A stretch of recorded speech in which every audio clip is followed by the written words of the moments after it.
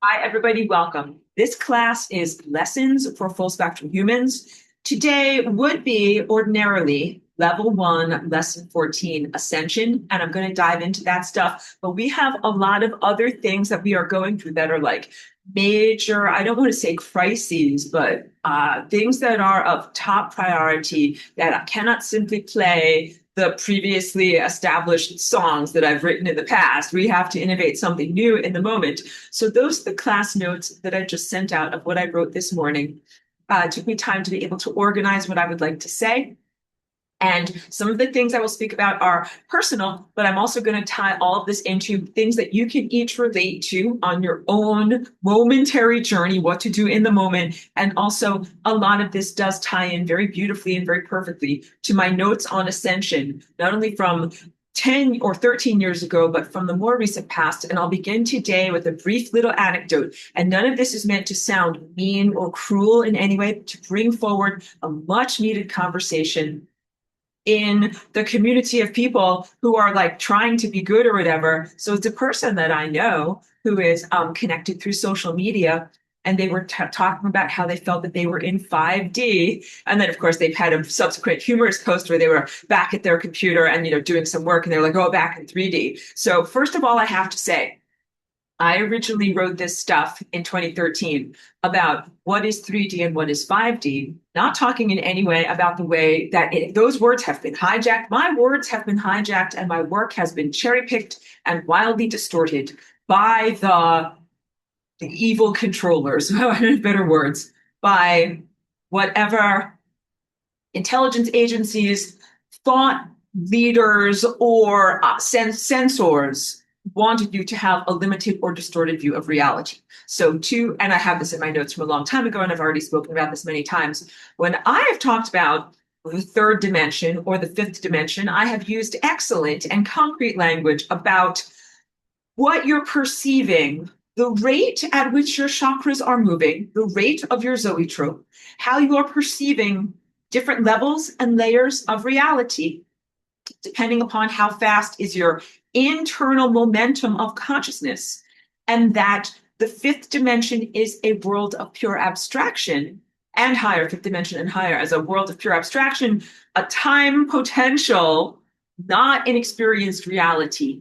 And that, to contrast, in the past 5 or 10 years, negative controlling agencies have taken my words and turned it into 3D versus 5D, meaning some kind of a density. I never understood or comprehended it. It had to be explicitly explained to me because it confused me so much. I was like, what are people talking about? 3D, 5D? I don't get this. And that was around like 2020 or 2019 or so. And someone had to say, oh, we're talking about the densities. And I was like, what in the F is that? I don't know what this is. So it is a psyop.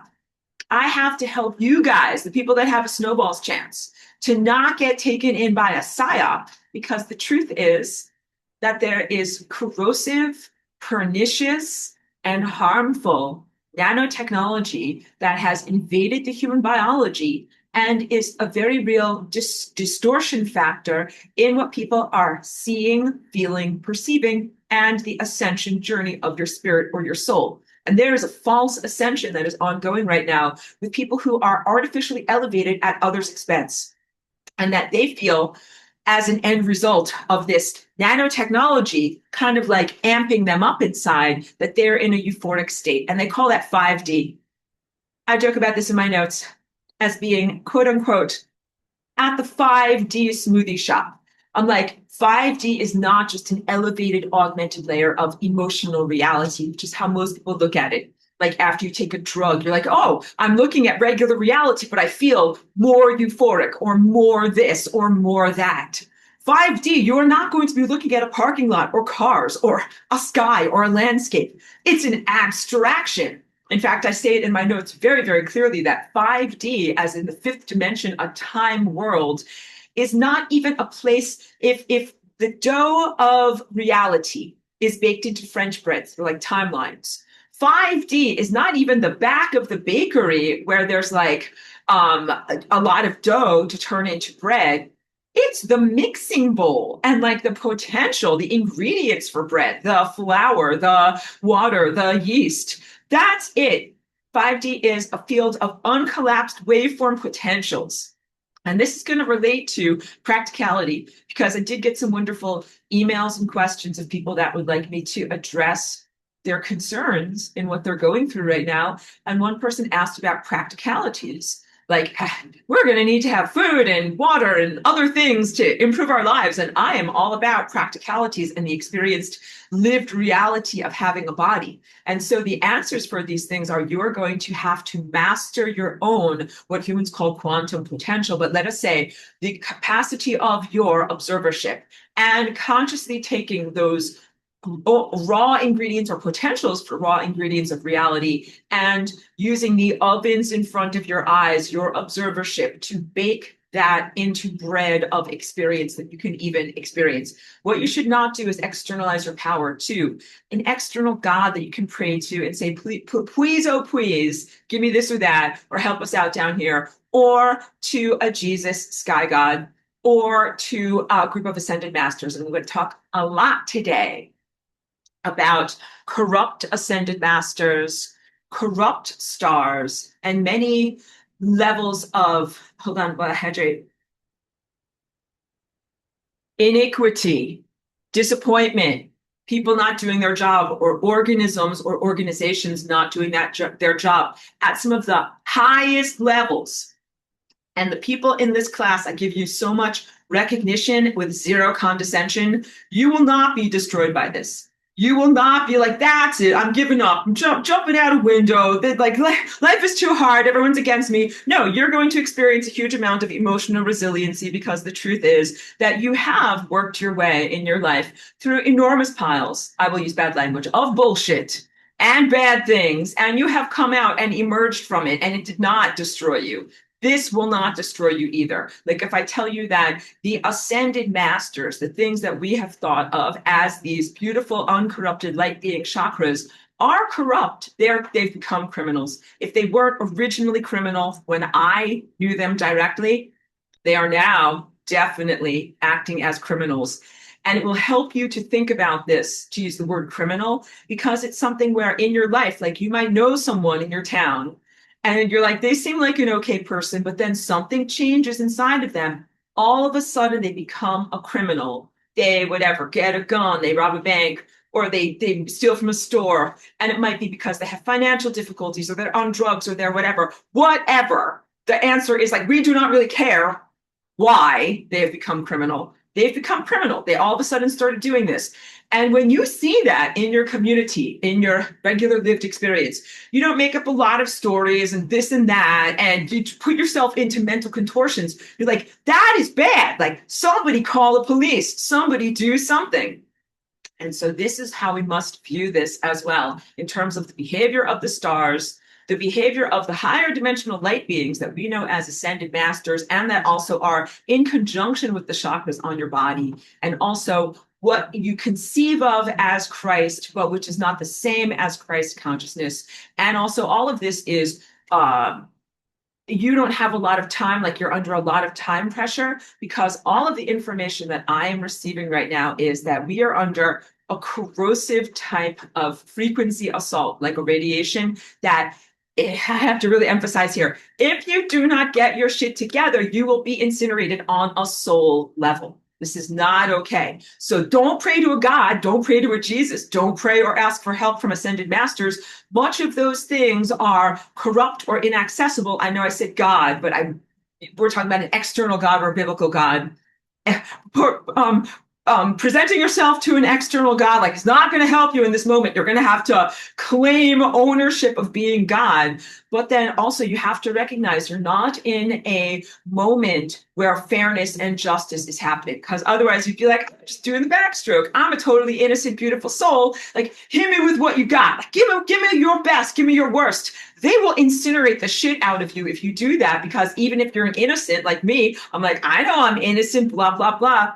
You will get incinerated on a soul level if you don't do something, because these guys are like corrupt, I want to say like carnival workers. Like, you're at the carnival and they're like, okay, great, feats of strength. All you have to do is like hold this giant thing, and you have to like smash something down, and if you do it right, then you'll win the giant teddy bear prize. And you work and work and work for many years, and you keep coming back to the carnival, and finally you've got like giant muscles and you're ready to do it. Kapow! You smash that thing, and they're like, "Oh, we changed the rules of the game. No, you can't really do that." Like, they're continually moving the goalposts of Ascension while keeping you under this force field of consciousness eradication. The corrosive frequency is meant to burn away that which is adipose tissue. It's meant to burn away the stuff that's not the real you. It's not meant to burn away the real you. But of course, if you apply an acetylene torch directly to a diamond, it will burn the diamond eventually. So none of this is correct.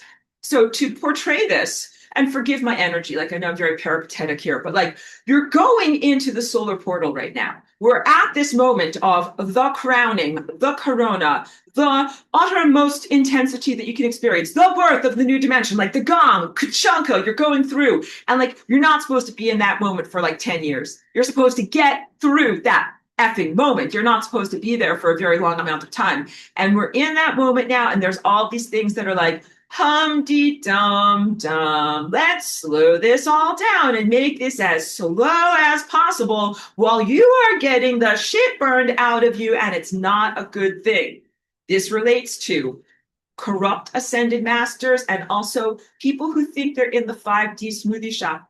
Who or what is slowing you down? Some of what it is technology, but technology cannot be an effective scapegoat. As I've already said, ultimate responsibility, this is my little graphic here, ultimate responsibility. Somebody did not do their job. It's the sun's job. It's the sun's job to prevent this technology from being deployed, but it is also relating to the coherent family of light or ascended masters. That in your body, anytime you are having a problem with these types of nanotechnology, digital architecture affecting or afflicting the movement of your chakras or your body through time or your consciousness, that's the fault of the faulty ascended masters, corrupt ascended masters. So when I came in 25 years ago through Flying Rainbow Lasagna, the ascended masters did not exactly celebrate. And they were like, we're not exactly happy about this. And if we want it, we're going to go into this whole reaction. Why? Why did they and also many others not celebrate me? It took them 25 years to build the scapegoat technology that they could use to say, sorry, we the ascended masters of coherent family of light in your chakras, we just can't help you because you're all full of nanotechnology. When I first came in, that was not an issue. They had to invent the technology that they could use as a scapegoat to say, I'm sorry, even though that technology exists at the layer of light. Ascended masters exist at the layer of light. They have transcended their physicality and they now live in a non-physical place that is a world of pure light. They are in pure light. The nanotechnology and the idea structures, I don't have better words, the things that are holding you back from ascending are interfaces that affect the world of pure light. And that's their space. That's their home. And they can't say, we're not in charge of that area. They're in charge of that area. They're a part of your body and they're a part of the chakras on your body. So today is a story about betrayal and disappointment on many, many layers, including the chakras of your body. But this doesn't mean that you should eject or get rid of your chakras. It's just like saying, if there's a corrupt company, like what should you do? You should fire their asses. You should get rid of them. You shouldn't destroy the company or the concept of having a company. So I'm still saying here, like, I don't think that we should get rid of the toroidal structure or the concept of chakras or the concept of this being a refinery of consciousness. I think all of those things are very valid. And I've really been re-examining these, like, where did these things go wrong? But there are very problems with the system not effectively eradicating out ego structures that should be eradicated, because the levels of ascended mastery are when people get to those places where they're not in their stupid ego anymore. So only someone who is in their stupid ego would be like, Aurora, I don't like your face. I don't like your attitude. I don't like your math. I don't like your flying rainbow lasagna. I'm going to attack you because you're inconvenient to me. Like, that does not happen at these higher levels. It is inconceivable because the idea is that you've gone through these refinement processes that burn away the adipose tissue of the nonsense levels of a person's temporal ego. And that when you emerge as your true self, which is, of course, validating the whole. In fact, let me get to my notes for a moment because I had this written beautifully here. Not only validating the whole, but also like working for the whole. And you wouldn't go into some levels of self-service at the expense of everything. Wait. I did not have to go through papers too much. I have it all perfectly organized right here. Okay, so let me read from here. Ascended masters exist as agents of service, in service to the universe, to give inspiration and guidance to individuals who are still submerged in the physicality structure, to help those beings to not help those beings to get up above the level of physicality, because right now you are submerged in time. Okay. And the ascended masters cannot look at us, I add to my notes here, as competitors or as saboteurs. And not that they would look at us as competitors, but and or that they would want to be saboteurs to us, somehow sabotaging our efforts to become ascended masters. Like, none of that works. That is petty ego crapola and levels of competition at the Darwinian level that you can comprehend from profoundly flawed human, social, and economic structures, not from the true divine harmonics, which I've already described to you. Like, this type of stuff is inconceivable. It is emotionally illogical. And we can have so many fun campfire stories about me, Aurora, being in this world where things are very emotionally illogical, and me applying emotional logic to things that should feel and people should behave differently. You'd be like, blah, ha, ha, like you're being far too sensible. We don't do that in that way around here. But my sensibility comes from a higher level of reality, a truly refined level of reality, where this type of ego bullshit would be considered not only unbecoming, but completely criminal, completely wrong. These guys, ascended masters, and your coherent family of light and your chakras, you sustain them with your food of right now. But right now, it's an exploitative relationship because they are taking from you, but they are not giving to you. They're taking your food energy from you. You're sustaining them with your energetic belief and other levels of, like ephemeral energy.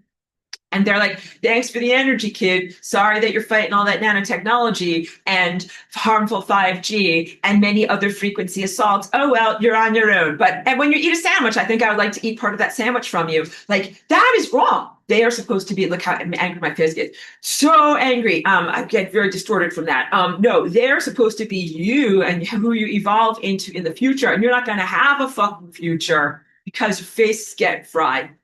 You're not going to have a future kid. So you're never going to get the reciprocity when it's like, oh, you once were sustaining us, but now we sustain you and blah, blah, blah. And now the roles have reversed. And now you're sitting on top of the world and someone else is eating the physical food and doing the grocery shopping and you get all the benefit from that. Like, no, that's never going to happen to you because you are getting incinerated. This is all very, very, very wrong. And also in my notes, I talk a lot about how the ascension process is a type of, hold on, a meritocracy. It's part of the balance of nature where all these baby sea turtles of consciousness are trying to come forward and ascend and get to the ocean of consciousness. And in nature, you would say, well, yes, this is why sea turtles have like 1,000 babies, because you're lucky if a couple of them get to the ocean and actually get there. The way that Ascension is being structured in your world right now, like you will have a 0% success rate. I already told you, without me being here as Flying Rainbow Lasagna to bring in information, tell you what the F is going on, and help you in your own tutelage and mentorship, you would have had like a 0% chance, not even a snowball's chance. And then even with me here telling you about all of this stuff, the evil ones, and that means the ascended masters, fake ascended masters, and fake astral Jesus, and whatever is wrong with the sun and the stars, they have piled on because we did the carnival thing. We, did the thing, and we should get the giant teddy bear. And then they're like, no, we don't want to give you the giant teddy bear. It turns out we are absolutely fucking corrupt, and we moved you through these paces and made you jump through hoops, and now you're not going to get your reward. That is all incredibly wrong. So there's wrongness in that this is not a meritocracy, that they have shifted the rules. They have made it so that it's essentially it's Kobayashi Maru. No one's going to get out of here, even though that's not going to happen, but that's their intention. They're like, well, these guys are going to get out of here and hold us accountable. And then what are we going to do? But also, in the levels of exploitation, where like you're eating physical food to help yourself in the future and be an innocent SpongeBob and stay in the coherent family of light. And meanwhile, they are intending to exploit you, meaning to take energy from you but not give to you. And this is not a loving relationship of reciprocity. And I'm going to talk about also the stars. The ascended masters are different from the stars, but there are commonalities. So you'll return. This is very thematic. You'll get the themes. You're with me. You're really doing good with me. But one of the things is emotional fraud. I already explained this to you, and I did my little morning time coffee talk on Patreon, and I will reiterate a lot of what I've processed from that. But when I give, so let me go back to who I'm even speaking as. So I'm speaking now like as myself as a galactic musician, but also here in the physical world. So as a galactic musician at these higher levels, I'm Aurora, and I'm working on all of these reality cleanup projects, restructuring, making beauty, all these different things. Like I'm collaborating with other consciousnesses.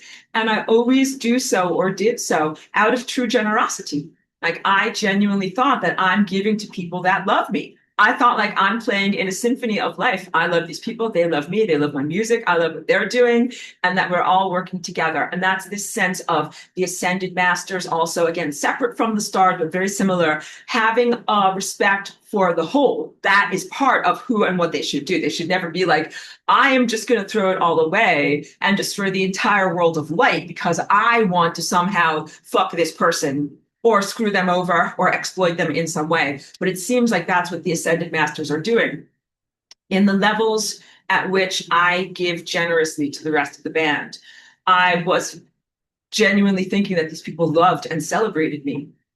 So innocent, totally. And that's how you know who I am. No, I genuinely thought like I'm smart and I do good math and I like my music and they like my music too. And we're playing and sending out these amazing waveforms and doing all these things. And also, I tell you very honestly, life is not perfect at that level of reality. And so a lot of my motivations as Aurora, a waveform in that world, is like to fix things up. I love emitting beauty. And I love playing beautiful music, but things don't always change if you just paint a painting. And this is also what I'm learning and exemplifying here with you, and you'll learn that too. I know that all of you are like, you want to explore your creative tendencies. Some of you have never painted a painting or never done a creative project. Like, I want you to be creative, but also I think that you're going to find that if you're just painting a painting and kind of tuning out and denying that there's a battle all around you. Like, it's noble to paint during a battle, but like, I think that you should fight. I think you should fight first, fight for freedom, and then paint second. But if the fight is going to take a long time, you could do them both, even though it's really hard. But I don't think you can just paint, because that is a type of escapism and denialism. And if we all just did that, then there would be no confrontationalism, and then you would have all the corruption that you have right now. So I love, in my higher dimensional sense, to simply create beauty and to paint. But also I do go around cleaning up garbages and confronting messes and preventing messes before they begin, so that way I can have the creative space and the freedom and latitude to make my artwork and everything. All right, so you're totally with me there. The point is about how what I sent out was received by the rest of the band. This is quite an education for me, but not the type of education I think that was ever intended in this, whatever, the School of Hard Knocks. But no, this is definitely emotionally educational to me, because I'm finding out about the on and subconscious desires of the stars on the stellar network that I have been collaborating with. And it is very ugly that they have actually been secretly hating me the whole entire time, and not celebrating me and not being in a beautiful relationship of reciprocity. And I'll go more into that, but the upshoot is the topic of emotional fraud, which relates to anything that you are experiencing with your coherent family of light and the chakras on your body. So like, if I gave out in true generosity, but these guys around me in the band were always like, well, I love Aurora, and that she's got so much energy. She's like so rich, and she's so rich, and we love getting stuff from her. But you know what? I hate her face. I hate her stupid face, and I hate her hair, and I hate her voice. But I like her money. Like, that is wrong. And that's how they've been feeling about me this whole entire time, like barely tolerating me, not really celebrating me, happy to get stuff from me, but not happy to give to me. And certainly not on levels of profound, fierce loyalty that we should have for one another at those levels or at any level. And so I gave to them in true generosity, but they were not receiving it in authenticity. They were being emotional frauds. They were just pretending to be around me to get that stuff from me. And I'm so super innocent. I didn't know that. And I couldn't even conceive of that. And also, that type of stuff is not supposed to happen at that level. So there's big problems that happened at that level. In a case of emotional fraud, you are invited and encouraged to take back your energy. And that's big stuff, because imagine that you're like a rich musician, right? And you've got like guitars and pianos and everything, and you give them away to other people so that they can play too. And then you find out, oh, this was all emotional fraud and I was giving away my beautiful generosity. I'd be like, I think I'd like my stuff back, please, because I gave it to you out of authenticity and you were just being a loser and taking stuff from me with no intention of giving back. Commonalities between the coherent family of life. They are taking from you in the non-physical world of pure light, and you're sustaining them with all of your avocados and chicken and sandwiches. And if they have no intention of ever reciprocally giving back to you, but they sure do like to get energy from you, that is exploitation and it's emotional fraud. And you should take your energy back. And so this relates for me to any of the other stars that are on the stellar network.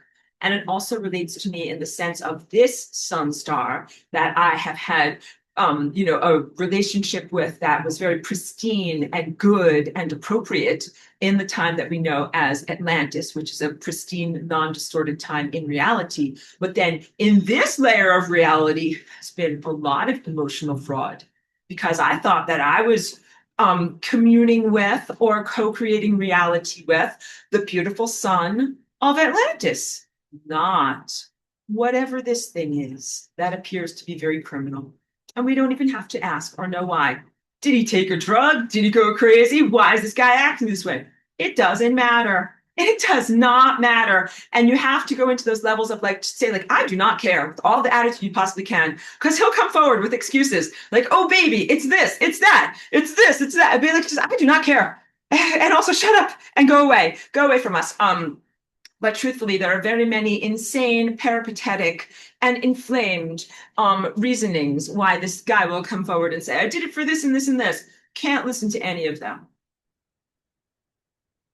Emotional truth and emotional logic exists to cut through bullshit. Emotional logic says when somebody punches you in the face, you're angry at that, and you say, get the fuck away from me and stop punching me in the face, all right? There's a lot of unhealthy religious grooming in your world right now that is all about sadomasochism, self-sacrifice, and the need to be punched in the face by God. All of this, I hope you throw it in the bin. It's all horrible grooming. Just be straightforward.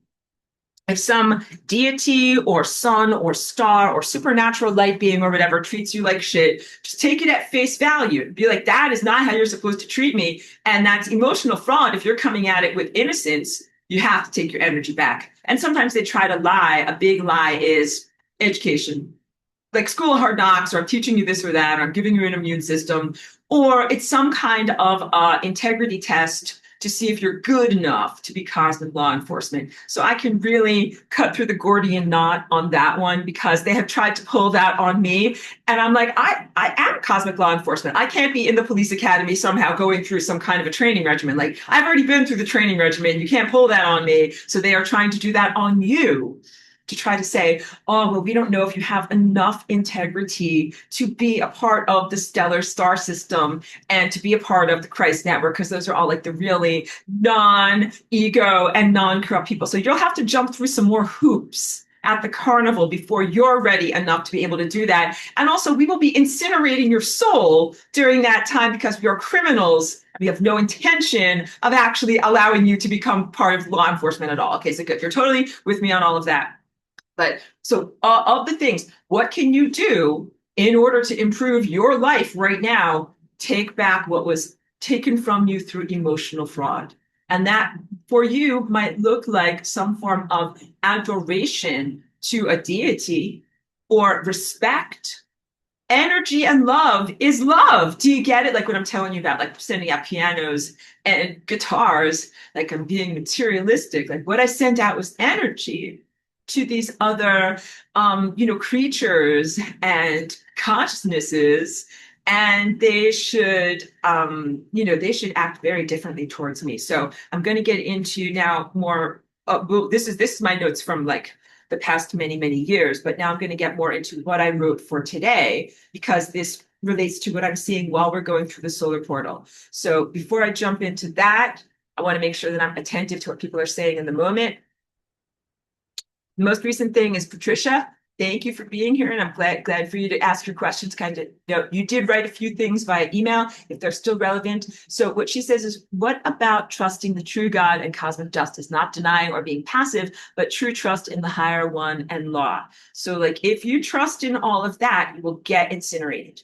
There is not a way to be passive and not do something and still have an existence. And this is truthful for every layer of existence. If you are in Atlantis, watching the debris of the garbage from Mars starting to invade the world, and if you're like, don't worry, I trust in God, like you will get incinerated and all the bad things of the world of mortality will happen. Or if you trust in the sun, like the sun is going to burp out some energy and is going to incinerate these guys any day now. Or the sun is going to address the problem of something going on to the membrane of death. Or so any of these things, trusting in cosmic justice, trusting in the true God, trusting in any of these things like that, you will die. So I'm kind of helping you to skip to the end because there are versions of you where you're like SpongeBob, like, I am trusting. Sorry, I'm trying to be like the innocent face, like I'm trusting. But you'll die. And so don't be that version of self. Really, the only version of self that has an eternal existence is the version of self that chooses to do something rather than nothing. And trusting in something else is not an action word. So you must do something more than trust or believe. You must do the embodiment action. All right. And none of that is meant to be caustic towards you at all. Kim Rose says, can we talk about and recontextualize the mind wipe? Memory is not stored in the brain. So what are they really wiping? I don't know who you're talking about when you say they. How can we hold onto our memory and avoid the wipe? I experience the mind wipe as a loss of remembering what and why I'm doing, to speak requests to only to remember moments later. I experience temporary derailment. So I certainly know that nanotechnology, harmful frequencies, and other forms of literally like MK mind control are ongoing in the world right now. But I don't know, like when you're talking about mind wipe, I certainly experience things when I'm on the computer and I touch the computer and it disrupts my brain. Like that's an electromagnetic and biochemical process. So I would say like the answer is not to touch computers. Like a lot of this is a problem with technology, but I've portrayed it as a type of scapegoat. The sun is always ultimately responsible for the creation of this technology. And same thing with ascended masters. They should not sit around and allow this technology to be erected that harms your biochemistry, your light body, your cell-to-cell communication, or your capacity to connect with the world of light. So technology is always a something that should not be here. In terms of mind wiping in between your existences, like, if you die and hit the membrane of death, and mind wiping in between your various incarnations or across your multiple parallel lives, what we're starting to talk about there is the corrupt stars that have been distorting the pathway of your soul.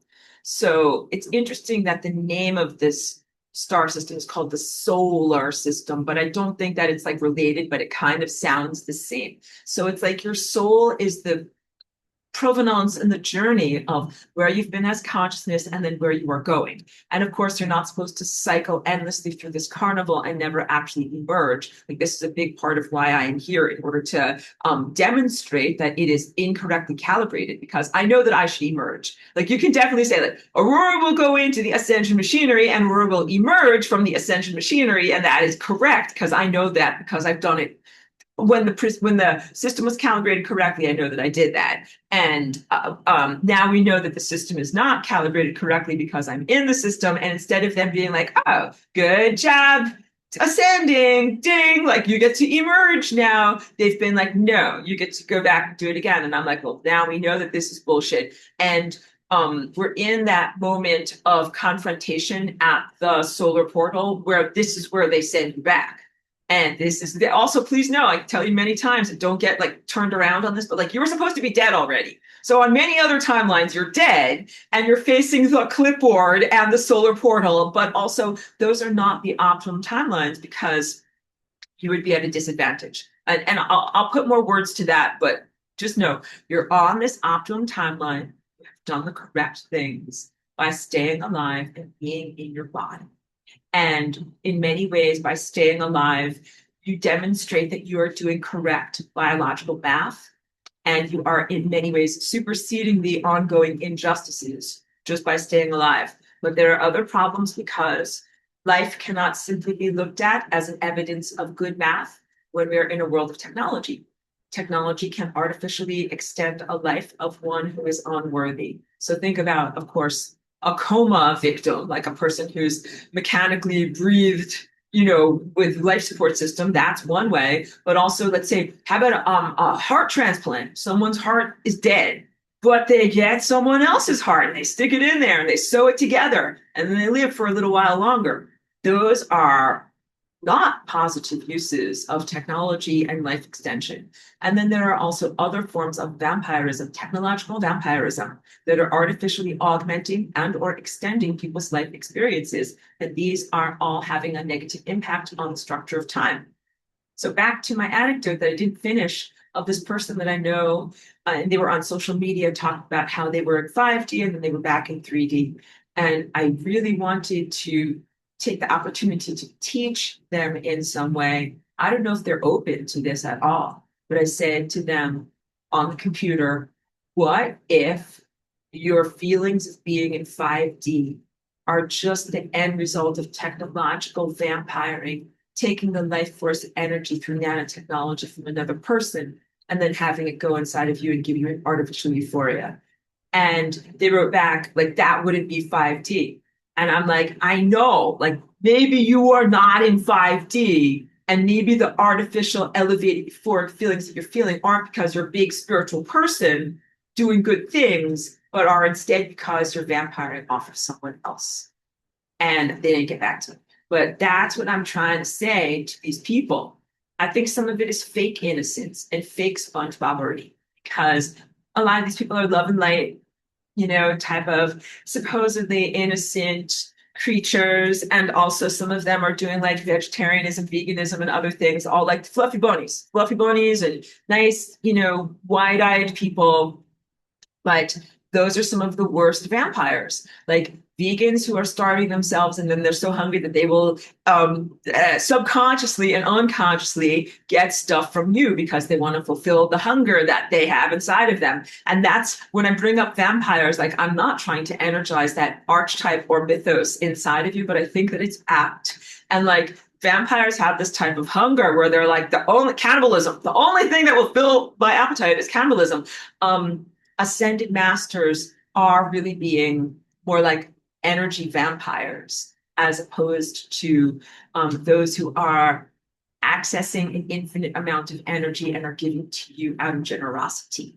Got it? And I thought in my higher dimensional state where I'm accessing an infinite amount of energy and giving out of generosity that I was surrounded by reflectors and those who were similar to me, but they really are not. And now back to being in a solar portal, and I'm going to read from some of this, but what I want you to know is we're going through the solar portal and there's like a face, but then there's also all the other stars, like some of this is poetic. Allow me the poetic attempt to describe what I'm experiencing. So there's like the solar face, the presence of the sun. There's, of course, a lot of optical light, but there's also the personality of this being that is here. And it's a very gross personality. It is not at all like whoever I knew and whatever the qualities of the sun were in the pristine system in Atlantis. This quality of this sun here seems very insane, very psychopathological.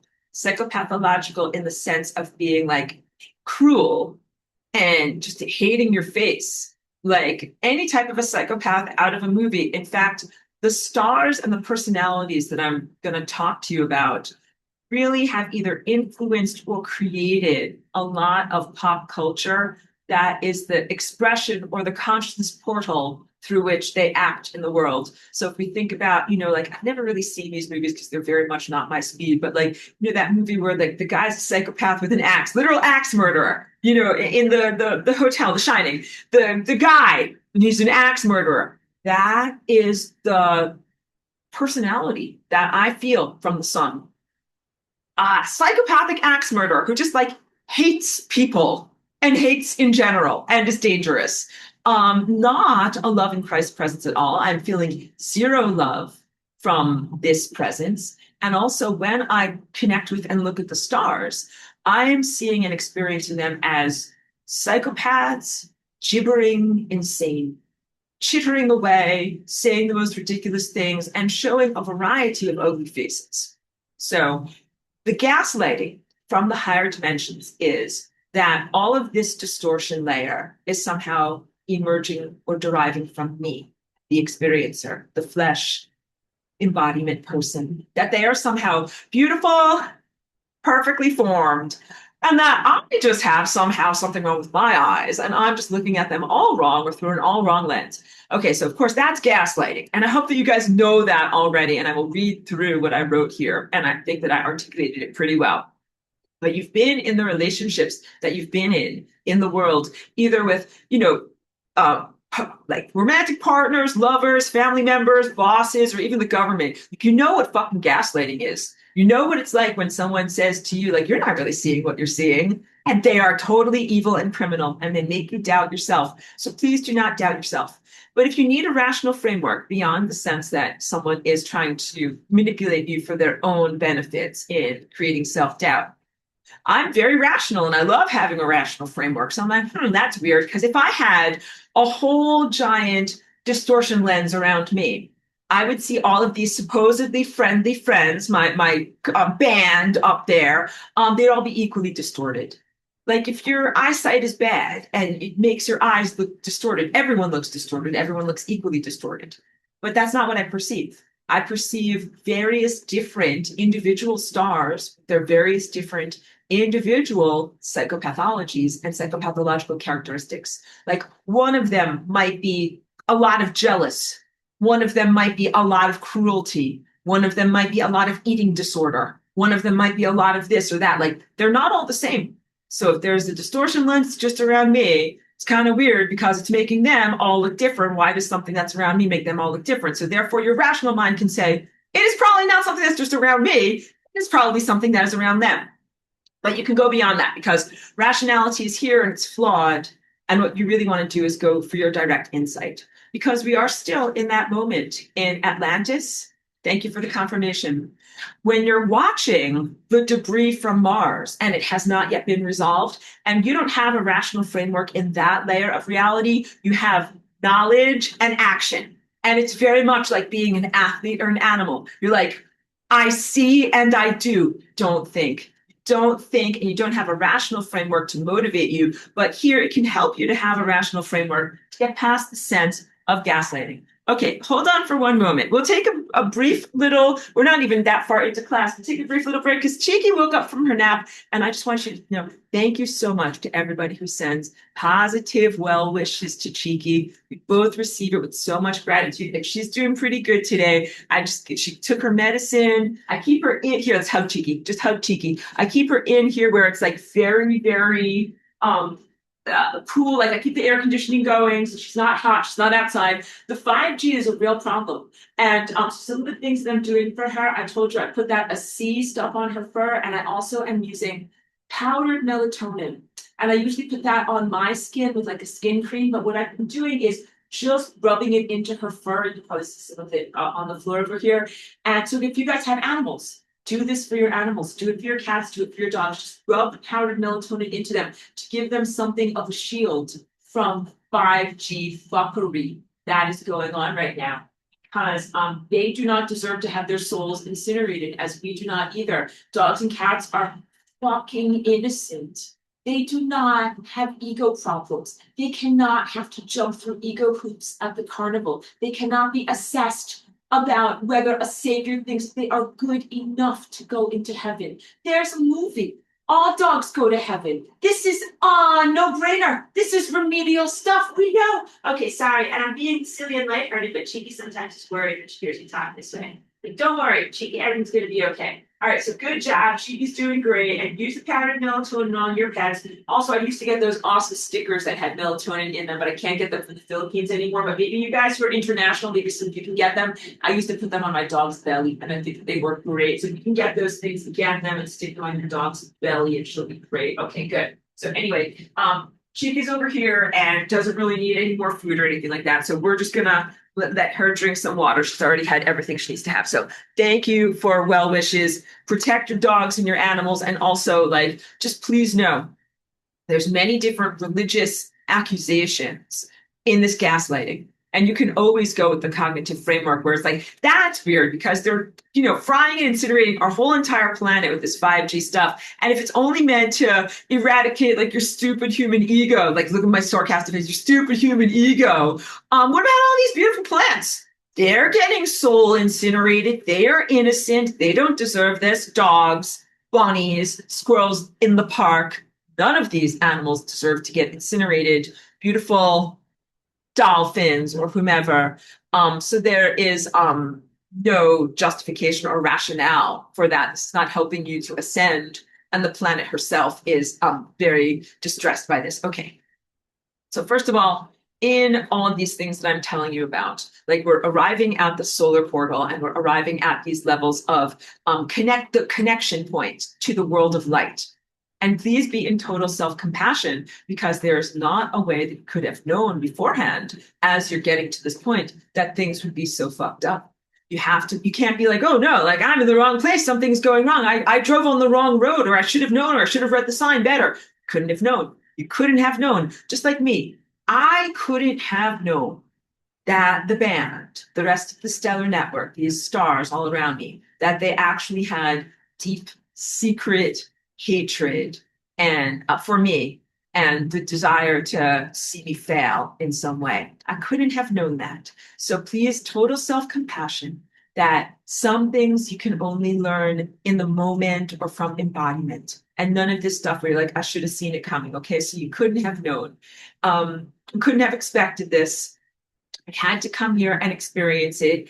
The sun is not this benevolent, positive helper and a friendly or neutral meritocracy portal that you can go through. It is a hostile adversary. And so are the rest of the stars. And that this is not a totally new thing. So this is big because as I extemporaneously talk with you about this, like maybe in your family, this is in life, you might have had an example like this, where you grew up in the family, you calibrated to things being normal, but they are not normal. Then you learn and grow more, and you go back to your family and you reconfront them, and you're like, this is not the way this is supposed to be. And that you only gained those capacities to confront them and to see things that were there. Things were, I'm sorry, I'm saying this so wrong, but you get it. The things that are problematic were always there. You didn't always have the comparison and the clarity to see those things and know that they were there, or to know that they should not be there. When you get strong enough to confront either family members or an abusive partner or something like that, then you can finally see all of these things.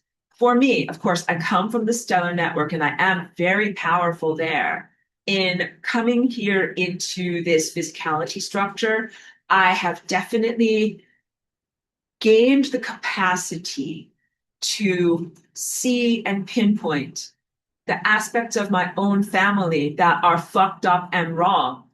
And now to retrospect, be like, that didn't just happen today. That was there that many years ago. And that was there that many years ago. And that was even there. I'm like going down to Tibet antiquity all the way back then. There was a problem all the way back then. So I'm trying to say it with better words. I'm not that like pithy in how I'm getting this out there, but like,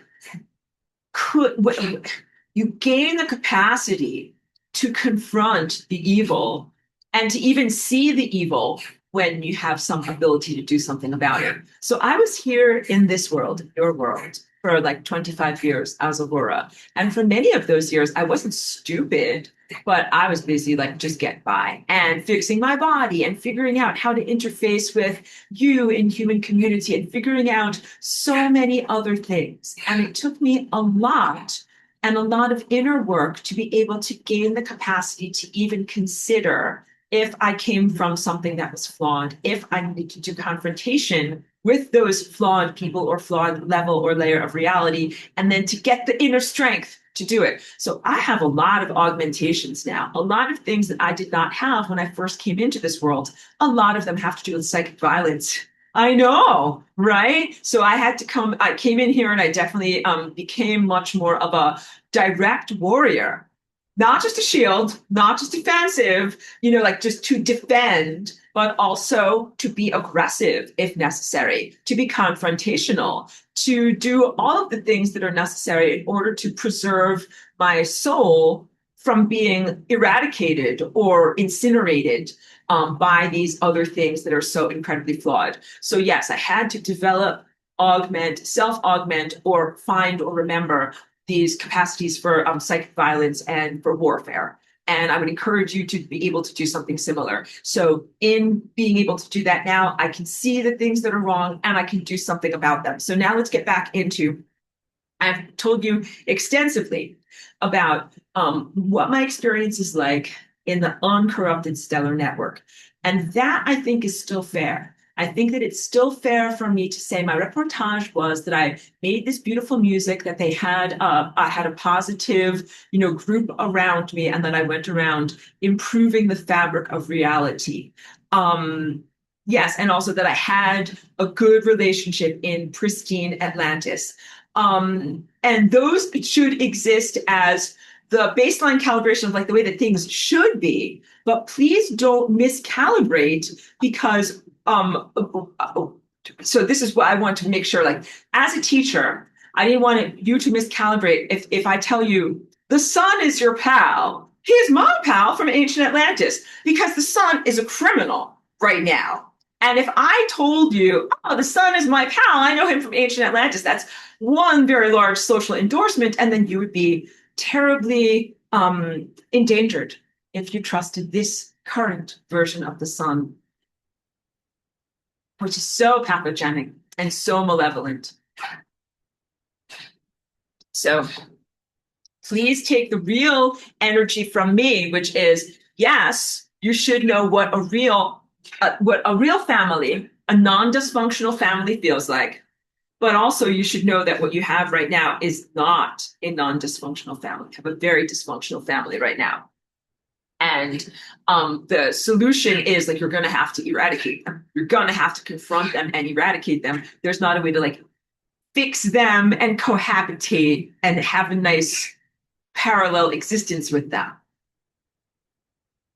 So I definitely just like skip to the end, but I think it's easier. Like just tear off the Band-Aid and just like skip to the end. Okay, so I have been describing to you what it is like, just checking on Cheeky, she's eating her little snacks over there, what it is like to eat good food at a functional restaurant. That's what I've described to you, my existence as Aurora on the stellar network, and also the correct reciprocal relationship and meritocracy relationship of ascending and ascended masters, okay?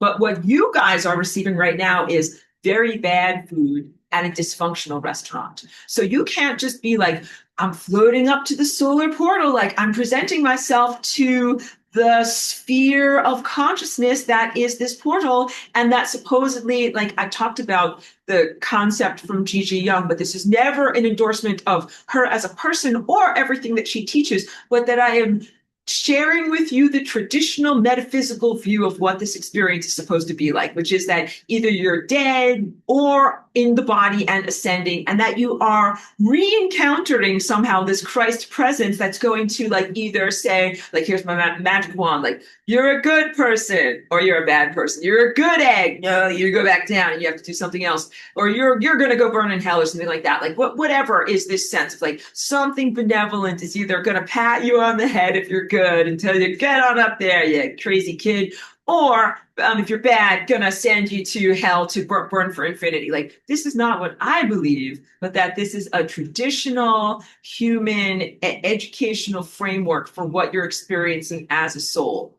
And if you go to this moment now with these corrupt carnival barkers in charge of things, you will get not only incinerated, but you will get stolen and shunted into the worst possible realities. And this is not some school of hard knocks where it's like, oh, good, now you can learn about this bad thing, the new bad thing, and get yourself out of this new bad situation. No, this is never supposed to happen. And you are not being educated by these various shuntings into various places. These are all criminal activities. And so the most difficult thing that I can say to you in your beautiful innocence is that you do not deserve this. You do not deserve a lot of the things that are misfortunes. Let me open the door for Cheeky. Here we go. We're going to go outside. You really do not deserve a lot of the misfortunes of your life. And we'll talk all about that, like the negative impact of stars on your life and their malevolencies and stealings from you. And then really in this moment, what you're supposed to be experiencing is a beautiful ascension and a beautiful level of like flowering and personal empowerment. And instead, what you're experiencing is a destruction, a soul destruction, and a stealing of everything that you're supposed to actually be receiving right now. It is a terrible travesty of justice. So again, not pointing the finger at anybody in this class, but please know you can't just stand around and be like, well, like God will take care of this giant travesty of justice. No, you have to be the embodiment of God and the avatar of justice. You can't just outsource this to someone else. And there are also very real problems with the cause and effect or consequences not being immediate and automatic, that when you diverge from certain levels of harmony in your body form or in your thought structure, you should fucking die. It should just be a no-brainer. Like, oh, you're not thinking and acting correctly. You can't be sustained in reality. But as I said, there are some forms of technology that are creating an artificial life support system and continuing to propel bad garbage through time when it should have stopped. It should have died and not be propelled through time. And we can see many evidences of this, not only bad people, but bad concepts, and then also even the sun and the stars. Like really, the sun, the stars, the ascended masters, as soon as they start to play bad music that diverges from God's perfect musical composition, they should fucking die. But what these stars are doing is somehow sustaining themselves at your expense. What the ascended masters, who are fake ass ascended masters, what they're doing is somehow sustaining themselves in their non-corporeal levels of ascension at your expense. And then we get back to my friend who thinks that she's in 5D and is sustaining herself through nanotechnology literally at other people's expense. So like, I don't think that she's an intentionally malevolent person. I think that she is in many ways innocent and like, a bit bubble-headed, but you can't just go around being like, I am stabbing people. I'm bubblehead. Like, that's wrong. Someone has to set a boundary. And it's not okay for someone to be doing something like that. Someone steals your ascension energy, you're going to have to take your energy back. And this is also part of emotional fraud. Like, if you're here and you're supposed to be receiving energy that someone else is either appropriating or stealing from you, and then you don't have your energy for ascension, you have to get that energy back. There is not a way to be, quote unquote, a nice person living in community because this other person is not treating you as if you are part of them and in community. These ego vulnerabilities you could comprehend in the physical flesh, according to all these former accusations, where it's like, yeah, being in the physical is a physical prison and your dense physical body is making you evil and all of these different things. I don't agree with any of that, but it is to give excuses to someone who's like this embodiment girl and she thinks I'm in 5D. But then what kind of excuses are you going to make for a sun, a plasma being, the whole stellar network, or the ascended masters who are no longer corporeal, but who are all acting in similarly fucked up ways. These ego vulnerabilities or pettinesses or whatever the words you use for them, it's not their true self. This is all stuff and characteristics that should be burned off in the intensity of the solar portal, but somehow it has not been. Those things and vagaries should only exist at the level of, flesh and ego and temporality, but somehow they are existing at the higher dimensional levels. Okay, good. Then close the door over here. Thank you for letting me be. Thank you for letting me be attentive to my dog so that she can do everything she needs to do outside too. Hold on, let me hydrate. Okay, I'm doing more. Don't you worry. Terrible. Also, I am judged heavily by saying these things to you. And I hope you guys can also like really see my true face, because things that I confront are like some pretty high level spiritual power structures. And they often try to be like, don't listen to Aurora. Like, she's telling you that our food is poisonous and blah, blah, blah, and all of this. Like, she's a bad restaurant reviewer. And I'm like, I speak the truth. I'm tough but fair. And I'm trying to prevent you guys from getting food poisoning. So I hope that you can really tell that about me. And also my 25 years of being here as Aurora, like, that's my resume. You guys can see who I am and what I've done and what I've acted like. And I hope that the natural goodness, like, you can see that from just who I am and the way that I am. And then I also hope that, to contrast that, you can see the way that the sun, the stars, and the ascended masters have been treating you over the past 25 years. And it is not merely inadequate or inattentive, but actively malevolent. And it is obvious now in this moment, as you're getting corroded and fried as you go through the sun, as opposed to nourished and uplifted. That's what I mean. You're supposed to be in a restaurant where the food nourishes you and uplifts you. And instead, you're getting fried and corroded, and it's not good food. And I'm the person telling you, like, this is actually not good food. And the bad chef is like, don't listen to Aurora. What does she know? And blah, blah, blah. And she's also, Aurora is probably evil somehow. No, not evil. Okay, so you guys got it. Totally got it. Okay, so now I want to do some sharing from my own personal experience, but please know that you can relate to some things you probably can't relate to, but just know like my experience is unique. It's probably really different than yours, but I think that there are some things where we have commonalities. So part of what's unique to me is that I do come from the galactic level and I've already ascended. And so that's like, I've passed the test. I already know who I am and what I'm supposed to be doing, but also I came here in total innocence. And I really do come from a level of functionality and, like I said, innocence and compliance with cosmic law, that I had an expectation of a functional system. And so I know that in coming here into this dysfunctional system, the dysfunction does not come from me. I'm like, I don't have that crapola inside of me. I came here not even knowing what a lie is, much less what it is to be in a world of lies. So please know, like on the first day of work, it was like that when I got here. I did not make this bad stuff, but I am here now and I'm trying to fix it, of course. So, when I came in here as Aurora, I was unaware of how troubled it was in this layer of reality. So I didn't know or comprehend about lies. And I also, I'm reading about lies and other things like that.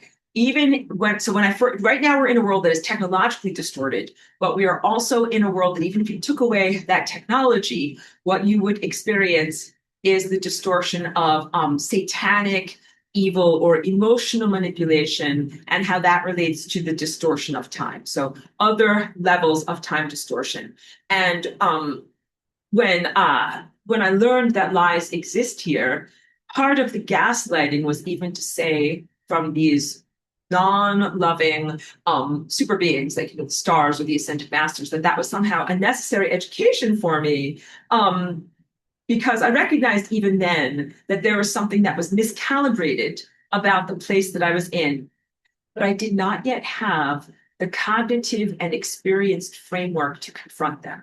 So when I first came in here, very innocent and very powerful, but I hadn't yet had life experiences that I could use to be able to say, this is what I experienced, so this is what I know. So a lot of things initially were not untested, but they were theoretical. And then when I experienced them, then I had to respond to them. Many were injustices. And then just like you, after I had injustices, I went through trauma. I had to process the trauma, and then I could begin to confront the injustices that I experienced. Okay, so let me get into this. There were many bad experiences in my life where I got less than what I wished for. Okay. And I'm going to share this with you, not for some harvesting of pity or amplification of drama, but like for educational purposes here. All right. So I'm bringing this to you now for the right reasons. And also, what I would like for you to know is that I embody a lot of emotional resilience and inner fortitude. And even when my wishes were unfulfilled or I experienced great misfortune, I wasn't like, oh, like that's it. Like I'm just gonna like whatever, get out of reality or die or whatever. I've always fought for life and for my own life. And I was always like, that with attitude, like that is bullshit and not supposed to be that way. And I'm gonna fight against it in order to fix things up. So but please know that this is true also. Um,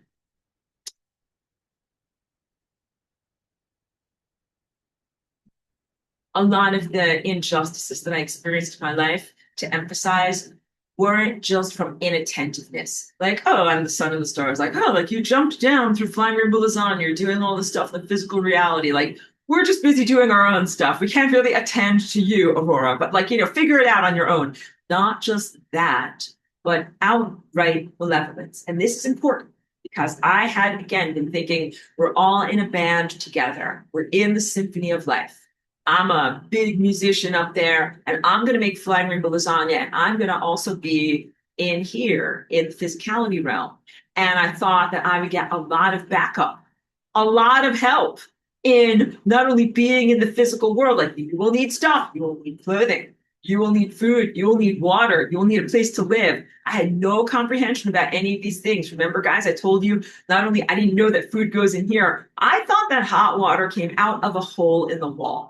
Did not know about hot water heaters. Like this is how unprepared I was to deal with the world of five senses and rationalism and these higher dimensional, stellar friends. Like it's definitely their job to help me get it. The relationship and rapport you're supposed to have between physicality, presence, and your chakras is mutualism, where you both help each other to keep going through time, not where one sabotages the other by being like, oh, I swear I'm going to help you out, and then not being there and not helping. So the realization is that I have really largely been here on my own and manifesting and creating my own solutions to things that the sun and the stars and the stellar network have been largely either inattentive to or sabotaging my own efforts to fix things for myself. So actively hostile, but I wasn't seeing it and interpreting it correctly through my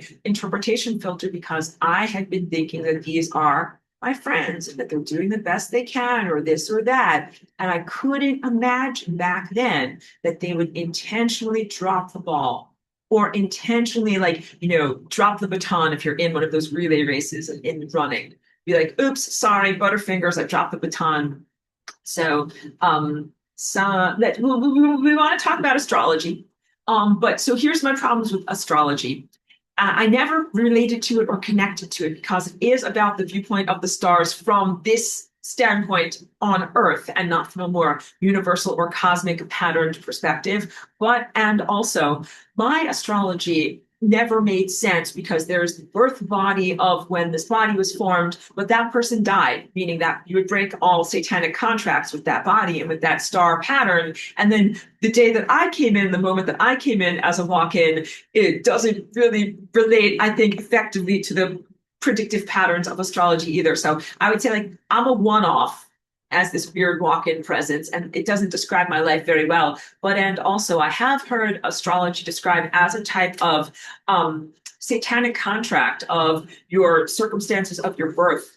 And I don't really want to emphasize that with you because it's pretty disempowering, but there are some aspects of that that are apt in the sense of you should have a bunch of stellar presences who are working for you as much as there might be detractors who are like, evil wizards being like, like whatever, you'll be born with a club foot, or like you will have this problem, or you'll have a car accident. You're supposed to have celebrants and protectors who are like whatever, somebody gives you a gift, or you get a scholarship, or some money falls in your lap and you're able to have a good life.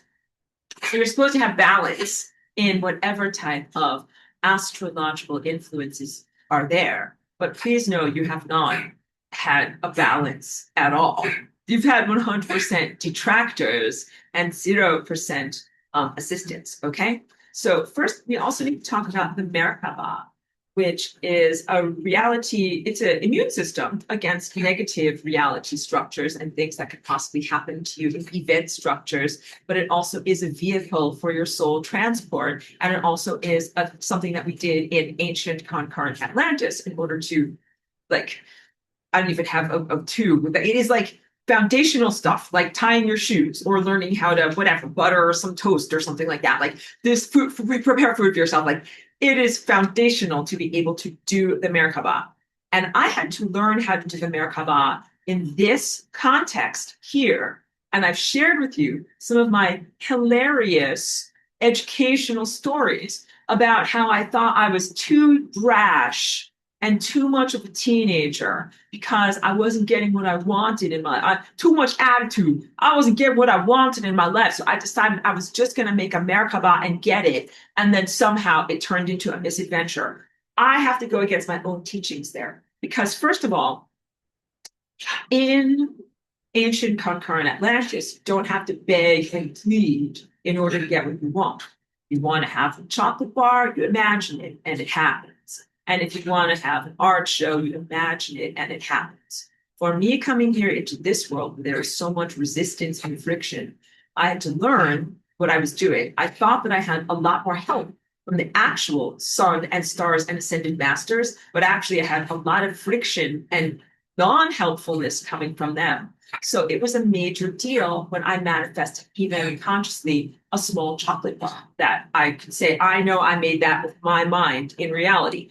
A lot of the energy and dynamic between me and these supposed, ascended master, stellar network people was kind of like, who do you think you are? You're asking for so much. Now you want a chocolate bar too. Like there was a lot of that and a lot of condescension to me, like, you got so much attitude, kid. What's wrong with you? And the truth is, it's not supposed to be difficult. And the things that I was asking for and requesting were totally appropriate and life affirmative things.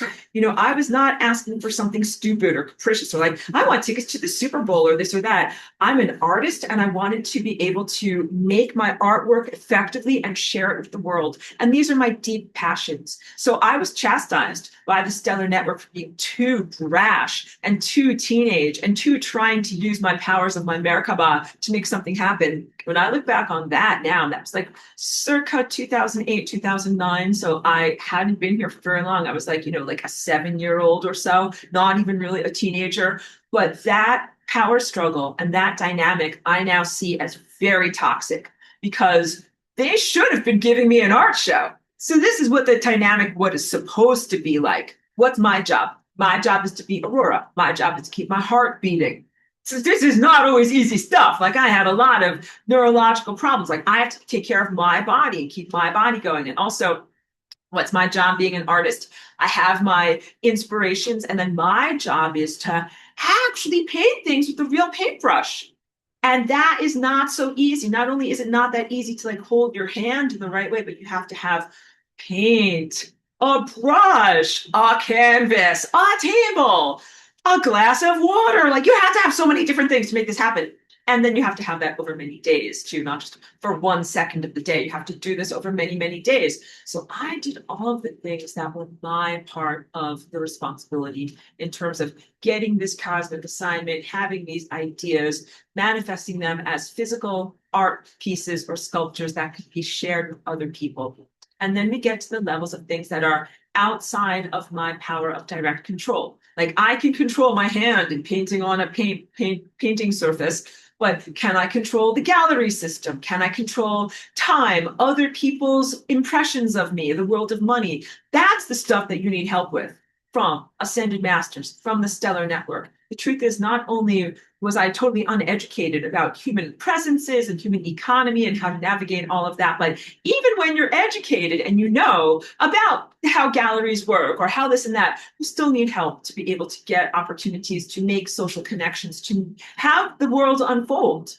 And call them the stellar network. We'll just stick with that description, that these stars that I know from the time when I'm Aurora at that higher presence and I'm very respected as a musician, they did not respect me at all. In fact, they delighted in giving me a diminished life. So I'm like, how I'm good for that. I want to be an artist. Okay, kid, first you got to make some art. Okay, great. I make the art. And then I'm like, okay, I want to have that art show now. And they were like, no. I sent out my wish with like 10,000 units of energy. I want to have an art show. And they were like, no. And they took my 10,000 units of energy and did not give me an art show. That is very wrong. And then also, I talk about this and I hope that it is like devastating and sarcastic. But no, eventually I did have an art show in a shoe store in Fortuna. This is the epitome of wrongness. All right. So no, I wanted to have an art show like in New York or someplace where it matters. And that is not what happened with my energy. They took my energy and they diminished it and stepped on it and pooped on it as much as they could. And then eventually what I had was a show in a shoe store in the small town where I lived when I first came to Northern California. And that was what they did with my energy. And this is very wrong. So I was in like a trusting relationship with collaborators or my band members or my family members, and they're supposed to be taking care of me and helping me and guiding me and making a way for me in the world. And they really dropped the ball. They really did a bad job. So this is not just to come forward and say, like, poor me, like I didn't have a real art show, and I only showed my paintings in a very small venue. Or for you to say, like, Aurora, like, it was a test of your ego or any of this, just throw that all in the bin. That is all not what is going on here. What is going on here is that my desires were appropriate. They weren't too big. I wasn't too big for my britches. I was the right size for my britches. They were judging me for supposedly wanting too much or being too requiring or wanting to be too whatever. And the problem with that is that I'm supposed to want to be whatever. It's not too whatever. And they're supposed to want to give me whatever. It's not too requiring. And I hope that you relate to any of your desires that were unfulfilled. That it's like, wow, you weren't a brat. So I was doing my Merkaba, and I've taught you many years about like, oh yeah, don't be a brat and use your Merkaba properly. I don't think I was being a brat at all. I think I was being the right person I was supposed to be. And I think that if they had done their job as my coherent light family, and I had been able to have more of a presence and have more notoriety and show my paintings to people in the world, I think it would have improved the world. I think it would have helped people a lot. I think it would have helped me, and it would have added to truth and beauty in the world. And I think that they not only dropped the ball and dropped the baton in their collaboration with me, but they failed you. And they did that. This is now like, so this is my current level of emotional processing, like with these people that I'm very disappointed with. And I hope that you can relate to it too in whatever, your disappointments are in your own life. That they collecting my thoughts here, what I'm trying to say, because some clearly very important things I have to say here. Sorry, I'm refocusing in order to be able to say all these different things.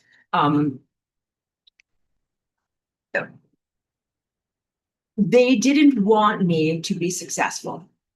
I came at this with the expectation that they would want me to be successful because I'm generous with them at the higher dimensional level. I could not comprehend that they wouldn't be generous with me either at that level. This is the key point that I'm trying to get to.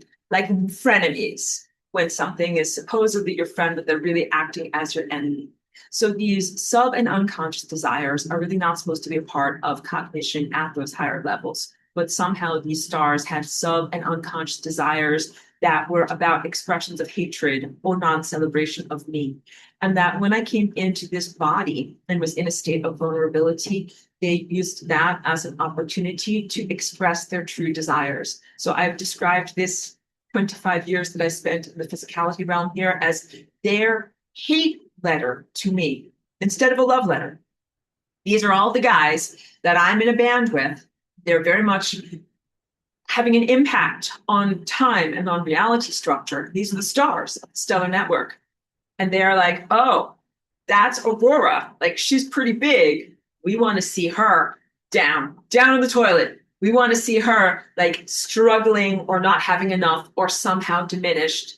And they want to do that for their own personal satisfaction. Like, that is how you know the relationship is bad and over. Like, I will not be having a relationship with these guys ever again. And I am taking my energy back because you know it's bad when someone wants to see you fail. And there is not a way to restore or heal or salvage that relationship. So I speak to you now, like, really emotional truth, emotional logic from my lived experience. And I hope that you can learn from this.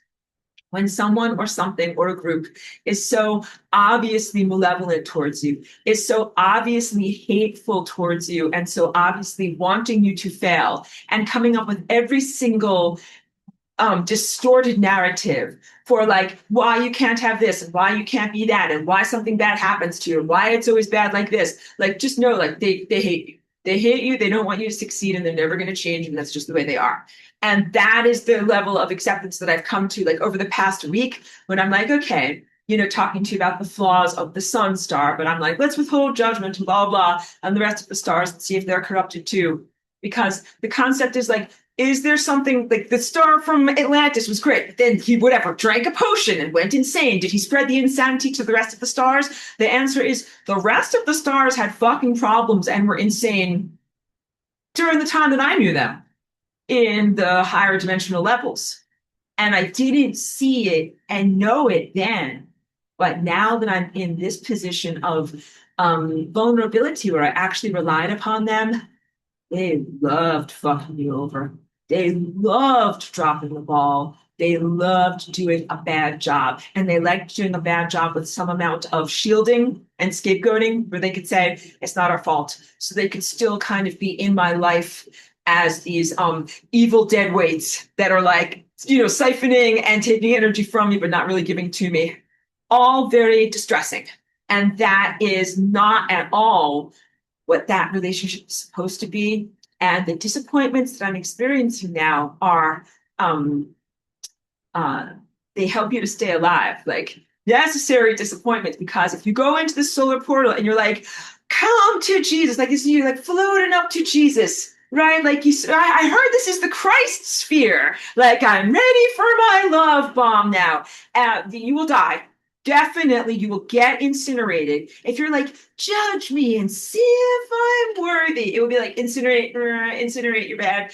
And also all of these guys that I thought were actually loving collaborators in terms of the sun and the stellar network secretly hated me and are very much against me and trying to, again, sabotage the ascension for me and for all of you and for the planet and for anyone here who's innocent. All very distressing. Let me see comments over here if anybody's saying anything. Oh, let me get to comments so that way I don't move by too fast. Hold on, I have to squint. I'm scrolling. Okay, Suzuka is here and says, is there anything we can look to for assurance? Can we look to our higher self? Do we have a higher self?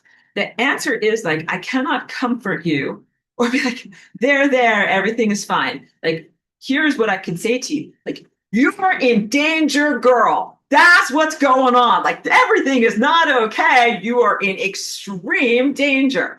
And no, there's actually very, very little that you can rely upon. Like, you can't just, like, don't worry, like, God's got this. Or any kind of like externalized prayerfulness or trust or faith, any kind of passivity. You can't do that. And when you want to know about like your higher self, like I don't know how to even speak about this, because your higher self is supposed to be your chakras and you're supposed to have common goals. Like if you imagine a family or a man and a woman, like you're supposed to all have common goals. You're all supposed to want to like stay alive and have your house not burn down and like, do a bunch of simple, basic things. The things that we struggle against are not even maintaining the simple shared goals of maintaining the fabric of space, time, and consciousness. That's the house that we live in.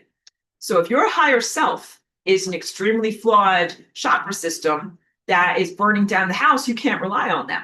And you can't rely on them for guidance. And I think that also, we don't do in this class a difference between your lower self and your higher self, or everything that's green and down into your body versus everything that is above the level of green. Like, we don't really do that. In this class, you're a full spectrum human. And so you have to be your whole entire self. You're like, I'm a physical presence and I'm integrated through all these different layers. And I'm also all the way up to a divine presence. And then you take responsibility for who you are. So the answer really is not only are you in danger, girl, but you have to go into total levels of self-responsibility and self-reliance. And you cannot present yourself to the solar portal for judgment and be like, am I good? Be like down in a little submissive posture, like, am I good? Am I good enough? Because they're going to say, no, you're not good enough, and smoosh you down, like boot to the face, like smoosh you down, get back down there and try it again. It's all not truthful. So to go a little bit further and a little bit more personal sharing, hold on a moment. Seeking approval from others is not bad or wrong. I'm a musician, both virtually and literally. And when you play or you sing, you want to seek approval. You want to sound good. You want to have people clap for you. Because when you send out energy and then they hear it and they like you and they clap, you get energy back. And then when you get energy back, you're like, that felt amazing. I want to make more music. And that's how you keep going, indefinitely. It is right now not a good personality characteristic to look for or seek approval from something outside of yourself, because everything outside of us is wildly distorted and hugely malevolent. So if you look for approval from a God, a Jesus, ascended masters, coherent light family, stellar network, or fucking anyone, it's not a good idea right now. When I say total self-reliance, I really also mean total self-love and total self-celebration. Shouldn't go to the solar portal and be like, did I do a good job? Is my life good? You should be like, I did a good job. My life is good. And if you don't feel that way, then of course you don't feel that way. I feel very good about my life. I feel very good about my innocence. And I feel very good about 25 years that I've spent here as a Bora, not wasting time at all. Like, even if I never had an art show, I would still feel the time that I spent in making my artwork and presenting it to the world and, using it as part of the basis for this curriculum was time well spent. So I don't have any regrets on that. But I certainly don't go to the sun or the stars and be like, can I have some praise, please? I think I did a good job at my life, because you're not going to get it from them. What they're handing out right now is not trophies. They're handing out corrosive acid. And anything that you show to them, they're going to be like, hey, I made this painting. I'm pretty proud of it. What do you think? They're going to spray with corrosion. Be like, it's bad, it's wrong, and you're bad, and you're wrong too. So what I am doing and what I have evolved into is this quiet knowing, or this self-celebration, where I'm like, I know when my stuff was good. And you guys who are on my Patreon, you might sense this about me too. Like, I'm very critical of my own music. And when I play some songs, sometimes I'm just staying in shape. Like, sometimes, like, I'm an athlete. Like, you do the workouts. You have to do the workout. Sometimes I'm a musician. Like, I play something because I have to play. I have to stay in shape. And those songs are okay. And sometimes I call it like bread and butter. Like, it's not an inspired meal, but it's like, it fills the gap. Like, you just eat a little something. But some of my songs are really good. And I can tell when I'm making them, when I'm in the moment that I'm playing. I feel like I'm playing for the ages, like I'm connecting to something deep. And sometimes, like when I wrote some of my songs that are on Birth of the Flying Rainbow Lasagna, I was like, dun dun, like while I was playing the original song, I was like, this is amazing. This song reverberates across the ages. This is an important moment right now.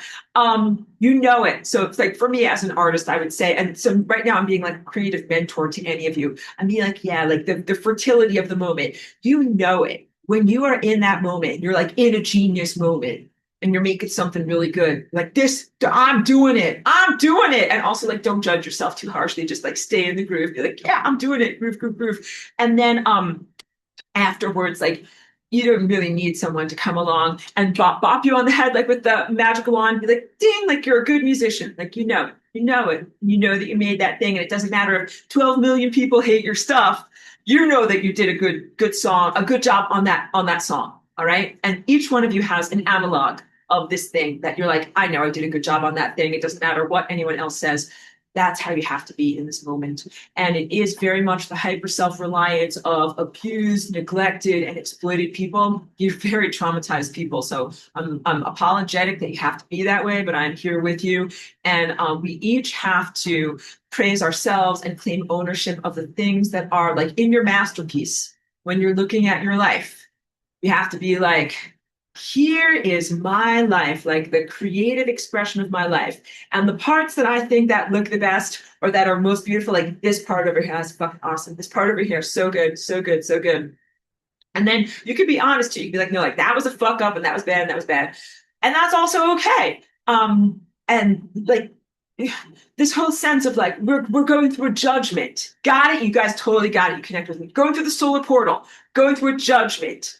And some of it is flavored with like, religious themes or the end of the Bible. But I don't encourage those flavorings of what you're experiencing. But like, it's a retrospective on your life, but you're not dead. You are troublemakers and you remain alive. And then we have to look at what will happen on the other side of this assessment. So I am promoting the idea, like I am not whatever, evaporating out of existence. I'm like, I'm staying alive. Bee Gees song. I am Bee Gees song, staying alive.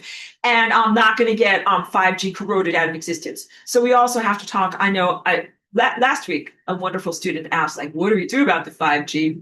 And I spoke about it very openly with you, but basically, like, it is such a corrosive anti-life frequency and a cosmic crime. And you cannot expect the sun to fix it. You cannot expect the coherent light body to fix it. Even though both of these things are getting attacked by it, they both like it. They are both part of the system that is attacking you. So you can't expect them to come along and fix it for you. So if you don't want to get your soul fried out of existence, you all have to figure out some fucking way to turn off the 5G and do it fast, because we can't take very much more of this. Really, for real. You guys have been hunkering down, being passive, and fighting a war of attrition. And at this point, you have to realize, like, you're not going to win by doing that. You have stayed alive. That is good. Like, this is me being like, well, moderately okay, like, good, you're alive. But you're not going to stay alive for very much longer if you don't do something about the fucking 5G. And what does that look like? Because I just want to speak to this. Like, when people talk about 5G or something like that, they're like, it's so big. I'm but one man. What can I do? Like, I hope that you're getting my mocking presence here. But like, 5G is a human level of technology. It is something that you can see and point to. You're aware of it. You know where it is and how it is created. You know the companies that make it.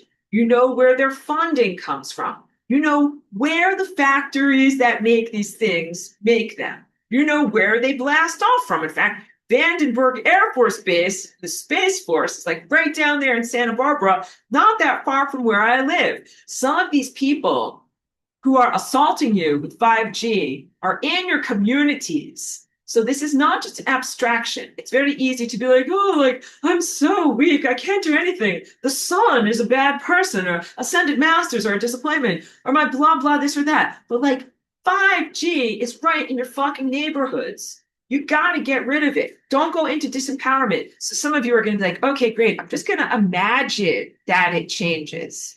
And if you just imagine things, that's great. But let me say, what would my life be like if I just imagined a bunch of paintings and artwork, but I never actually picked up a paintbrush and actually made it? What would my life be like? I'd be like, hey guys, here's my art show. It's everything that I just imagined. And you would be like, Aurora, there is nothing there because you didn't actually fucking do anything. You just imagined it. So it is not enough for you guys to simply imagine a solution to 5G in our planetary world.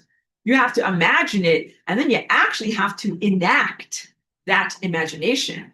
Let me go into geopolitics. In the five senses realm, just had a big war with United States and Israel versus Iran. This went very badly. Like, the positive news is that you still have water and electricity and access to food while you're going through this confrontation with the inadequate world of the sun and the stars and the coherent light family. But you're also still doing this confrontation under 5G assault. And what happened in Iran is that the people there got technology that can temporarily block out and neutralize the 5G. They put up an umbrella against the frequency bombardment. And after they did that, they were like, holy fucking shit, this thing is controlling my mind. I want to think for myself. I am going to incinerate radar infrastructure and other frequency assault infrastructure in my area. And I'm speaking as Iran now. And then I'm also Iran. And then I dropped the fucking ball. Then I got all the energy and all the momentum, and I could incinerate the data centers. I'm Iran. I could incinerate Starlink. Do you know that Starlink goes over my sky? I'm Iran right now, every night like clockwork. And I could just sit there with some little pneumatic device. Pew, pew. I could just pew, pew those guys right out of the air.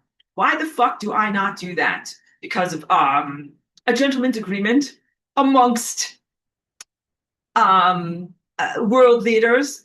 Like, we agree not to shoot down each other's space junk when it's flying overhead. You know, we agree not to shoot down each other's satellites. Like, this is an existential fight for your freedom of your mind. Like, if you don't shoot down those satellites, other people from other countries are going to run your mind and run your country. And they dropped the ball. They should have totally shot down every single Starlink satellite. So they did an umbrella and they blocked out the satellites, but they didn't actually shoot down the satellites. This is very bad, and they're very wrong and naughty. And just as I sent out a lot of energy and a lot of Merkaba wishes to have a real valid art show, and instead I had an art show in a shoe store, well, I hope that is like wildly hilarious as I present that to you. I sent out a lot of energy for the total eradication of this horrific nightmare 5G thing, and all that they did was they served themselves. They took my energy, Iran took my energy, made a little umbrella for themselves, got a little bit of empowerment by shooting down some radar infrastructures, and then they just backslid into whatever the fuck they're doing now, which is totally not satisfying. They moved the ball down the field 0 yards. They got nothing fucking done. And that is such a huge disappointment, because you're starting to get a sense of like this dark magic and the way that this works with emotional manipulation. People's energy. Sometimes it is louche. Sometimes it is negative energy, like, oh no, I'm scared, I'm upset, I'm angry. But sometimes it is hope. Sometimes it is the collection of hope. Like, you get a bubble bath with all those bubbles on top, and you're going to kind of like scoop up all of those bubbles, the bubbles of hope, and be like, oh, I'm going to scoop up all of your bubbles of hope, and I'm going to put them into this thing, and then I'm going to flatten it all, and nothing's going to actually change. This is the fucked up stars that are doing this. If you wonder in your life why the bubbles of hope, the soap bubbles of hope, get eradicated in your geopolitical problems, why these bubbles of hope get eradicated, it is because of the stars. It is because they are sabotaging what you're doing instead of helping you in your ascension process. So on the positive sense, we did not go into the levels of nuclear incineration that these evil ones would have liked to do for us. And also, sorry, hold on a minute, please.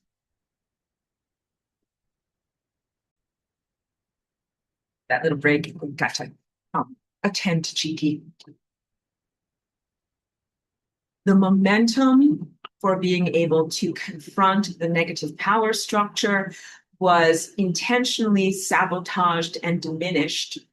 It is positive that we did not have to have the nuclear conflagration. I did a lot of protective force field energy around your whole entire planet, because you do not deserve that as the innocent Atlantean remnant. My dog doesn't deserve that. whatever, a beautiful tree outside of my window doesn't deserve that. So a lot of energy was sent in order to like prevent the car from going wildly off a cliff. Like, no, we're not going to go into nuclear war. Go over here, over here, over here. And a little bit of 5G infrastructure was temporarily destroyed, but now we are pretty much back to where we were before. And that is not positive because you're still at this moment of confronting the solar portal and you're being covered with 5G. The problem with that is that it is a corrosive energy that corrodes away at your light body. So you're trying to build like, these structures that I paint over here, like these winged toroidal structures that are made out of light and energy. And it's almost impossible to build them in the presence of 5G. I do a lot of flying rainbow lasagna so that I can do what I need to do in the presence of 5G. You guys are also having to do a lot of fancy footwork to make any amount of progress accreting light with that technology going on. The Ascended Masters should be fighting against 5G because it afflicts them as much as it affects you.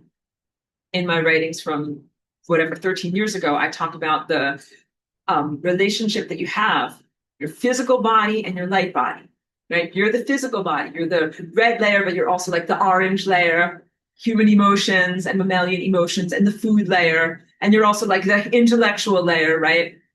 But then when we get to these other layers, they're being fried and diminished by 5G. These layers of yourself should be like, stop it immediately. These layers of yourself should confront Elon Musk and the Starlink satellite people and every telecommunications community company that is in existence. All of these situations that work together in order to create these frequencies all should be confronted by the Ascended Masters and by the Coherent Light family. And they have not been doing that. So that should tell you that they are unreliable. And that should tell you that they are exploitive. And that should tell you that you can't be in a proper relationship with them. And I think that you might, Sarah, have to drink. Like many people, oh no, what am I going to do? You think, how can I get rid of these coherent family of light? I rely upon them. I think to myself, how can I get rid of the stellar network? I rely upon it. I am Aurora. I'm an impulse on the stellar network. I think that's where I live. If I get rid of that, where do I live? What do I do? We must go into a level of fearlessness and complete strong boundaries where you say to someone, I don't care what I'm going to do without you. You can't be in my life. This is the level of what you have embodied and learned here through the various tortures and torments and intermediaries, because you have been directly confronting these evil or inadequate family members, but you have been confronting their intermediaries and those who are controlled by these levels of dark magic in your life. So it is essential, and you've built those muscles, and you must say to them, they can't be in your life anymore. So when I say this about a sun, as I know people are very influenced by science, and I know that I've talked about what a black hole is, or what happens when a sun goes to the end of its life. Like, so we come from Atlantis. I come from Atlantis. No stars ever died. No stars have ever died in that level of reality. But here you're in the level of mortality that the fucked up insane star has created by inventing death. And so now you live in a world where stars can die. And we talk about these David Attenborough science documentaries that talk about the death of a star, and it becomes a black hole, a gaping maw that wants to suck energy in and all these bad things. And so you're thinking, well, what if we're in the solar portal, if I send the sun to entropy, am I going to be in a giant black hole? Am I going to get sucked into a black hole? What about all of these stars? What if they're all a bunch of lame ass losers and I want to get them out of my life? and I send them all to entropy, do we end up with a sky that's like Swiss cheese full of black holes sucking in light and energy? And then we're like, whatever, like holding onto the table, like, don't suck me in. I want to be alive. No, we do not experience that. So we have to like have a different cognitive architecture for this level of confrontation, because otherwise your self-preservation, which is very appropriate, kicks in and is like, well, wait a minute, maybe I shouldn't do this. So please know, like, you're supposed to be part of a beautiful continuum where the whole is respected. And the ascended masters are supposed to have already learned that very remedial lesson, but they are not acting like ascended masters who have learned that lesson. They're very much acting for their own either self-interest or small interest of their organization, but not the interest of the entirety or of the whole. And so you think, oh, if I get rid of that, how will I be able to go on? But the truth is, you cannot go on carrying this thing that is non-viable. And at this point, you're carrying it. It is not carrying you. The sun is not energizing you. The sun is draining you. The sun is frying you. The ascended masters aren't energizing you and uplifting you. They're not your spiritual guides. They're feeding off of you. They look at you like food or like batteries. And the stellar network, they're also not vivifying you and helping you to become one of the greats. They are sabotaging you and trying to keep you small. And those personality characteristics, although they might seem normative to you from this fucked up world, I will tell you that is not the way life is supposed to be. It's not normative to me from the higher levels. And I kind of can't believe that the stars are acting in this way, because stars are not supposed to act in that way. So it's possible that they were always flawed and they hid their true face from me with a mask in the higher levels of reality. It is also possible that it is pure at the higher levels of reality, but corrupt at the lower levels of reality. But this is not an acceptable excuse. And you must watch out for this trap, the trap of escapism, where they recognize, and everybody recognize, that this layer of reality is fundamentally flawed and will contain garbage no matter what. This is not truthful, but it is a proposal and a theoretical framework. And that the way to get to purity is to simply exit the sewer. You leave the sewer behind and all of its gross dirt, and you emerge and ascend and go up to where it's all nice and clean. That is not effective because you leave behind the sewer full of dirt. And some of that stuff that is there is dysfunctional and not acting the way it's supposed to act. It escaped its containment. The dirt goes places where it's not supposed to go. And also, the catch-all, like it's supposed to catch dirt, but then let good stuff go on, it's catching good stuff. You are losing out on good stuff. You will get incinerated if you present yourself to this flawed sun. You will not move on. You will get incinerated. This is not the way that things are supposed to be structured in reality. So I came in here very, very consciously as Hellbreaker, not just like to get myself, not just Hell Escaper. I didn't just come in here to be like, I think I'll get myself into a tough trouble and then be like, dive on in. This is bad and shitty. I think I'll get out of the shit and then get out of the shit and then leave the shit behind. I did not do that. I intentionally came into this world and then realized and learned all about its profound dysfunctions and structural flaws to fix the flaws. And as I fix these flaws, as I do this sending to entropy maneuver, it restructures reality. So you will not leave behind a sewage system full of gross dirt, and or you will not leave behind a potential prison for other forms of consciousness who will come after you. Please do think of this as a wonderful cosmic service, a duty to yourself and to the entirety, that you cannot simply be like, my job is to just get free. Be like, I can't leave this trap as a danger to others. I have to get free myself and eradicate or dismantle this consciousness trap. This is what I am here to do. So yes, I'm here in order to teach you guys about flying rainbow lasagna, create a new higher dimensional pathway, even exemplify how to transform a physical body like this into your empowered, light eating, light body, supernatural capabilities. But also, I don't want you to just be like, wow, that was a bunch of shit. Now I'm supernatural, like fly off, kapow, goodbye. See ya, suckers. You're like, see ya, suckers, left behind. That would be incomplete. So what I really would like for you to do is envision that you are becoming your greatness, receiving all of your superpowers, that you not only confront 5G and the other things that should never be in existence in our world, but that you should confront the flawed higher dimensional creatures who allowed these crimes to happen, confront the criminals, and dismantle any of their criminal infrastructure. This is what Christ consciousness or actual law enforcement is supposed to do. And so when I say we're looking at the sun and the stars as creatures that have become criminals, and they used to be law abiding. Some of what they did in the first moments of their criminality was to destroy the Christ network.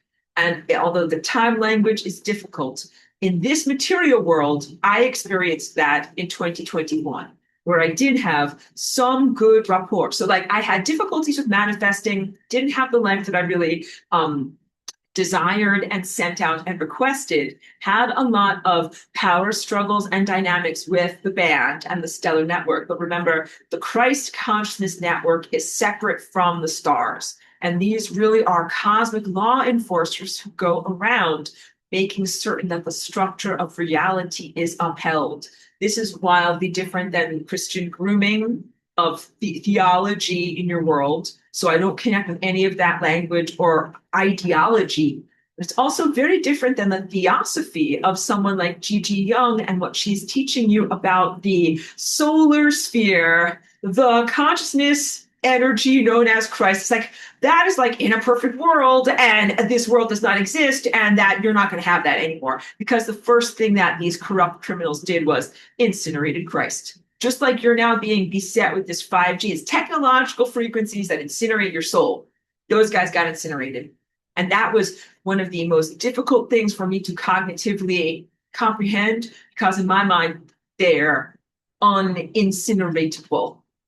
To my mind, that's like saying whatever, like you incinerated some asbestos. You're like, that you can't burn asbestos, like it doesn't burn.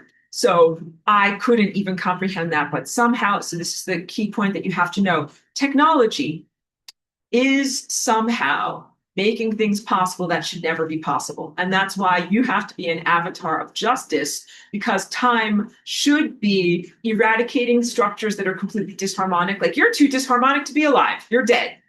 But it doesn't always happen, because sometimes there's a battery. Someone is dysharmonic, but they've plugged into a battery. There's like a little battery thing that's keeping them going. And they're like disharmony, disharmony, disharmony. And what you have to do is be an avatar of cosmic justice and be like, what the fuck is this? Take the battery away. And then this thing dies away. All right. And this is truthful of even people in your world, that there are some people who are vampiring or siphoning energy through technology to keep them in existence. And as soon as you take away the battery or you sever that connection, they die the way they're supposed to, because they are disharmonic forms. So I'm going to talk about a lot of things that might make you feel socially uncomfortable, but I have to say them. Like, you have to start looking at the people who are betrayers in your community and make certain that they are not taking energy away from you on a biological level. And this has to do with some of these moral framework. It's an intellectual and cognitive framework for morality. When I talk about this guy whose name is Kant, I think that he is accepted in your intellectual circles as an exemplar of moral framework and how you do the right thing. And some of these things have to do with protecting your basic human rights, protecting your free will, protecting your bodily autonomy. So if you have people in your world who are full of technology and connecting themselves to a type of cyborg network and are connecting themselves to artificial batteries, and who are also utilizing that to be able to drain energy and resources from you and from your ascension and from the planet's ascension, you have to cut those guys off the resources. And when you do that, then they will die their natural death. So you have to be a cosmic law enforcement agent to unplug them and be like, you're not allowed to have this stuff. And then they will die. But then you might have moral problems because you're like, am I killing someone? Am I allowed to kill someone? Is this the right thing for me to do? Is this the wrong thing for me to do? So you will have to go through your own emotional process and figure out your own moral machinery to be able to do this.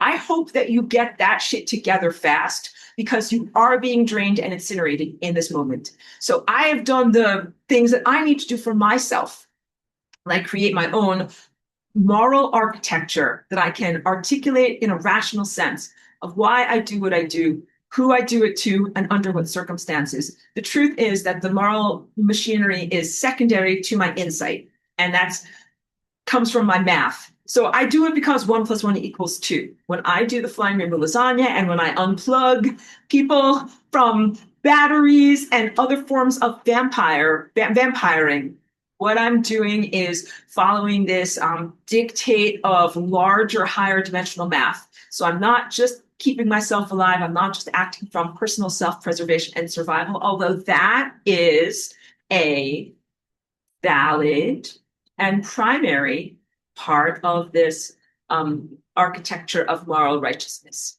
They're supposed to be in existence. But then you can twist yourself into knots and say, well, look at all these other people and that, 5D dolphin person, and she has a right to self-preservation also. But you have to understand that some organisms right now are not acting with a framework of moral righteousness.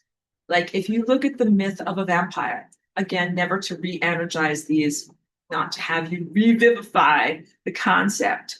But if you look at the myth of a vampire, they have abdicated their humanness in order to artificially extend their life.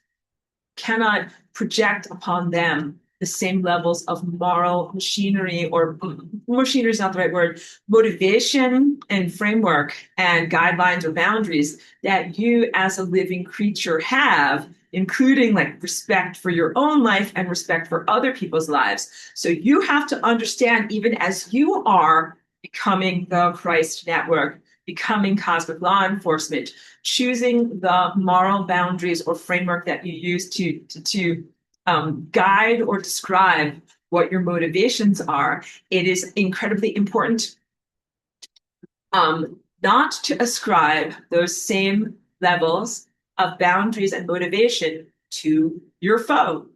And that can be a vampiric person or a vampiric star, a flawed star, or whatever this insane pathogenic psychopath sun that is here in the sky is right now. That you can't expect them to be acting from these same motivations, because then you'd be like, well, they have a duty of self-preservation. They have a duty of bodily autonomy. Can't say that they have the same motivations and framework that you do. That's important, because if you look at a bacterium or a cancer cell, they do not have the same motivational framework for what they're doing. They just want to do what they want to do, and they just want to fuck shit up, and they just want to kill. And that's very different than you and me. We do not want to just do that. If you want to do that, then you become a pathogen. And you're not a pathogen. You're something better. You're the keeper. The pathogen is the stuff that stays in the sewer and shouldn't emerge. You're the stuff that emerges. You're the stuff that actually has a righteousness to it. You're the stuff that belongs in the band and is willing to transcend or supersede these ego pettiness limitations. Okay, so let me talk about the flawed calibrations of your current reality, what we're really coming out of your former reality, all right? Let's talk about the stars in the sky, and this will relate to concepts of astrology and limiting factors in the stars instead of expansive consciousnesses that help you in your life. Stars, and we would also describe them as Satanists or dark magicians, or embodiment characters and characteristics. So a star should be a perfectly clear portal for light. Like, my window is a perfectly clear portal for light. But what if you put a bunch of curtains in front of the window or smear a lot of whatever greasy fingerprints on front of the window? Then it does not transmit light in the way that it is supposed to. The stars that we're dealing with right now are flawed characters or flawed characteristics. And instead of helping you, they're creating huge obstacles to your success. And what is supposed to happen, if you have any type of interference filters where you have like God, and then it comes through an interference filter, and then you're receiving over here. What's fair and just is if you have evil ones that are trying to curse you and give you less than what you actually receive, then you would also have the balance of helpers who bless you and help you to receive what you are supposed to receive, maybe even a little bit extra. So I use the example, what if God sends you 1,000 units of life energy, and the dark magicians, the evil stars, the evil Satanists are like, no, I am going to steal 1,000 of your units of energy. Although I'm an evil Satanist star in this theoretical drama, and I'm supposed to be sending out 1,000 units of energy to you, but I'm not. I'm going to steal it. Yoink, stick it in my pocket. I'm going to save it for me. And what you're supposed to do is have a balance, which would be either a benevolent star or the Christ network that comes along and says, hey, you're stealing that girl's money. I'm going to get that money, and I'm going to make sure that she gets that 1,000 units of energy. And maybe I'll even give her a little bit extra. Here's whatever. Here's 10 extra bucks, kid. Don't spend it all in one place. That is what is supposed to happen. And if that happened to you in your life and you were aware of that struggle and the outcome, you would say, I believe in God. I believe in goodness. I believe in the valid structure of reality, and I'm happy to be here and I'm happy to be alive. The distortions that you're experiencing presently, where there is the malevolency of the stealing and siphoning of energy, but no balance and no benevolency that is helping you, is corrosive to your soul because it makes you question the existence of God, question the validity of the system that you are within, question your efforts at goodness, and question any type of meritocracy or reward scenario where you are earning and getting what you actually deserve. Because if bad shit can happen to good people, why even try? If God doesn't exist or God is just passively watching while all this bad stealing shit happens, why don't you become a criminal too? All the sarcasm and attitude I can do. This is how the mind virus spreads. But also, like, if you have personal integrity, you are not interested in becoming a criminal. If you have personal integrity, you're like me. You're like, wow, that's a fucked up system. No, I don't want to become a criminal. No, thank you. I actually want to fix the system. And that's me. And that's why I'm like Serpico, because I'm like, hi, I'm part of a corrupt police system, even though like I'm not talking about the Christ network, but I'm like, hi, like I'm here to fix the corrupt system. And they're like, we like our corrupt system. We like our corrupt system. I think we'll break your face instead. Truly, truly, this is what they do. So please know that you're in the ultimate confrontation. These stars have chosen their corruption.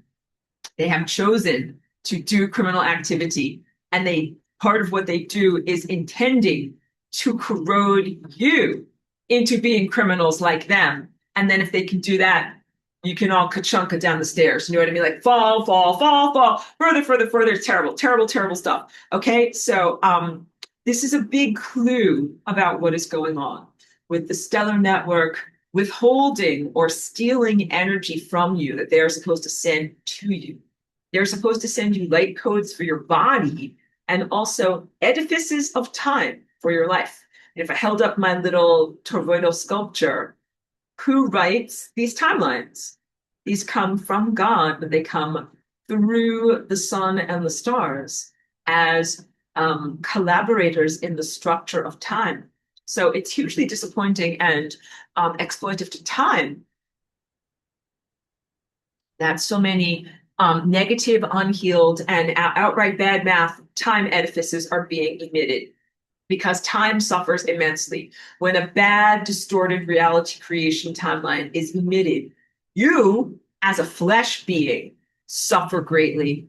Time suffers greatly. Also, matter suffers greatly. So that's like earth, the flesh, molecular matter, and also God, the original writer who's trying to write something that is like a good narrative, We all suffer greatly.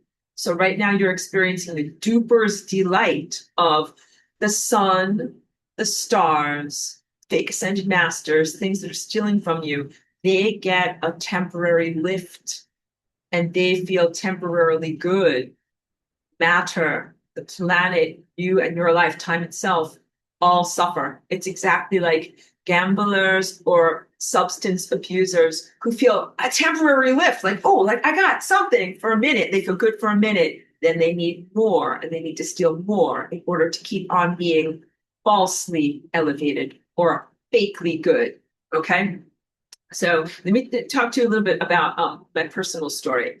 Before I do that, let me make sure that I'm attending to any questions that are over here. Okay. So Martine says, you can trust your body, earth, and matter.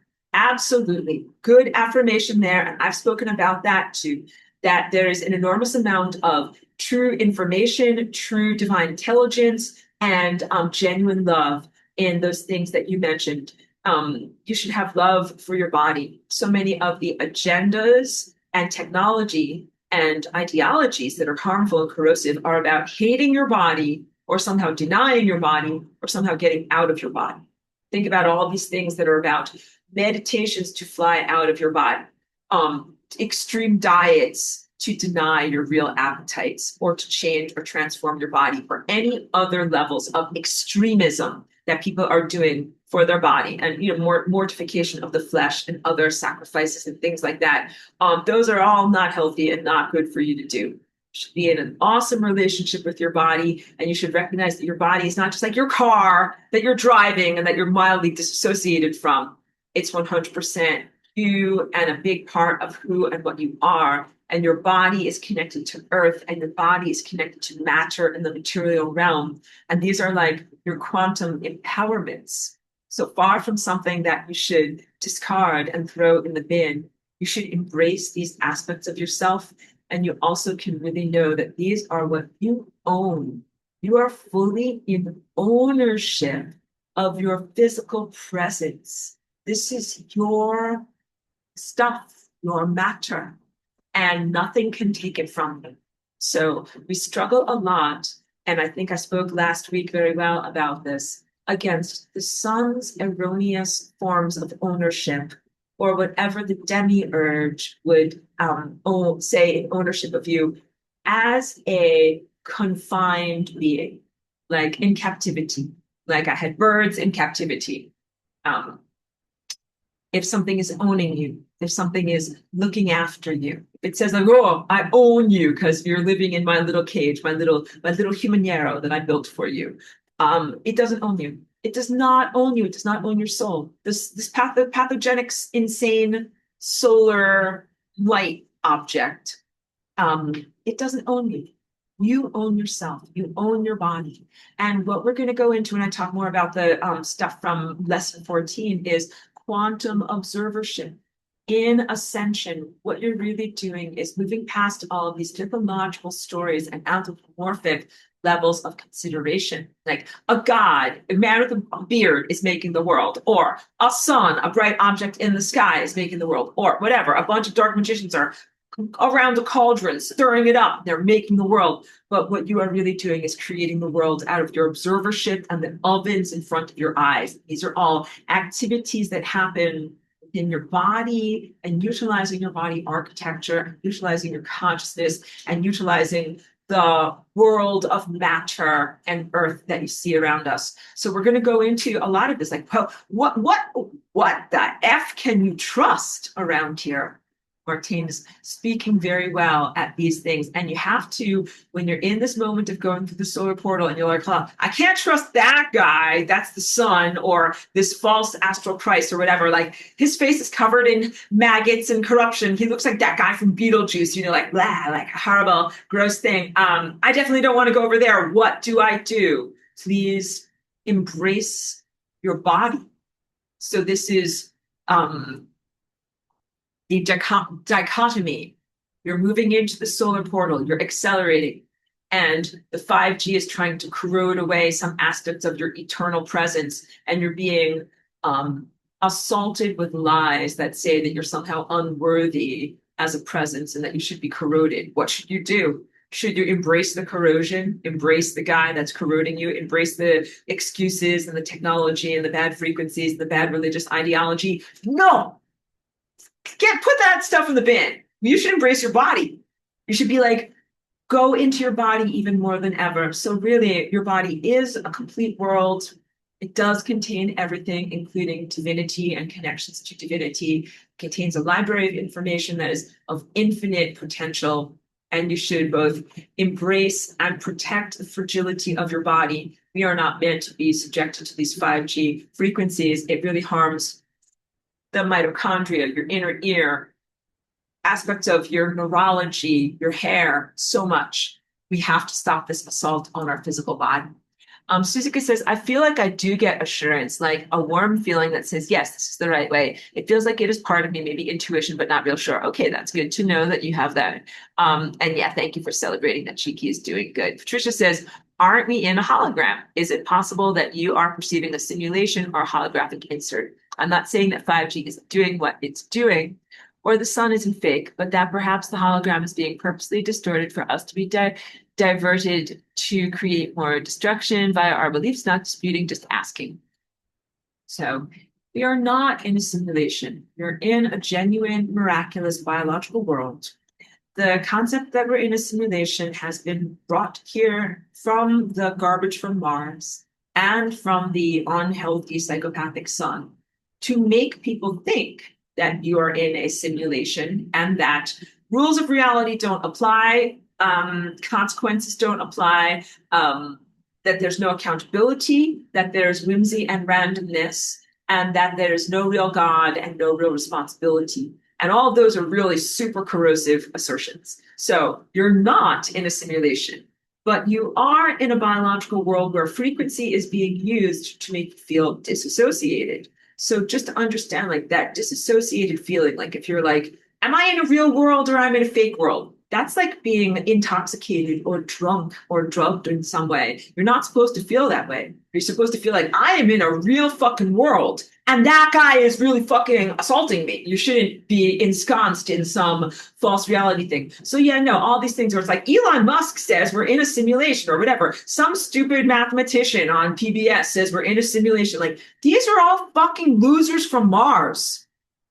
They can't even relate to the truth that we're in a biological world. They desperately want to escape from the responsibilities of biological and cellular architecture. They would love to dive into some kind of a digital whimsy world where they could stop having to be accountable from what they have done. But no, we are most certainly not in a simulation.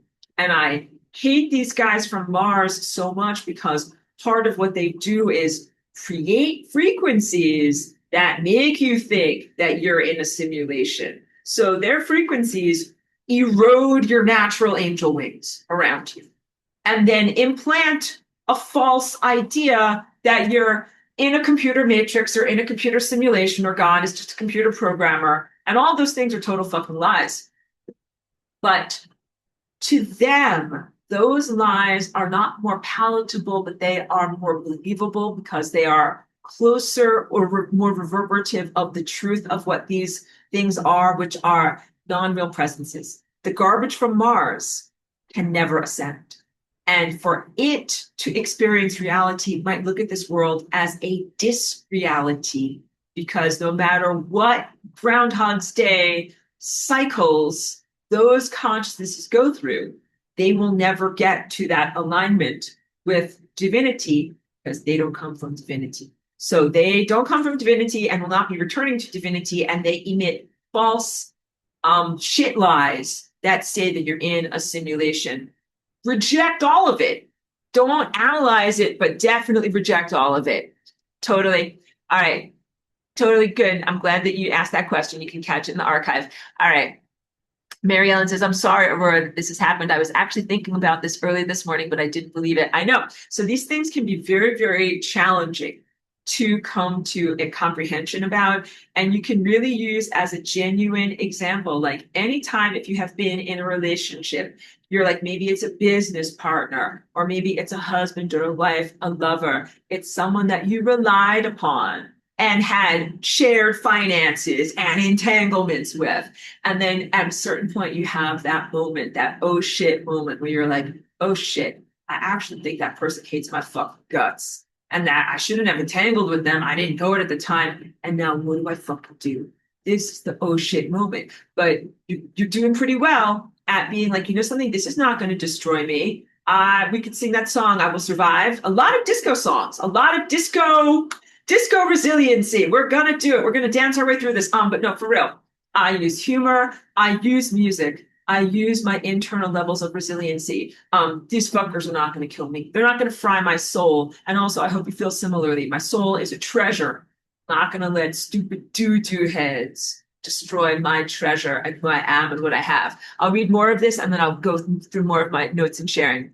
Kim says, I resigned my membership at the gym because it is essentially a 5G Bluetooth processing W band. By not participating, I hope this helps the cause of eradication. Absolutely. I applaud what you did because I think that is too many of our edifices in our world are like this. Supposed to be uplifting. You go to the gym to get healthy and get more energy and do good stuff. That's the advertising. But the actual experienced reality is corrosive, that you're getting less energy, not only being corroded by the technology that is there, but being corroded by the presence of other people and that they are connecting to the technology. They are intermediaries for your sabotage and self-destruction, and being around them can promote your self-destruction instead of self-construction. So I'm glad that you don't go there anymore. At a certain point, you guys are going to learn about how you can stop these vampires from vampiring you. So the first thing is you're doing very well at removing yourself from a vampiric neighborhood. And the next thing you will learn how to do is how to confront vampires and not run away from them. I don't want you to think there's something bad with you removing yourself from them. That is good. But you can't only do escapism, which is, leaving the sewer behind, but you have to build your muscles at confrontation of vampires or energy suckers. And also you have to have tools, like perception, muscles, skills, tools. You need training. So I'm very happy to train all of you in how to be like Buffy the Vampire Slayer and confront these horrible vampires. Vampires are a good mythology to use as an analogy because what truly destroys vampires is the light of truth, the sunlight. Even though in this world right now, we're in a world of false light, and that's why the vampires aren't being melted, because it's like they've recalibrated the sun so that it doesn't highlight their true iniquities. So in order for them to genuinely be eradicated, you got to hit them with the real truth. Okay. I'll get more into this. Let me read a little bit more of this. Okay. So now let me get into some more personal sharing. And please apply the parts that you can relate to, even recognizing that your journey is unique to you and my journey is unique to me. So I know that I'm a good calibration for the Ascension system because I know that I'm capable of ascension, and also I know that my personality is the Ascension personality. It's not like I'm thinking wild, crazy, inappropriate thoughts about my self-identity, and then I'm faced with the confrontation of the sun that is like, you're not who you think you are. Drop your pretenses and get real. And I actually take great issue with the sun in its present form when it confronts me with that energy, because the sun many times has tried to say, you're not really Aurora. Going to eradicate Aurora. She's just a construct. Or you're not really flying rainbow lasagna. It's just a whimsical construct. Or you're not really this, or you're not really that. And I've had to really stand up to the sun a lot, because initially I was like, oh, what do you mean I'm not really me? Like, tell me everything. And then it was all false. It was the carnival talk. It was just this corrupt, drunk, pornographically obsessed carny that was trying to say that I'm not who I really am. So when you realize that and you see his true face, like that movie Beetlejuice, like a gross face full of maggots, you're like, shut the fuck up and get away from me. Like, you have no opinion about who I am. Like, he does not get to judge the artwork of who I am. And also, I know that I have ascended in the past, and that's how I've had all these experiences. But he will try to corrode and call into question all of those things that you know as deep spiritual truth. For me, going through the system should be a no-brainer, and I should be able to pass any test or transcend any obstacle. And what I experienced here over many years, but especially in the past, the techno inquisition of the past 5 or 6 years, constant moving of the goalposts. And the sun kept making it more difficult for me to pass whatever quote unquote goodness tests it was perceived goodness test it was placing in my path. Um, uh, some of the most unfair parts of this have been connecting my energy field to, very unfairly, some of the worst of humanity. So, like, as I'm accelerating, and I know that I'm a good person, having done good things, and like my energy bucket is has good boundaries. Like, you put energy in, and the energy stays inside of me. But I have been non-consensually connected through 5G and the W band to hopeless cases, some of the worst humans, those who are like psychopathic murderers and rapists who will never ascend out of this place, or who are garbage and foundationally flawed from the beginning. And that is, it's not only a crime, it's very unfair. And it's what's been slowing me down. You understand this is also part of the entire planet and part of your journey as well.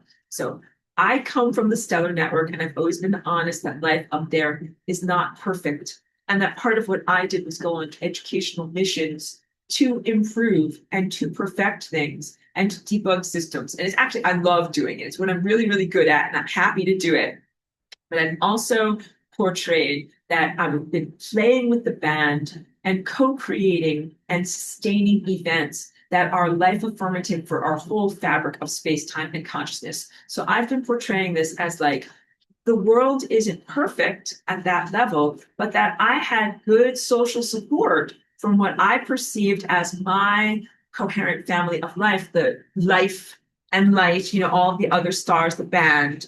But as we've been going through the solar portal for the past few days, so this is the summer solstice, really June 19th, 20th, 21st, really even up until Monday, which was the 22nd, very exhausting portal to go through. And I slept a lot. Like, there were times when I fell asleep with henna on my hair. Like, I could not keep my eyes open.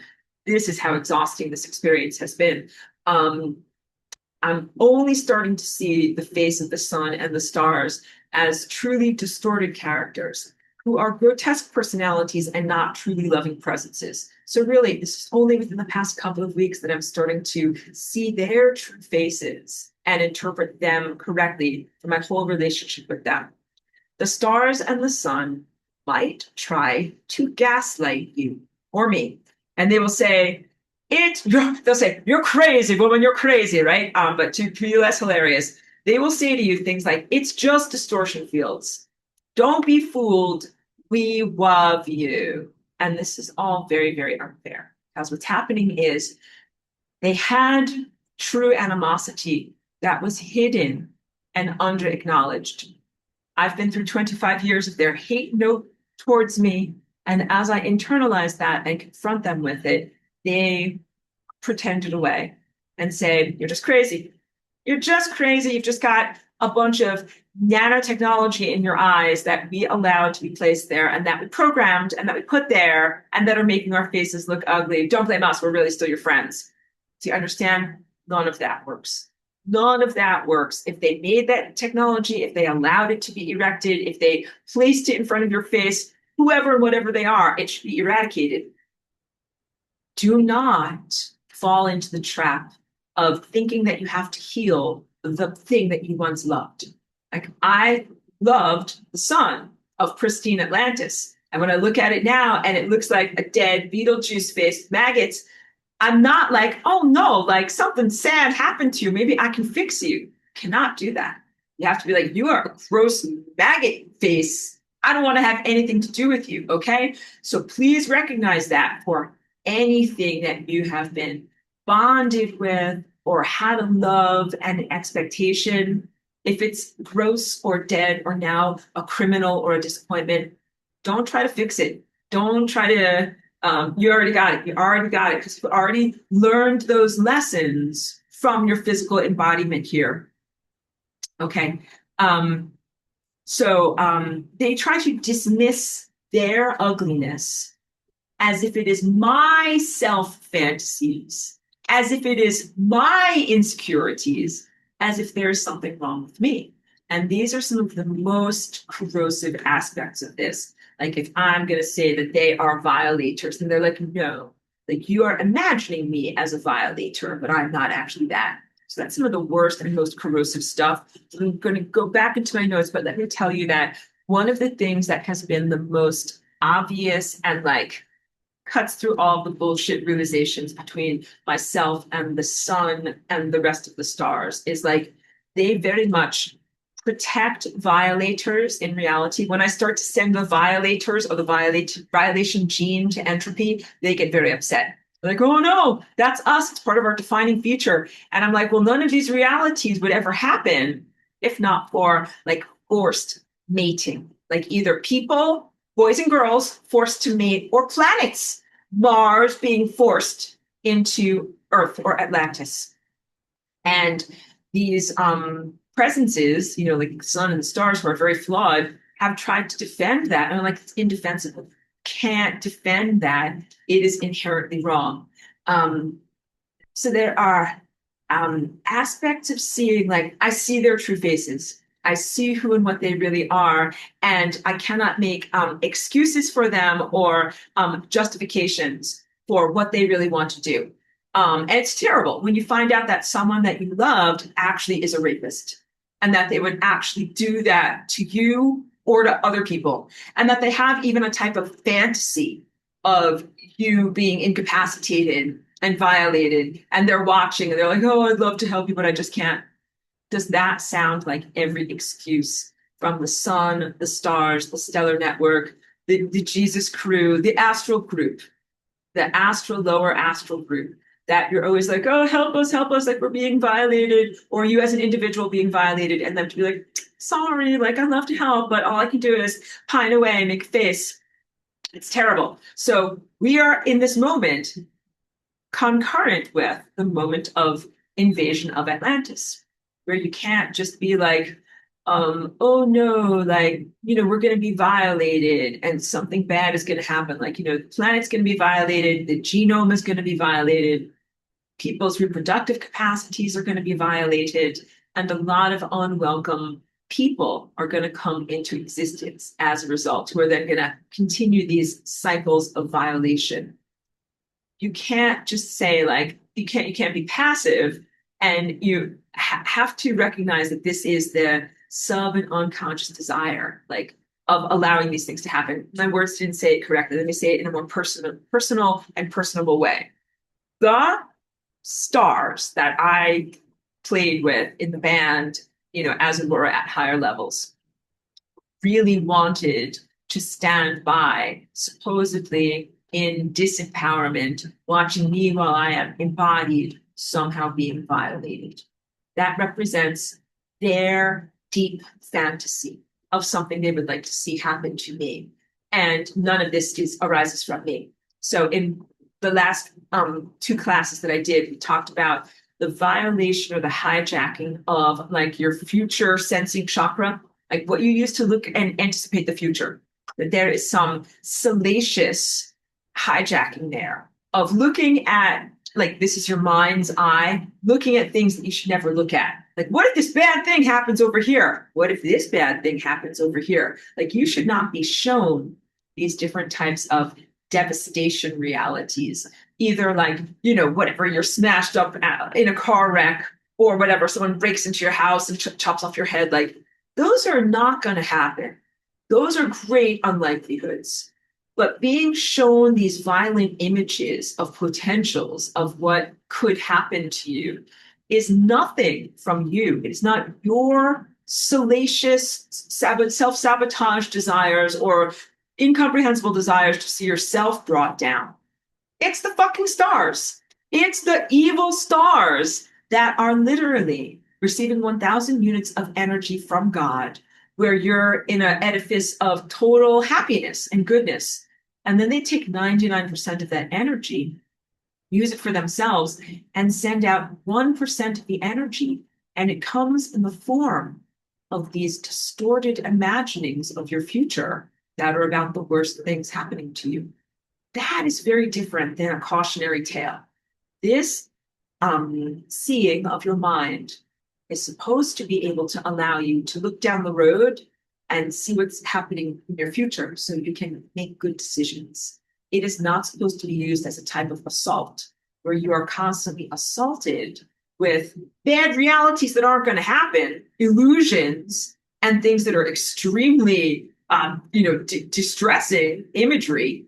And also, if they're sending the wrong image to you and you're turning away from it, you're veering wildly off track. Like you're like, I'm all over the road. I'm over here. I'm turning my steering wheel. And it's because these images are being sent in. So the rapport between the world of pure light, pure cognition, pure imagery, and abstract potentials of the future, that is being used to assault you instead of to guide and uplift you.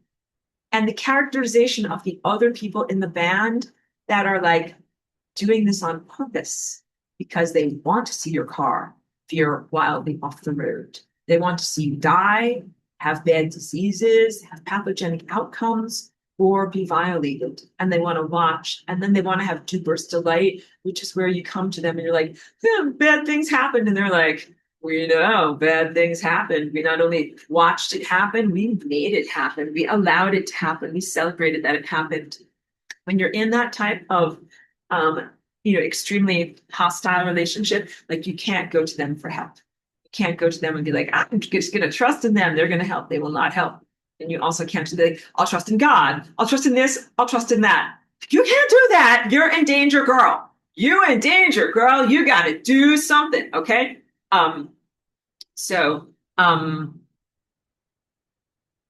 Okay, I already told you about like the individual grotesque faces, so I know that it's not just me. So don't gaslight yourself. Don't think that it's just you and your personality flaws that you are projecting upon a supposedly perfect stellar quotient. No, they are fucked up losers and you're okay. And I know this because I am okay. They are not okay. Okay, so of course, I must articulate that no, you're not supposed to be hated by the band, even though there's many movies and situations and circumstances where rivalry is normalized in this world.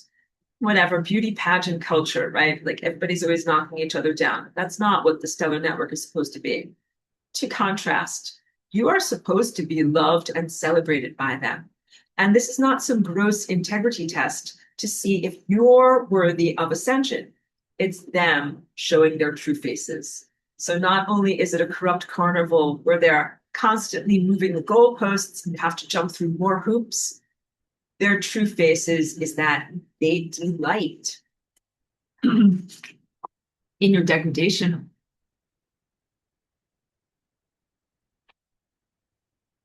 Thank you. Let me just hydrate. You can hear my voice is tired.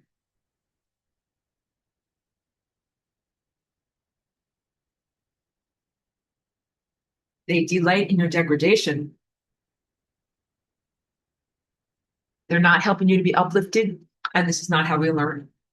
You don't go to Juilliard and have like everybody's attacking your hands while you're trying to play the piano. It's like, this is not how you learn.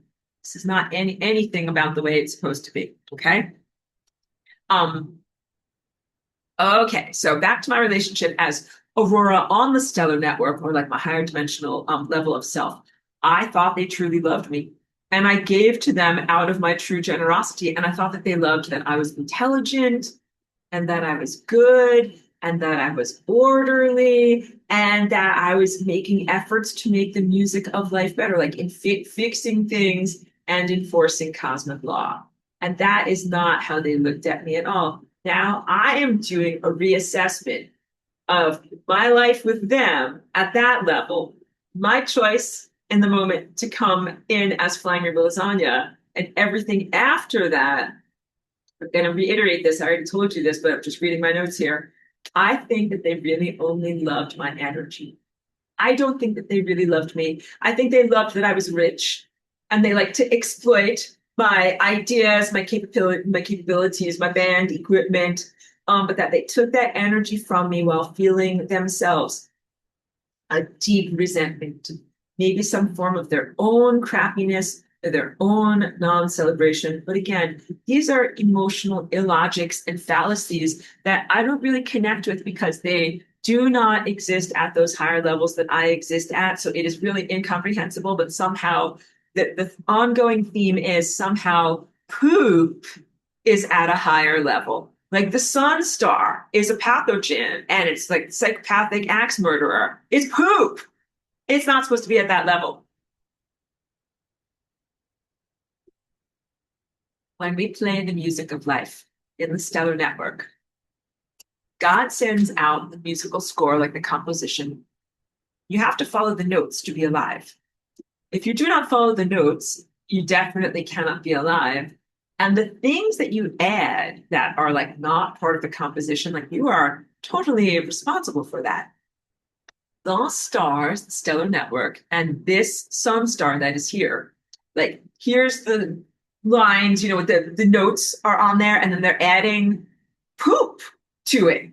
They are not adding any amount of artistry or augmentation or something that is a good innovation.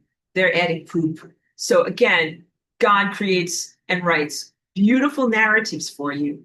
And these sun and stars take it and give you a diminished version.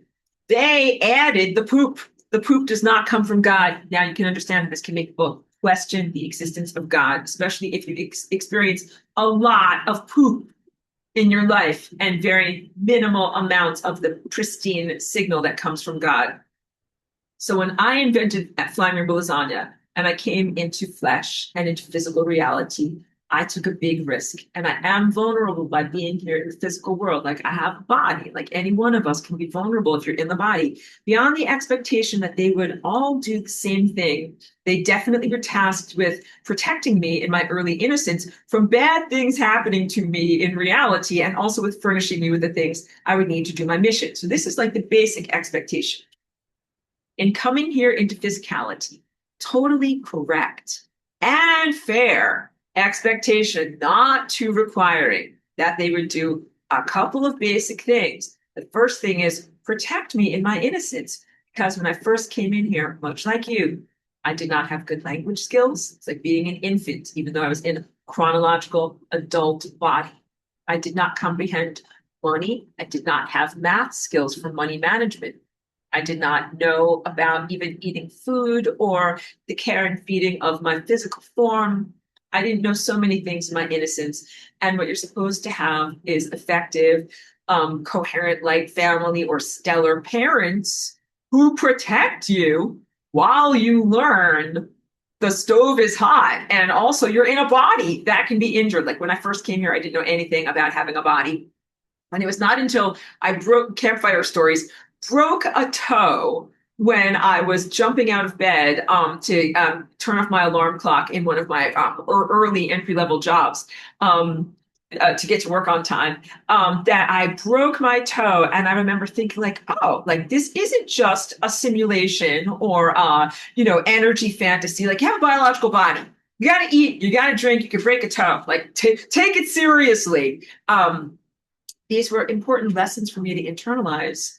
I should have had much more guidance and protection while I was learning about what are the rules of reality? What do you need to do to stay alive here? And I did not have those levels of protection and guidance. But then beyond that, beyond just being like, I'm a baby, I have to learn. Like, don't touch the stove, don't run into things, and you have to nourish your body.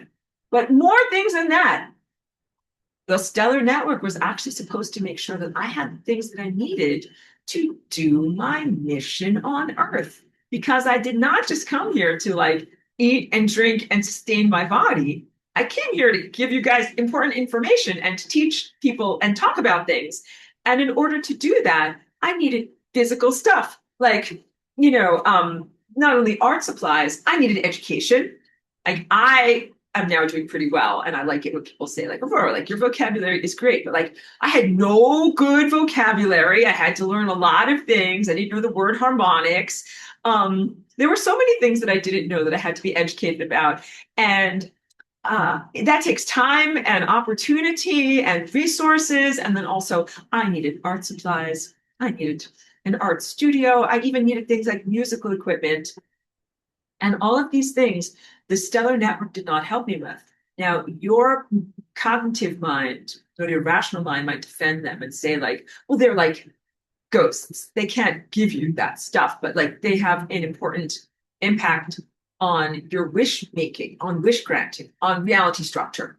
They exist at the abstract level of reality structure. So if you wish, like, I wish a wish for a paintbrush, they don't make it at the paintbrush factory and hand it to you like, here's your paintbrush. That they are part of the reality structuring of the energy of paintbrush creation and making sure that the paintbrushes that exist in the world are available to you and that you can receive them. Like they are part of that conduit system of the granting of wishes. And again, your desire for paintbrushes is not too much. You're not asking for the sun, the moon, and the stars because you need a paintbrush to be able to paint things. But they certainly acted like it was asking for way too much. Okay. So they did not do these basic things. And instead, the narratives they sent out were always ones of diminishment, and they did not fulfill the wishes that I sent out. So, I would wish, like, I wish I could have an opportunity, and they would not fulfill those wishes. They would give me a much diminished opportunity. So this is very different. Like when I talk about the Merkaba, you're wishing for ice cream, you're wishing for a feeling state, you're wishing for a celebration. And then you're supposed to have the collaboration between the reality, the fabric of reality that's like, well, even if you wished for this flavor, like I'm going to give you this flavor, which is actually like really good and you should be open to it. Not that. That is respectful rapport with reality structure. What we're talking about is you wishing for ice cream, putting a lot of passion into that, them receiving your wish and saying either we will not give you ice cream or we will give you a tiny spoon of ice cream, that amount, not like a real banana split. They will give you a tiny amount. And then they will also say, you asked for a lot. Here's your tiny, you give it to you like this. Here's a tiny amount, stupid idiot. Take a spoonful of ice cream and you eat it and you're like, like it's not enough and it's not what I asked for and I'm mad at you. Like that's all toxic and not the dynamic you're supposed to be experiencing at all. You're supposed to be like, hooray, I'm in the world. I have a body. I'm hungry. I want ice cream and I want it to be like this and this and this. And then you're supposed to get the ice cream and you're supposed to be like, thank you for the ice cream. And you're supposed to eat it. And then feel energized and like life is worth living and like God exists. Their withholding and corrosion and lack of nourishment is intentional to make you doubt your own existence, doubt your own reality, and eventually be corroded or starved away into nothingness. It's really terrible. Okay, let's talk about these wishes and Merkabahs. In other classes, I think I have been not a good teacher because I was generous in criticizing myself and humorously portraying myself as being too teenage and too attitude when it was really a completely toxic dynamic and not the way it's supposed to be at all. If you listen to those older teachings now, you will cringe because it's really me being an apologist for a bad, dysfunctional layer of reality or network that was not helping me in any way. So, no, I criticized myself in those moments and in response to the judgment of my collaborators that they were telling me that I was asking for way too much. Like, who do you think you are? That you want to have an art show and that you want to earn money and that you want to do this and that you want to do that. And that they intentionally sent me something less because they thought that I needed to be brought down. These presences are so toxic that they hate me and diminish things that are literally given to me from God. So one example, I will just use it like of my physical body so you can get a sense of this. It's not shallow to say this. Like my hair comes to me from God. And then also like not just my body, but I have a potential. And then what I do is like I do things to care for my hair so that it grows long and it looks good. And then I put, stuff in it so that it looks and feels nice. They hate my hair. They hate my hair so much. They would want me to have no hair. They would want me to like whatever they would want for my hair to fall off of my head. And they send out plenty of radiation from the sun and the sky to try to make my hair fall out of my head. And I'm like, no, like, I'm not going to allow that to happen. Like, I put on melatonin and hats and everything. The sun and the stars should not be trying to corrode what God is giving to you.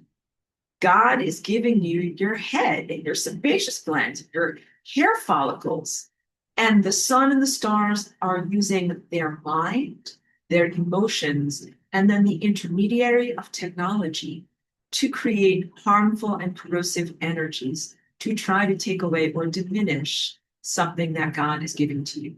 And it's not just that they do, corrosive energies from the sky. They judge me a lot while I'm doing my hair. Like, oh, you're spending too much money on your hair gel, or spending too much time on brushing your hair, or you're too vain. That's a lot of this. The energy of judgment to me at wanting to care about my appearance. Like, you're too vain. You're too hubristic. You look too nice. Who in the world would say that? That is so toxic. Keep using that word, but it's apt. What type of a celebrant would be like, you look too nice? Like, could you imagine getting ready to go out and you ask your husband or your boyfriend, like, how do I look? He says, you look too nice. I think I need to pull some of your hair out, please, so that you don't look so nice. That's a fucking abuser. That's not a good person at all. You're not being taught any type of valuable life lessons here about caring about your appearance or anything like that. It's all incredibly wrong. So here's what is supposed to happen. You're given different aspects of your body and your body in totality, and some of them are beautiful. Like, on the painting of your life, you can point to some things, be like, that looks beautiful. That looks great. And then these parts, not so great. It's fine. But the corrosion in judgment of trying to say that you're bad for having a natural feature, and then that they somehow have to corrode it away from you.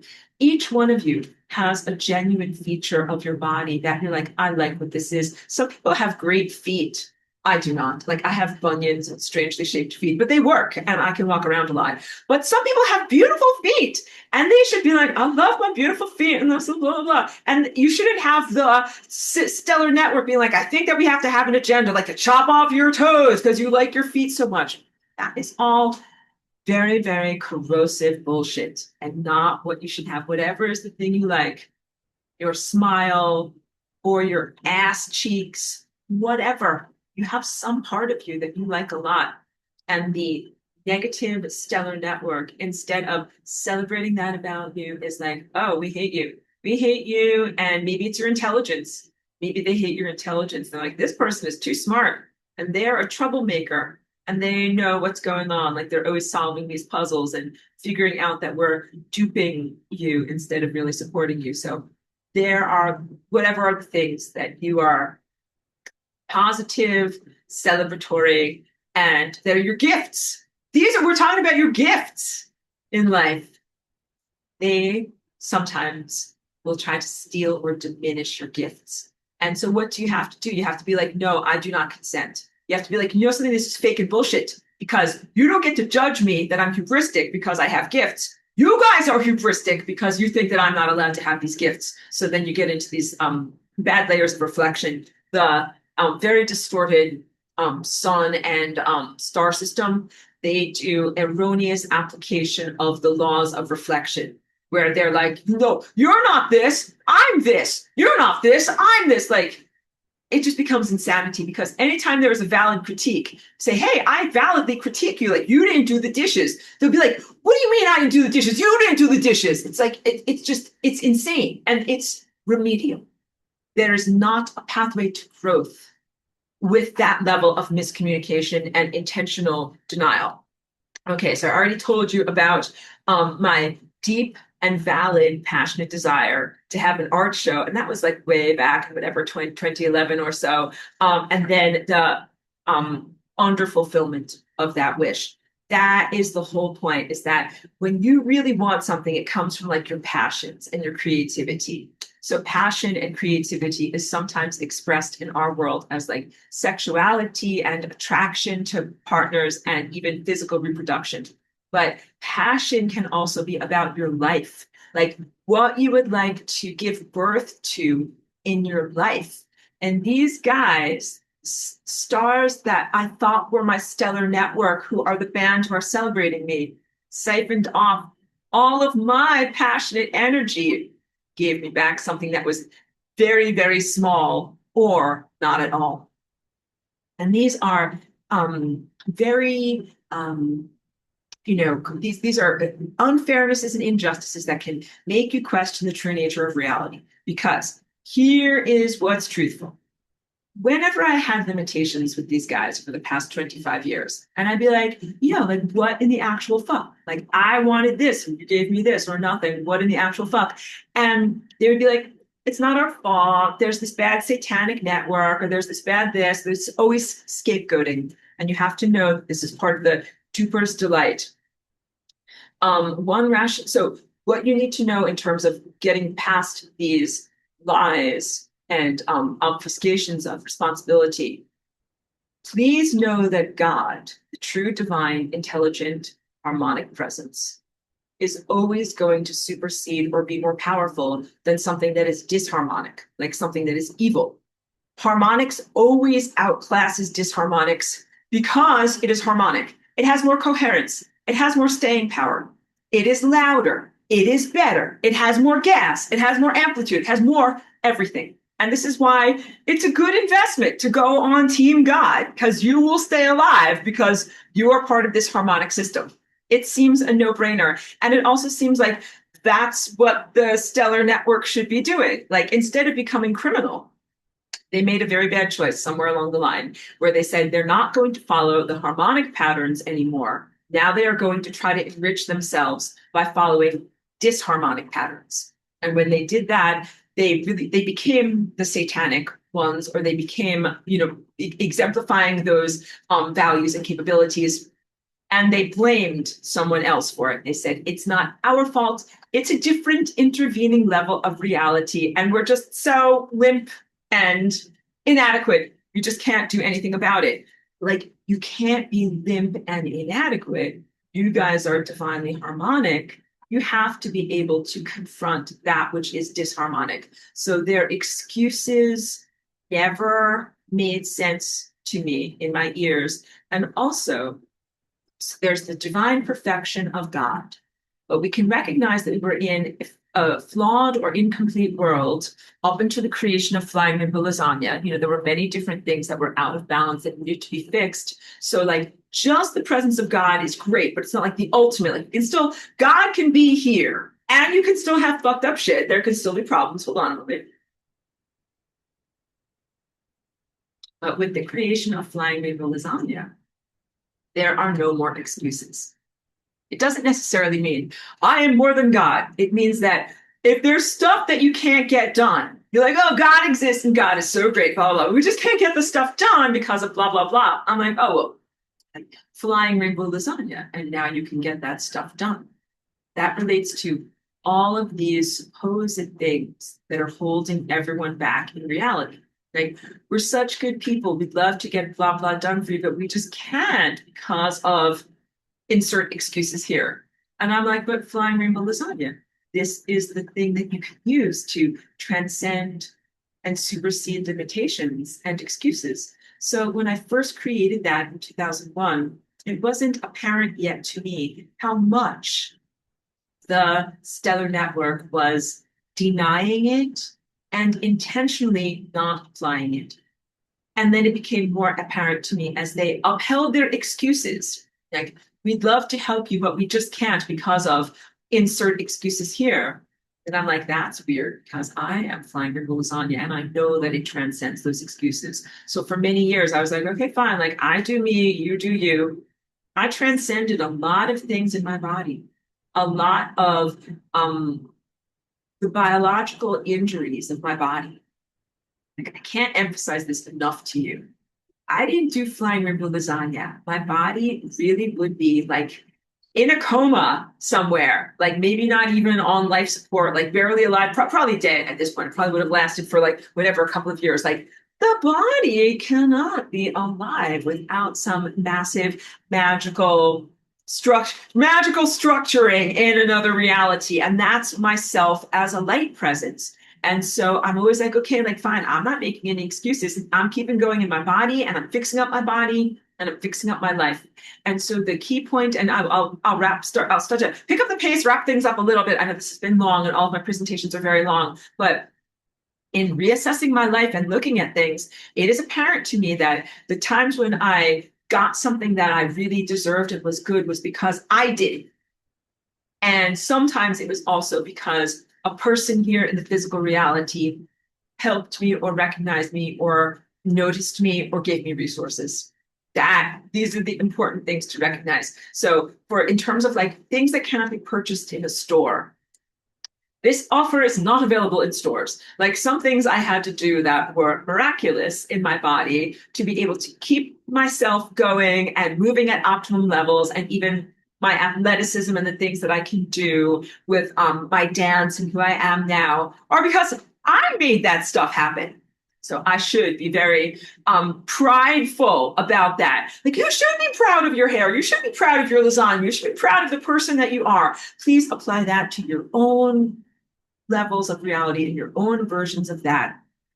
And I'm just collecting my thoughts for a moment. Yes, the things that were good in my life, like if I had relied upon the stellar network, I think I'd be like in a coma bed or something like that. So I did a lot of things to make my life good. And then the other things are we must sustain each other. I know it's not that easy because many people don't have a corporate or bureaucratic or dark magic job, and yet we need to sustain each other in the world somehow. I'll just speak for myself that mostly what has sustained me in the world, like where do I get my money? How do I live in a house? How do I get food? Is other people, not the stellar network, but other people who are here and who are alive and who value what I say and what I do and what I send out in terms of my artwork and my music or the teaching and energy of uplift that I can bring into this world. So if you're looking for like a religious figure, the sun, the stars, a Jesus, or something like that to somehow bring you abundance and physical resources, I don't think that it's really ever been the right way to do it. To think like, I'll just be a good person, like God will bring me some money. Like, that hasn't really happened in my life. But what has happened is human beings have given me either resources in exchange for what I do or opportunities to earn my money. One of the things I wanted to talk about was the journey of going from upstate New York to California. Because whatever people call spirit guides or whatever, like I had a lot of struggle with the sun, the stellar network, and all of them because I was not thriving in upstate New York, not only because not having a lot of light in like the winter time, but also I didn't have access to CBD for my brain. So I had two very practical reasons why I wanted to relocate. And I remember the sun and the stellar network telling me, no, don't do it. Wait in Woodstock, like stay put where you are. And I remember thinking like, I am not going to listen. It was the first time that I disobeyed them on a real big life thing. Up until that point, I had been kind of like a good girl. And I was like, I'm listening, like I'm learning, I'm in an educational process. But that was one of those turning point moments where I was like, I think they're giving me bad advice. I'm not going to listen. And I pushed boundaries in my relationship with the stellar network, and I did it anyway. So it was actually very difficult for me to make that move. I did not have a lot of money or really any money. And what happened was human beings set me up with work in California. I trimmed cannabis on pot farms. And I worked very hard and was totally at peace with the working conditions, even though like I had epilepsy and like very bad neurological problems. And it was very grueling work. And I was far away from my home and I had to have someone else like live in my apartment in Woodstock and take care of my cat at the time. And so that was actually like really good that I had a trusted person who would do that for me so that I could be in California for many months in order to be able to earn the money that I needed to be able to transport myself because like I didn't actually have sustenance and help from the sun and the stellar network. But I didn't really have help from an earthly family either. Like, it is correct in your life to expect, either from the sun, the stars, Jesus, whomever, if you have a brain injury, that they're going to like help you out and be like, hey, like move to an optimum community, find the right healing substances, do good things for your life. Like they were not helpful. My higher dimensional supposed, guidance crew did not help me on that level. And also physical family members mirrored that and also did not help me. They didn't recognize and validate brain injury or the difficulties that I was going through or why I would want to do this. In fact, physical people in my life told me that I was all like very insane and inappropriate for wanting to transport myself to California, go off of pharmaceuticals that are anti-epilepsy medicine side effects, and drink raw cannabis juice. They were like, this is wrong. You are not allowed to do this. So I had like very little support from them, very little support from the sun and stars or, world of pure cognition. And the people that helped me were actual people that were like, let's set you up with this. So I had friends of friends of friends who set me up in these types of word of mouth jobs. Like, when you go around from farm to farm and you do this type of work and then you get paid in cash. So that was one of the first times that I disobeyed. And then I got enough money to be able to move myself from where I was very disadvantaged to California. And then my life was still not easy in California at all. I still had to effort a lot and do a lot of healing and inner reconstruction. Even after I started to have access to CBD, but I started to learn like, oh, like I can do things I disobeyed the stellar network continually after that. And then I would get beat downs where I wasn't getting resources. And I would be like, I'm going to keep on doing the things that I know are right. And the stellar network is like, we're not giving you money. You're not going to get anything. And then you start to understand the stellar network and these flawed stars have been satanic presences controlling the economy and your access to resources. And if you wonder, why do you not have enough money in your life? It is probably because of them. And it's not some satanic, evil, dark magicians. It's the stars who are supposed to be your fucking family. And they are supposed to be helping you. And they're not. So again, this is not just me seeing neutral to positive stars through my own filter of trauma. That is gaslighting. This is me as a healthy, correct presence, expecting levels of help, support, and celebration in my life that I did not receive from, earthly or non-earthly family members, and recognizing that those are levels of dysfunction. And that's not the way that it is actually supposed to be. So there's really no excuse with this stellar network creating such a diminished timeline for me. And it took me a long time to get to be empowered enough to confront them with concrete examples of their failure. Because remember, in the initial years that I came here, I was very innocent. And then eventually I had to go through experiences of inadequacy and failure. And then I had to actually bring those examples to them and be able to say, like, this thing happened. And the stellar network would always portray it as accidentally. But I am sophisticated enough now to read all of those things as accidentally on purpose. So you guys have a word for it. It's passive aggressive. A better way to say they were always expressing their on and subconscious hatred of me through the distortions of the events of reality. So let me just, we got that.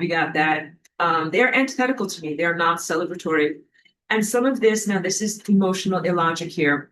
There's not really a because. Like sometimes people hate you or your face or whoever and whatever you are just because they do. Don't always say that it is because. It's not always because of your hair. My hair takes a lot of flack. I want you to know that. There are people in my community who have treated me badly because of my hair. And I'm like, what are you hating me because of my hair? But I think it's a relatively impersonal thing that I don't feel like personally attacked. But I'm like, you have something wrong with you if you hate someone because their hair or their hair length or their hair texture or whatever. One time the vet tech at the local vet gave Cheeky her medicine late. And when she gave it to me and she overcharged me and did all these things, and then she finally gave me the medicine and she dropped her mask and I saw her true face. It's like very unpleasant face. And I realized like this woman was always hating me the whole entire time. And she really hated me for my hair, which is just, these are like the strangest lessons that I've had to learn in the entire world. And I'm so innocent that I'm still knocked out by that. But as soon as I realized that, and as soon as I saw that, and that she had literally tried to sabotage mine and my innocent dog's existence because of my hairstyle, that I was like, we are never going back there. They gave us bad care. Like that's not even professional on the basic level. It's not basically humanly decent. Like human decency dictates that you should do a good job. If you work in a bakery, you give someone their bread, whether you like their face or whether you like their hair or whether you don't. It is really, really unprofessional and wrong to think that someone would be in a medical professional office and do something accidentally on purpose to lose your prescription because they just don't like some aspect of your ego. That is some bullshit and not the way we are supposed to treat each other. Okay. Okay. People don't always hate you because, or sometimes they hate you because of things that are like arbitrary and non-valid. But the stellar network, why have they been so unsupportive and non-recognizing and non-celebratory of my embodiment as Flying Rainbow Lasagna? They don't celebrate that I created a solution instead of wallowing in disempowerment. Because the moment that I come out of where I created Flying Rainbow Lasagna was a battle, a very perilous time in the higher dimensional levels, and that also transcended, or telescoped into the life of this one woman who was being destroyed in that moment. But the wanky stellar network, where they're like, oh, like we'd love to help, but we just can't. The accidentally on purpose, the employees who do a bad job, just don't effort and just don't try. When I created Flying Rainbow Lasagna, they're like, oh no, like now we actually don't have any excuses as to why we can't do stuff, wallowing in their disempowerment. I didn't do it in order to rub their face in my empowerment. I did it because I do things that are about like, fuck this shit, and I'm going to get this done anyway. Because I don't let the fabric of reality die. Because I'm the version of self that does something instead of do nothing. And they had been laboring under the concept that there is not a way to transcend death. So now let's bring in the whole, we are in Atlantis, the sun has gone insane and has decided to stop supporting and sustaining you as the Atlanteans and instead to invent death, to place the corruption of the garbage from Mars into your world, to violate the world, and to try to create death and kill you. And the rest of the stellar network is up there like, okay, like, do whatever you want, crazy son, create death. And then once that world of mortality was created, then you've got the stars presiding over this world of profound injustice. And they're like, we'd love to help you, kid. I'm the stars looking down. We'd love to help you, kid, but sorry, it's a world of mortality and blah, blah, blah, and a lot of other excuses. And once the Flying Rainbow Lasagna is created, they cannot apply their excuses anymore. There becomes a way to transcend death and a way to get evil to go directly to entropy and a way for consciousness not to have to burn on the membrane of death in like some kind of hellish friction world for a long time. So remember, the universe that you're in has roughly about 13 billion more years to go. And before the Flying Rainbow Lasagna was invented, if you wanted something to go to entropy, you have to wait 13 billion years, kid. So let's say you've got some flawed stars that are really doo-doo heads. Can't just get rid of them now. You got to wait 13 billion years. And by that time, everyone is done. Like you're very over it, beyond existential ennui at that point. It's beyond obsolete. It's beyond irrelevant. And there's no more reality. You get rid of poop, but you also get rid of all reality.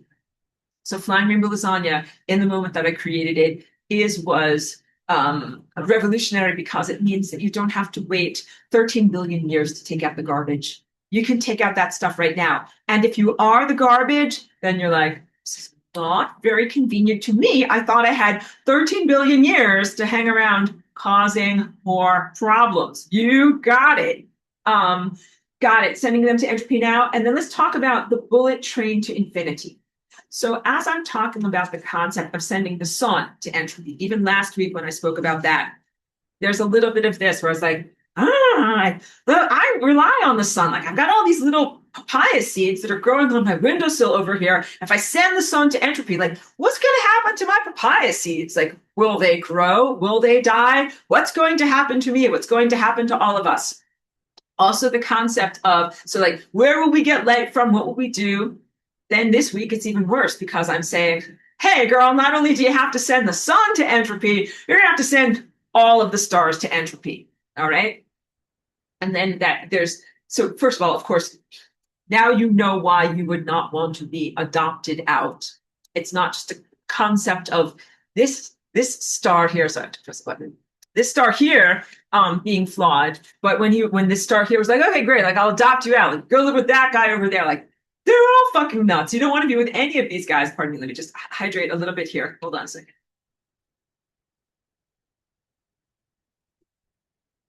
Not only are you not going to get adopted and move to somebody else's house, you're going to eradicate all the houses in the world. And you're like, what am I going to do? Where am I going to live? How about me? I'm an impulse on the stellar network. If I entropize the stellar network, where am I going to live? What the fuck am I going to do? Let's talk about the bullet train to infinity. Dun dun! You're going to love this, guys, because I talk about this all the time. And this really is relevant. When you are in singularity, you are actually beyond the sun, beyond the stars, and beyond the stellar network. You are at the speed of light plus, and I've talked about that a lot. When you're on this bullet train of infinity, you are moving faster than the speed of light. You're at infinite speed, infinite intelligence. That's infinite correct information, infinite heat, and you're so hot that there's actually nothing for you to compare yourself to that is not hot. So, like with your senses, you really sense like, oh, like this thing is relatively hot, but this thing is more hot and this thing is less hot. But when you are in the bullet train to infinity, you are at infinite fast, infinite hot, and infinite everythingness. And you are surrounded by, or in contrast with, nothing and unbeing and nothingness.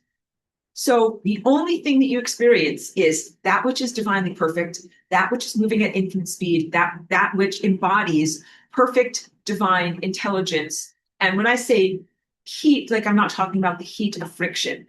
Like I'm talking about like the heat of intelligence. So these are two very different qualities. But I always say this, when you're on this bullet train, there is not an observer. There's not like a little train station here, and there's a little guy standing at the train station, and just like you're like Superman, you go whiz by, and he looks and he says, whoosh, Dad, those guys are going pretty fast. And you are not looking out the windows while you're like sipping your champagne on the bullet train of infinity. You're like, oh, see you suckers, like you're stuck at less than top speed. When I'm moving at top speed, the only way that you get to this amount of supreme infinite velocity is by getting rid of everything that cannot move this fast. So if the sun and the stars are inherently flawed or erroneous and criminal, they cannot be moving this fast. And you are not going to be moving this fast on their network. And that's the change that you need to think inside of yourself. You're not going to, because I've been telling you about the stellar network and how you are moving between like point A, point B, bending and folding the fabric of space-time, connecting to the galactic center, creating this larger neurology, and that you're not going to be doing that. You're not going to be maintaining like a terrarium full of stars and then bouncing signals between those various different space-time coordinates very, very fast. Because the stars are fucking assholes. And you can't even get a wish to go through that portal properly without the wish being diminished. So if you put this super fast intelligence on that network, it's not going to be super fast. It's going to get slow down, slow down, slow down. In order for you to be super fast, you have to be super fast with everything else that is not super fast or can never be or cannot achieve those levels of velocity going into non-existence. So when you send the sun and the stars and these flawed fuck faces to non-existence, you get your energy back to get on bullet train and get to be at top speed. And part of this process is when you reclaim your energy, if there was anything that was done through prayerfulness, admiration, or true love that you sent out in generosity and trust, and if they received it with the duplicity of duper's delight, that you must take back your energy. And although this is not a breakup, because I don't want you to think of it in that sense of like having a romantic consensual partnership and then it ends and there's a split up and then you cry and you're sad. This is not like that. Because there's this song where this guy is singing a breakup song and he's like, you're somebody that I used to know. And it's always in my head when I'm talking about this. I was going to sing it for you guys, but this is not a breakup song. It's somebody that you used to know. Like the son used to be this great guy. Now he's this maggot face, but he's somebody that I used to know. But I have to be like, oh, like we're breaking up now and you're getting away from me. Don't think about it like a breakup, but do think about it as having similar feelings of taking back your energy if there is the end of a partnership when there was emotional fraud. I was genuinely loving both with the sun and the stellar network and the, oops, sorry, that's so funny. I thought that my treadmill was moving and it wasn't. Sorry about that. I'm always so silly. But in my deep, profound moment while I do a pratfall here, but no, I was very much giving out my life force and collaborating with these partners to make life together. That's why it has the similar energy of like, if you're building a life together, if you're married, if you're trying to have children, it's like serious stuff. It's not casual at all. These are commitments. That's the word I'm looking for. When you have commitments to people and you're really trying to do something and really trying to make something happen, and then you find out later that their commitment wasn't as strong or that they were really just trying to exploit you. What should you do in that recognition of emotional fraud? Take your energy back. And some of that energy is energy of belief. Like for me, when I looked at the sun and the stars, and I'm like this, I believed in you guys. I believed in your goodness. I believed that you wanted to make beautiful music together. I believed that you wanted to uphold the fabric of space, time, and consciousness, not do what you're doing, which is destroy the fabric of space, time, and consciousness. So I take back my emotional energy. And also, please know that this moment, it's a moment of personal empowerment and integrity. I am choosing not to become a criminal. Some people, when they reach this moment, they're like, the world is so fucked. And, why even bother to try to be harmonic? Just join the criminal network and go down with all of them. And I'm like, no, not going to do that, even if it's easy or gives you short-term gains and long-term losses. Like maybe you could wait 13 billion years before you actually have to pay the price or whatever. I'm like, no, I don't want any of that. I'm very, very clear on what I want, and I want my energy back. And then I want to be able to have a different, much better experience doing what I'm actually supposed to be doing with that energy. So I'll kind of wrap it up on that level, that that's what you should do, because I also have all of my beautiful notes from many years ago that are about what is ascension and what is happening in the moment of ascension. And that what you're doing is adding energy to your physical presence and vibrating it until it gets to the point of being non-physical. And that you're doing that like a graduating class. You're going to go physical, vibrate, vibrate, vibrate, non-physical. And then these guys that were the ascended masters up here are supposed to go, and they go up even higher. And then you exist and you help these guys here. This is not relevant. It's now obsolete because we have such a conflict with the ascended masters at the top level who are holding you down, not lifting you up. They can't be on the bullet train of infinity either. So this is getting to be a lot of editing out or taking out. When you send to entropy, you take out stuff that does not belong there. But to conclude, you don't have to be worried that you'll have empty spaces in the night sky, like empty black holes or destabilizations of the fabric of space-time. You will have a complete restructuring that will be the next level of correctness and maturity, and that will send to entropy and destroy these negative characteristics and patterns that have been running in cycles in the past. So you're not just gonna cycle through, you get out, here's the fresh emergence from this flawed creation, and then the churning continues, and you still have this churning, gross butter churn of like suffering that's going to keep going. No, that gross butter churn is not doing its job, because if it did its job, the stellar network would not have a problem with me. They would not be attacking my hair, which is also so petty. I hope that that comes forward as like the pettiest thing in the world to attack someone over. They're not attacking my math. They're not saying that whatever, red and orange don't sit next to each other and I'm completely wrong. They're like, no, we don't like your hair. Like, it's so boring and ridiculous. So everything about that I write about with planetary ascension, we do have to reassess what is our goal, and also what is the methodology to reaching that goal.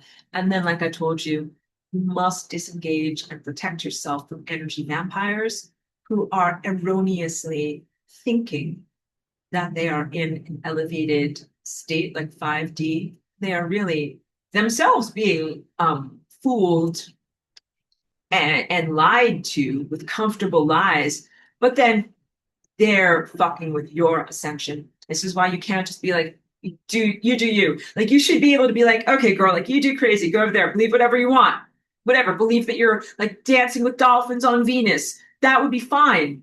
If you didn't have 5G, then you could be like, follow your folly.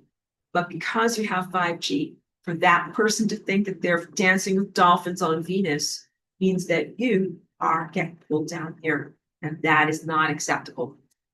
So hold on, let me get to questions and comments. And also, hold on a moment, let me just hydrate a little bit.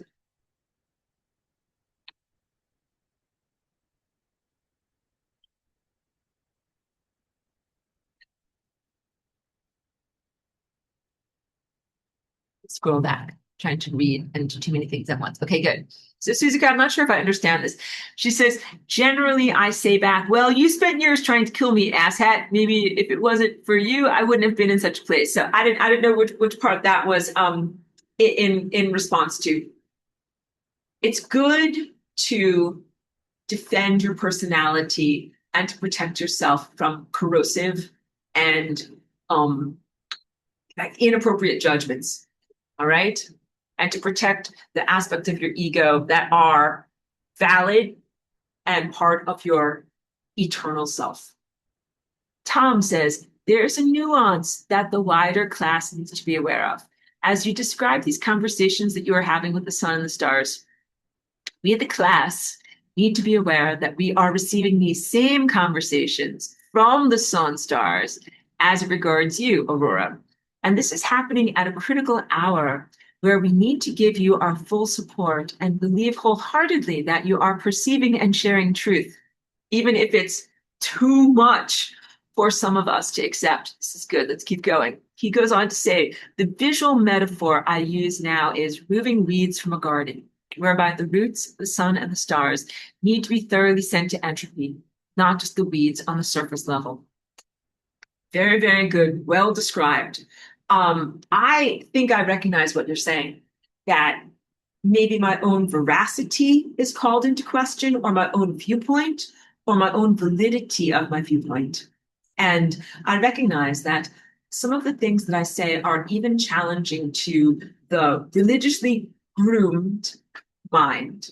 Like I'm saying, don't believe what the Bible tells you, and also you don't have to die in order to go to heaven, already challenging some deeply held foundational beliefs. But then also in questioning some of the foundation of what I know to be true in terms of the purity of light. Like we're talking about a sun that is impure. Can soap have bacteria on it? It's a purifier. Can it get dirty? Apparently it can. And same thing with these other stars. Although these are like very inconvenient conclusions to draw, these are valid and logical conclusions. I bring them to you through great efforts of articulation because I want to give you a snowball's chance. It would be possible for me to simply have these inner realizations, go through my own personal processing and disappointment on the sun is, how the stars have treated me, and what evolution of consciousness really looks like. But I feel like I wouldn't be doing my real full job if I did that. That would be like if I just paint paintings. And I love to paint paintings, but if I just sat around in my art studio painting paintings these days and I didn't confront what is evil, we wouldn't have a world. So I gotta balance out doing some personal fulfillment at self-expression and creativity, but also some confrontation of evil, punching evil in the nose, but then also some fighting evil by giving you guys information so that you don't get fooled. The best thing that I can do is to completely screw up the piracy of Christ, not real Christ, but like this false theology that wants to somehow get you guys to all die and then torment you in your moments of death and call that some kind of Christian savior experience. I will consider myself to be a giant spiritual success if I can make as few of you as possible go into the flawed Christian heaven. I hope that he gets none of you. I hope that he's got an empty room, like some whatever, like, you know, like with folding chairs, just like a gray, stupid linoleum room. And he's like, oh, Christian heaven. I can't wait for these Christians to show up. And then like, nobody's there. That's what I would want. No adoration, no souls to encompass and play with and torment and captivity. This I want for you guys to be free. I would wish for you to be free. And so I also love and accept if you listen to what I'm saying and find it difficult, challenging, or hard to swallow or hard to process. Please go through your processing experience and everything that you need to do in order to do that. And then also the final thing that I'll say is my clear boundaries. What I do is move forward in freedom, in personal freedom, and I'm responsible to myself. So I like to inspire you guys, and I like to help you guys stay on your surfboards, especially if I'm teaching you how to go surfing, like in the larger oceans of consciousness or waves of time. But I think at a certain point, I'm very, very happy for you to take the mentorship that I've given you and then run with it so that you are making your own choices and impulsing in the directions that you think and feel are right and correct for you, and also innovating your own timelines and time solutions. So unhooking and disentangling from previous control structures and then reaching for your own levels of personal freedom in making realities that are good and viable. But like you guys just also heard a whole long diatribe from me about like how shitty the stellar network treated me. And please know that I grow and evolve also. So as I'm forming a new band and also creating a new, Christ network and new levels of law enforcement, I'm not going to deal with any of this shit ever again.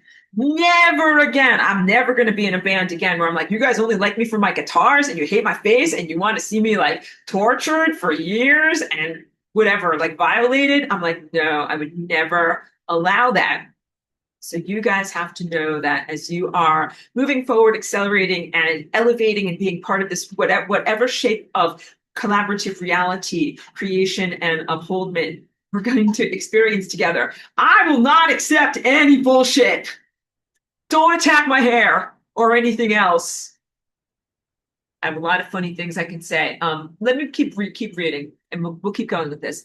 Um, Suzuka says, "Well, I hear a voice every day that says you took peptides, and there is nothing you can do to fix it or make up for it. So I don't know if it's right or wrong, but I don't believe it." Okay, well, I'll speak to you on this. So.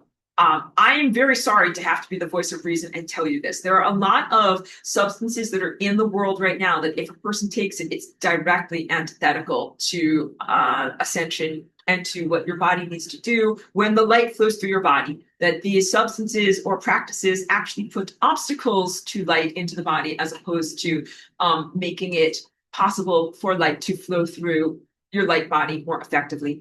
And I'm sorry to have to report that to you that these peptides that people are taking for weight loss and what is perceived as athletic fitness are doing the complete opposite, and they're making it so that people cannot ascend as opposed to ascend. And my real challenge in reporting that to you is not that I want to tell you that something is impossible. And I know that I tell you with Flying Rainbow Lasagna, you can do more than what was previously possible. But Flying Rainbow Lasagna is not a miracle to be abused. Like if it was like, hey, like, like inject whatever weird crazy crap you want into your body, and then just like Flying Rainbow Lasagna, like Flying Rainbow Lasagna, fix it all up. Like no one would have any motivation to do anything, right? They would be like, yeah, just Flying Rainbow Lasagna. It would be a huge burden on me because it means like there's got to be a way to write a narrative so that somehow even though you took these drugs, you're going to fix it up and it's going to be like, maybe that's not possible. Like Flying Rainbow Lasagna is not an arbitrary tool for making arbitrary math and something to abuse. And it makes me feel sad and protective of time because time is being exploited here. Like if you make choices in your own life, take the consequences of it. You're like, I did this thing, I take the consequences. Time is respected. If you say, I did this thing, but I don't want to take the consequences, let's make a magical thing happen. And then time is not respected because time is made on causality structures. And if you're like, oh, well, this happened and then this is supposed to happen, but I don't want this to happen. So let's make a fake thing. Make a fake thing. That is abuse of time. Why don't we inject time with some peptides and then time can look more snatched at the gym? It is so wrong. It's so wrong in the mentality of taking something artificial. The ends justify the means, just achieving your own selfish goals. And it's so selfish and abusive to the body. This is not having a good relationship with the body or with the flesh. And these cutting corners to be able for people to get what they want with their bodies is offensive to me and offensive to time. There is not a shortcut to the things that people want. There's not a shortcut to ascension and to self-empowerment and to beauty and to athleticism and to eternal life. And I'm sorry to report that if people do certain things, then that means they're out of the marathon. And what's going to happen is I can be like impersonal about it and be like, don't blame me. I don't make the rules. But when this energy flows through you, like you're going to have a bunch of crazy crap happen. But actually, you can blame me because I uphold these rules because I think that these are good rules. And I'm sorry that it is inconvenient to you or anyone else who took these type of substances. That 5D dolphin person, they have also told me that they have taken these peptides, and I have warned them and told them those things aren't really helping you to ascend, and they refused to listen. So in the moment when the floodgates open and all of that light pours through them, they'd be like, oh, look at that. That light is not going through me the way it's supposed to. I guess it's from all of those peptides I took. Someone did tell me not to take them, but I didn't listen. And this is the end result. And if I'm fine with that, I am fine with this. Like the story, like Shakespeare writing with a quill, didn't listen, and then this was the end result. But we can't do what is simple and facile, which is, oh, like I didn't listen, and then I magically something, and then I made it onto the bullet train of infinity. That does not work for me. And it also doesn't work for me in terms of healing, fixing, or otherwise justifying or excusing the sun. Like I used to be really good friends with this guy. I got all of my light and all of my energy and played a lot of beautiful music with the sun. The sun is now an insane, gross, disgusting psychopath. I'm not going to try to find some way to abuse fabric of time so that way I can have my friend back. We got to say he's a fucked up asshole loser and he needs to go to entropy. Not it's convenient for me because I'm attached to him. That I want him to be better. So these are difficult boundaries to face, but I think that people will do better when they come to an acceptance of them instead of a denial of them. The truth is that this math is all very beautiful and not something to be not to resist, not something to resist, even though it can be personally inconvenient. Like I would love it if the sun was not a giant psychopathic maggot-filled asshole right now, or that I could pour a magic potion on it and then the sun could ascend too, and our lives would be so much better. So I hope that none of this attitude feels like it is, being caustically sent towards you, but it is a criticism of any of these facile get out of jail free requirements in the world of reality creation. Because in the world of reality creation, why don't we just wave our magic wands and everyone who is evil suddenly becomes good and everything that is a gross psychopath suddenly becomes your friend?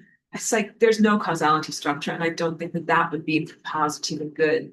Kim Rose goes on to say people who got vaccinated face the same voice and the same beatdown. And I agree.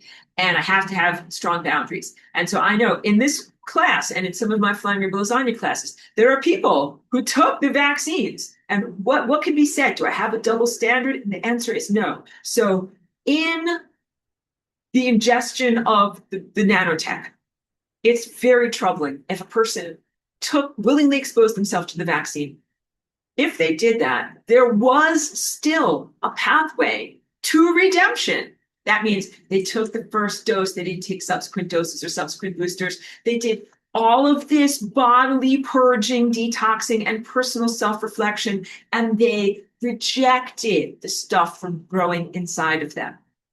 Let's contrast that, like a person who took the injection, regretted it, and then spent the next 6 years subsequently restoring themselves. Let's contrast that with one of these Instagram doctors that I know. No, I don't really know her, but I followed her on Instagram so that I could know what's going on in her life.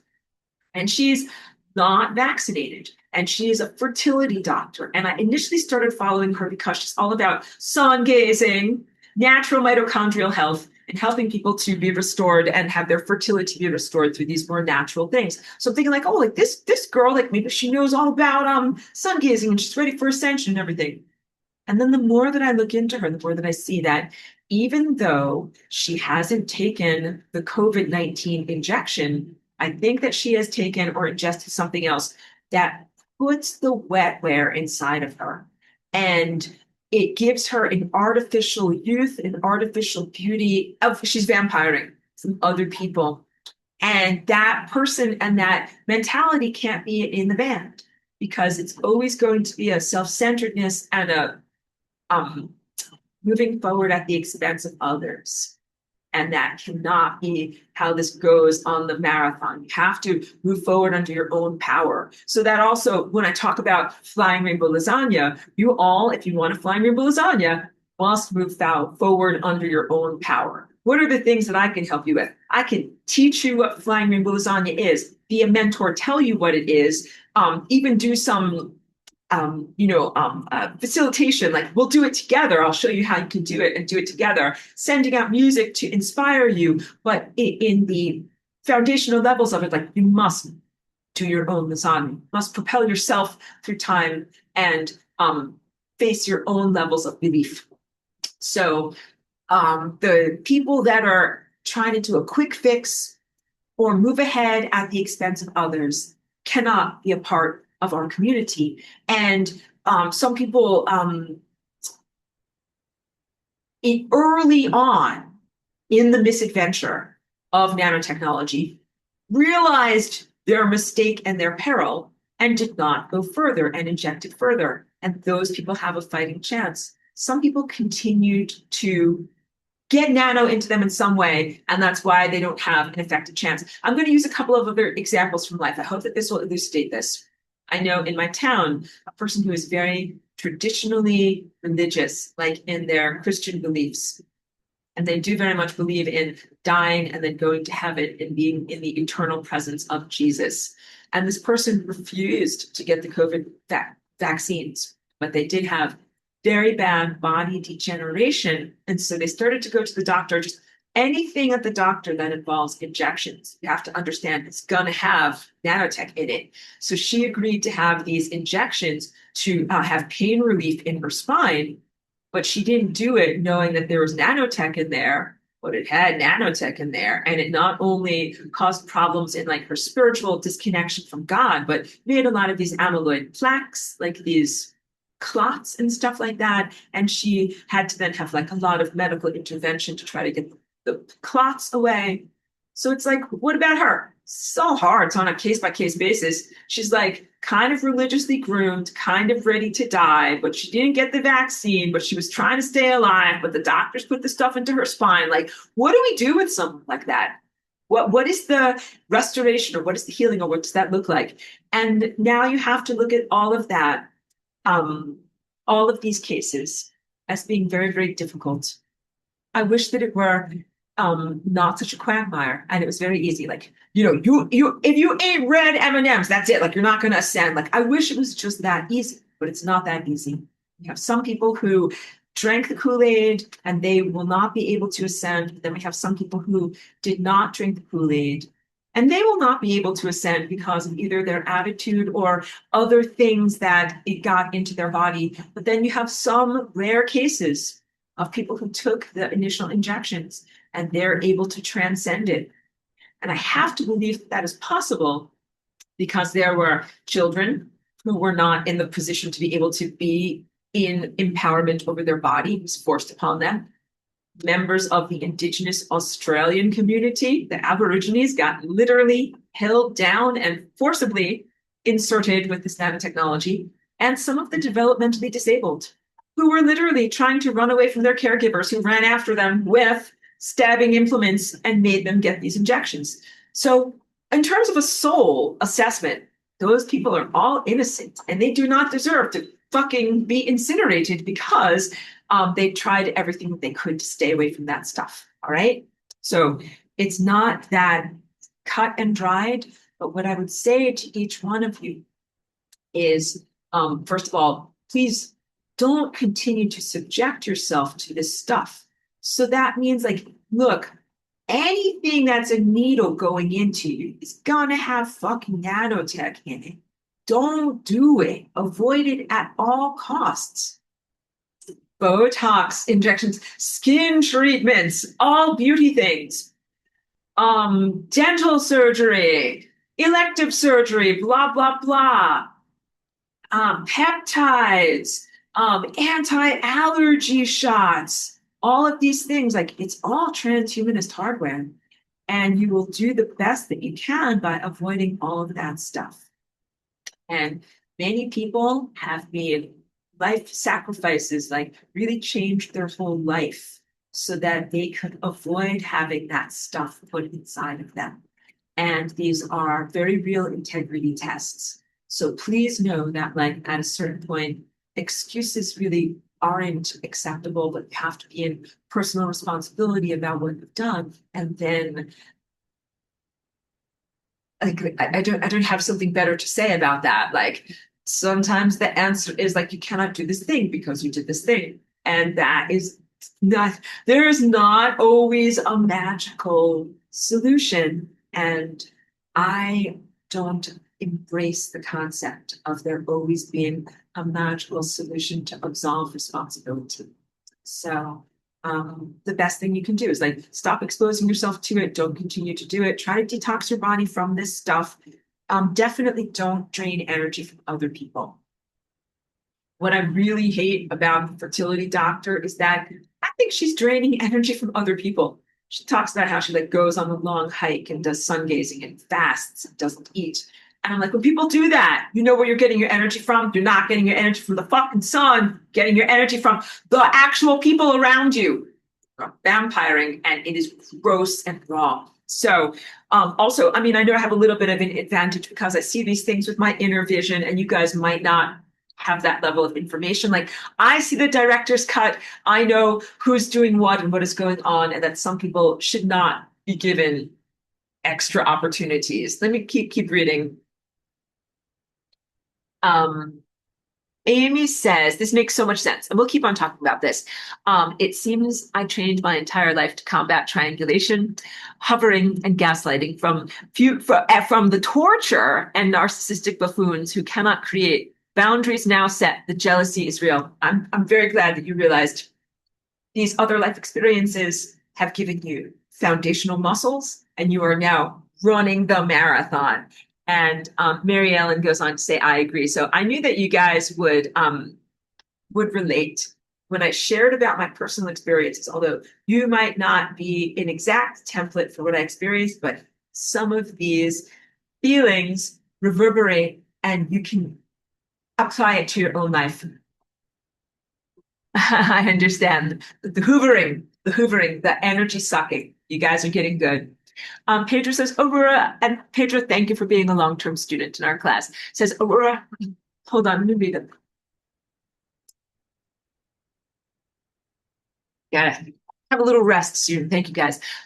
Pedro goes on to say, I believe that between Alex Jones' supplements, your supplement suggestions, and your teachings, my mother and me survived COVID and everything since then. That is good. Thanks for this new info about the sun and stars not being on our side. Still love the rants, love the lasagna. Very good. And I'm very, very glad that you were able to survive the COVID and avoid it.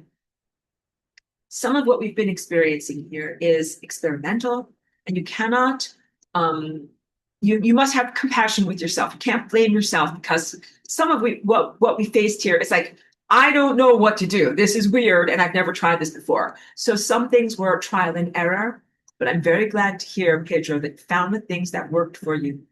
Also, in terms of detoxing the body, some things that I used to do and take initially worked and then stopped working because the nanotech has the capacity to take things and start to repurpose them. So one example is zeolite. Initially, I was taking a lot of that and found that it worked well. Then I found at a certain point, the nanotech got OS update, and then it started to use the zeolite instead of have the zeolite detoxify it from my body. So when you figure that out in your body, you just change. You just change it up. You're like, okay, I was taking this, I'm not taking this anymore. I was doing this, I'm not doing this anymore. Do what is best and feels right in your body, and know that like this is very finite. This is not infinite. You will not be constantly fighting to clear out this nanotech, but right now it is a constant torture. You need to focus on turning off 5G. All right. You as community members and talking on the scale of in your whole entire world, people that have a fucking chance to ascend, gather your forces together and create a positive battle plan for turning off 5G every place. Really need to do this. A lot of people are like, no, like I would just be Superman and fly anyway, in spite of this stuff. Like, I don't think that that is the best thing to do. And I'm really telling you, every minute that you're fried by this stuff makes it harder and you're further away from God. So don't try to just like white knuckle your way through this. Just like, God, I'm going to make it through. We have to do something. And again, although things with the sun, the stars, and dark magic and the direct pollution of time might seem intimidating, like, how do I get a handle on that? Like, who do I talk to about this? 5G is something that you can do something about. So there are literal disempowerment narratives that come from 5G that are sent out from the towers that are like, there's nothing you can do. If you can get out of that force field for like 5 minutes, you're like, there's tons of things I can do. It's why they have that force field every place, and it's so hard to get away from it. So you need to turn off the force field. You need to shield yourself from the force field. You know, I have those crystals because that's what I use. Those crystals are literally a superconductor that creates an antithesis force field. Like, we need more of that. And the people that made those crystals are super fucking geniuses who deserve an enormous amount of credit that they managed to make that. And they are so suppressed in the creation of that technology. Like, they're the real deal. And I remember thinking when they made that, like, we need this for the whole entire planet. We need these on every street corner. We need this amplified, up the wazoo. We need this every place. So please know, like, you face some challenges that are beyond the five senses and seem super intimidating, but you face some challenges that are within the five senses realm, and you should be able to do something about them. You should be able to confront community members about the presence of 5G, be able to bring down towers. Some of what you can do is stupid bureaucratic bullshit, but some of what you can do is direct action. And then also, you have to prevent more of these satellites from going up. So I'm part of a group of psychic warriors. We bring down satellites all the time. We need to prevent these fuckers from going up. And how do you do that? You have to do something in the world. You can't just do an imagination exercise. I get imaginations about my paintings, then I pick up a paintbrush and I do something about it. Have to engage with reality. And here's other stuff. Like, so you need to do more than just like civic action in order to take down 5G and destroy these things. Actually have to destroy the infrastructure. You have to destroy the people. And I can't emphasize that enough. These are not community members, and they do not have a valid moral framework for what they're doing. They're not like trying to protect their own bodily autonomy by putting up 5G that corrodes you. They're not trying to somehow express their own free will or their own self-responsibilities in a moral framework by doing this. They are violating you. The topics of everything I've talked about today are living with violators. The sun is a psychopath who is a violator, violating Earth, taking the garbage from Mars and shoving it into Earth, into your bodies, into your DNA, into your communities. That garbage made 5G. The sun violated your planet millennia ago and continually violates your planet now with this stuff. You got to get the violator off of you. Got to get this fucker off of you. Stop humping you. This is gross. So what does this look like on an esoteric level? You are not collaborating energetically with the sun and the stars and making reality happen. Okay? Take back your energy. You're making your own energy. You're not asking them for permission. Please, oh please, mister, can I have this opportunity or can I have this thing? No. You are taking back your own energy and you are making the things happen that you need to make happen. Manifest your chocolate bars, make what you want to have happen in your life. But what I want to have happen right now is much more than just an art show. I want to stop being fried to death by the fucking 5G. And so, of course, I come to you with words, motivation, telling you about how to do it. Got to do much, much more than that. I want all of you guys, fictionally, to start creating some type of infrastructure that can shoot down satellites, get them the fuck out of the sky, and stop funding the people that put up these satellites. In my community, people are only just starting to have meetings about how they don't like the sonic booms. Because, when the satellites go up, it does make a boom. You should be having community meetings about much, much more than just the loud noise. You should be like, we don't like having our DNA destroyed and having so many other violations happen. You should have a lot more. So, of course, like I go into the horrible consciousness sewer that is known as Twitter.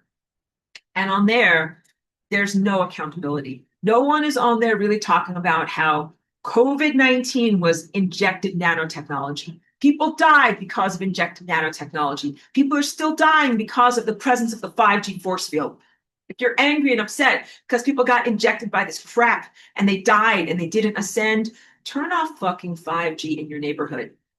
It is not enough to just turn it off on your phone. Can't just be like, well, I turned it off on my phone, or I turned off my router in my house.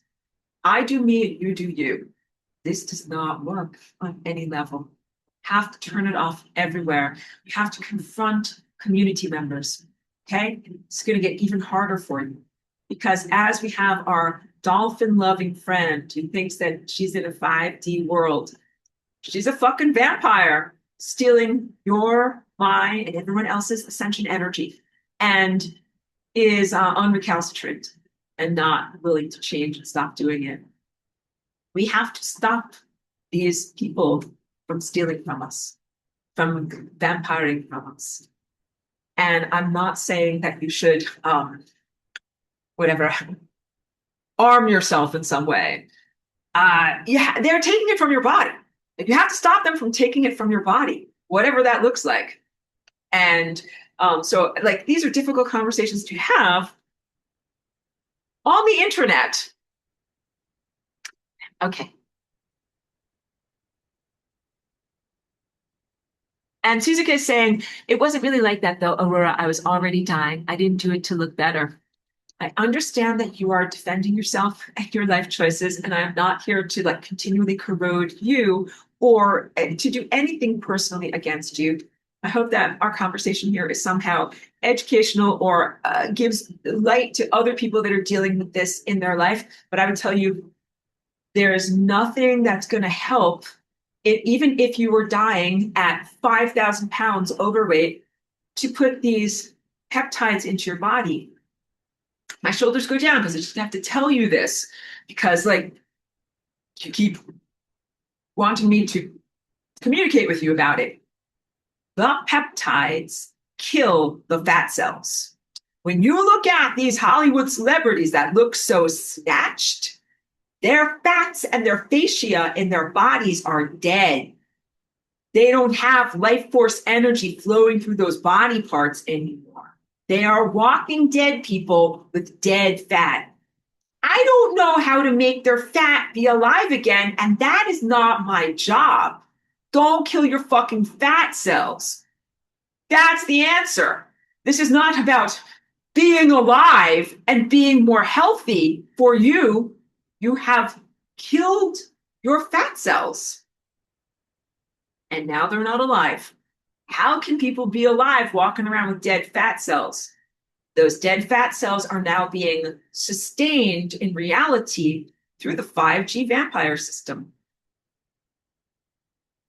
And when 5G is turned off, everybody who's been artificially on life support from the vampire system will definitely feel the rug pulled out from underneath them. That won't feel good to them. You understand why some people would want to have 5G keep it going.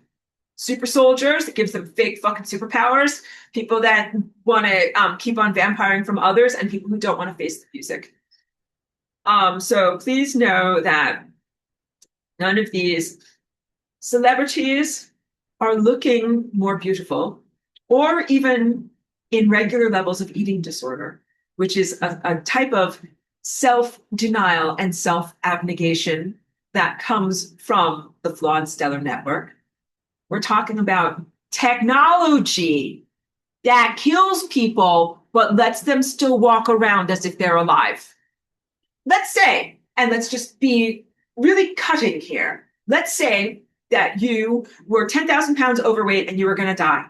You would be better off just fucking dying than injecting yourself with this stuff, killing your fat cells, still walking around, and then now you are not only an obstacle to your own ascension, you are a community obstacle to other people's ascension. I am sorry that I had to say those words to you as you continued to communicate with me, and I am cosmic law enforcement. I am at times in very difficult, socially uncomfortable situations because the Christ Network is fucking gone since 2020, and I've taken on all of their responsibilities. So let me use as an example another friend who called me on the phone. He was a very loving friend. He was telling me all about their wonderful friend who took one of the injections many years ago, whatever, 5 or 6 years ago, because blah, blah, blah. It's always some blah, blah reason. But now they've got stage 4 cancer and that they're really doing all sorts of great soul work to be able to transcend their cancer. And I should be very happy about this story. And on the phone, I was angry and I kept on telling myself, like, please don't telling my friend, I said, please don't tell me this stuff. Can we change the subject? I don't like hearing about this stuff. And I finally had to just stop and say very seriously, I am cosmic law enforcement. You are telling me about criminal behavior. You are informing me friend on the phone who thinks that this is a positive, uplifting story about someone who's gonna beat cancer, about someone who is a criminal because they did this thing, then they got cancer, which is a criminal act, and then they want to somehow magically erase it all away. Or think that I'm going to flying rainbow lasagna, erase it all away, magically change time so that criminals don't get the consequences of their criminal behavior. So please recognize going forward, everyone, that if you bring information to me, I'm a cop, not a corrupt cop like some of the people that you might know on TV. I'm a real law enforcement agent, and I'm not corrupt. And when people tell me about crimes that are going on, I'm like, that woman with cancer, she can't be in reality. Sorry, but she cannot be in reality. The happy ending to her story is not that she somehow kicked cancer and then went on to live for 20 years. It is that she died, stopped vampiring energy from other people, and entropized and went into a peaceful state. So, Suzuka, I don't mean to be harmful, corrosive, or try to push you to suicide or bully you in any way. That is not what I'm trying to say here. You put me in a very, very unbelievably socially uncomfortable situation by coming to me and confessing your crimes often. What am I supposed to do? I can't let it slide.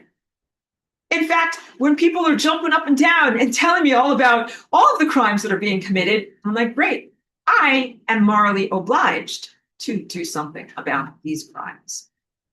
So thank you for understanding that. Apologies for my emotionality as I tell you about these things, but I am very, very serious about what I do.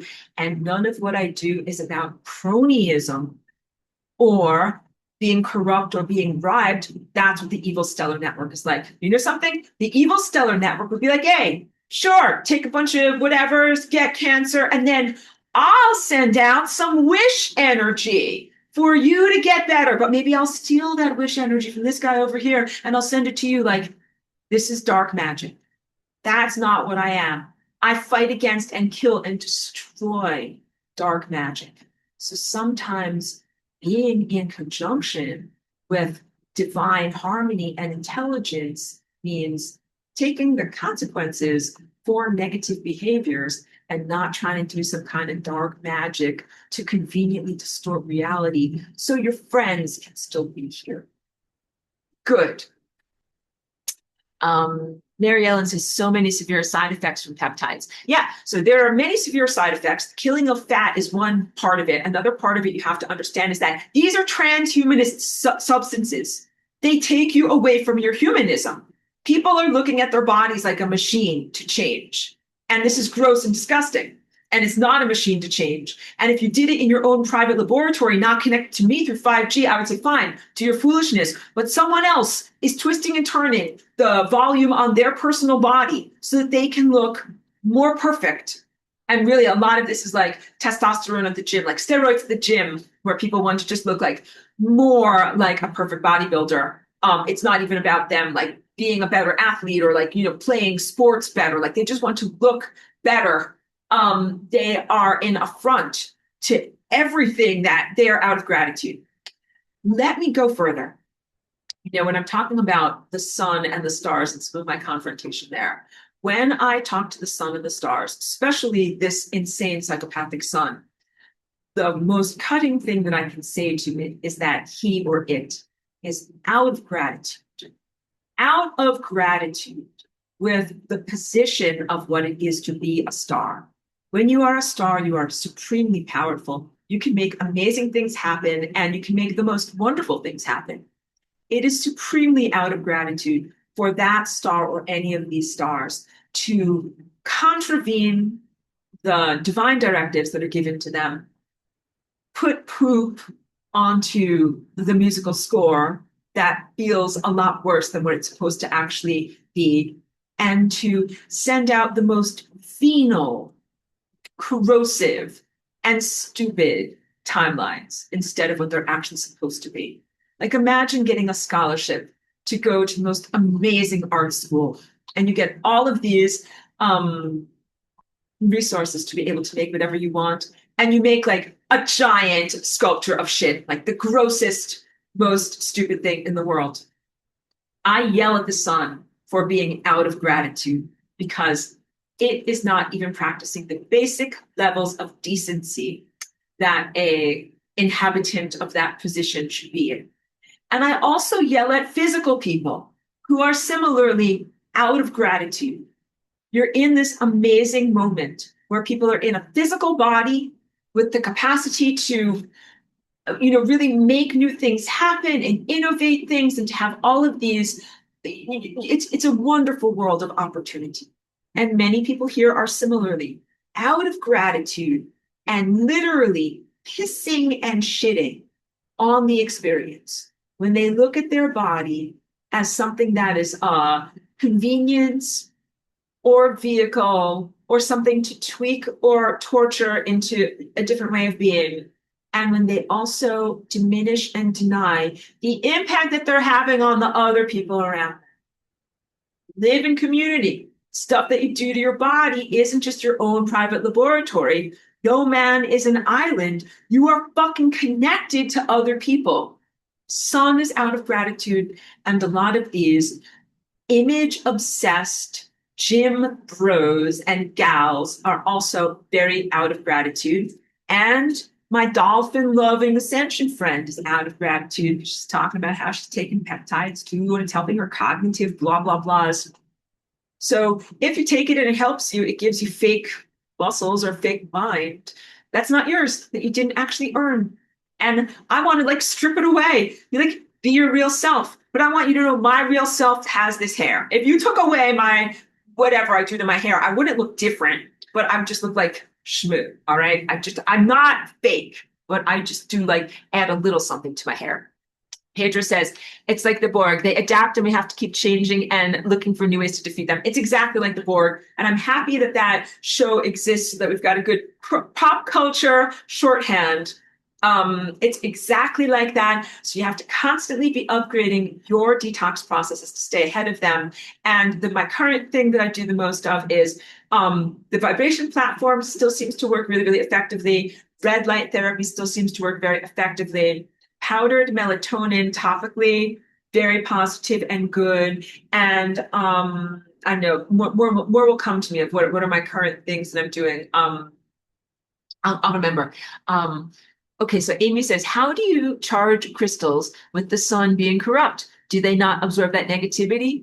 We have to now, pardon me, reassess all of our ascension practices. Everything from sun gazing, breath work, manifestation, the Merkaba, and charging crystals in the sun.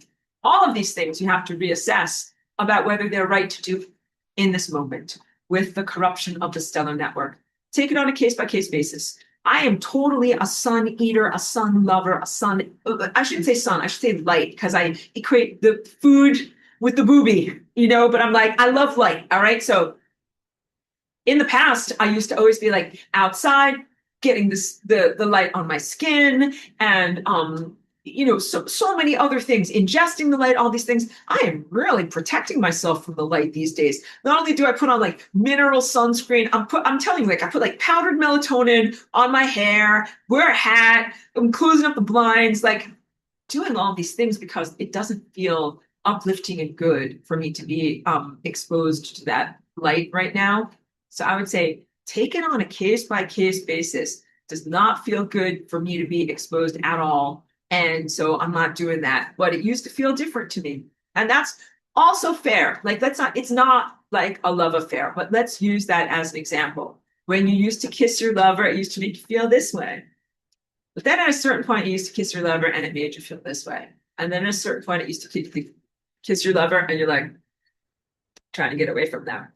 I am there. I am totally there. In fact, I'm like, whoa, like get away from me. That is really what I am feeling right now. And I don't think that you have to wish for him to get better. I think he is who he is. I think we have to wish for our lives to get better and to get into a better, safer situation. So I don't know. I don't know if your crystals want to be exposed to the corrosion of this energy right now. Suzuki says, this is my next question is, should I stop coming to class? I would say that you don't have to stop coming to class, and I never disinvited you from being part of this cognitive intellectual community, but I did say that I couldn't invite you to my weekly flying rainbow lasagna class because that is very much about like people's bodies and a dance class and what people are connecting to. And it's not right for me to connect to you or to be around you while you're doing that. So, or in the aftermath of having taken those drugs. And that's fair. You know what? Like, I wouldn't want people to be dancing with me if they have taken a large variety of drugs. I'm very selective about who I want in my energy field and what frequencies I want them to be emitting. So a lot of this is my prerogative. Um, my dance class is like my gift to the world and how I connect with people, and I don't charge money for it, and it's by invitation only. So I feel comfortable being very limited. It's not for the general public.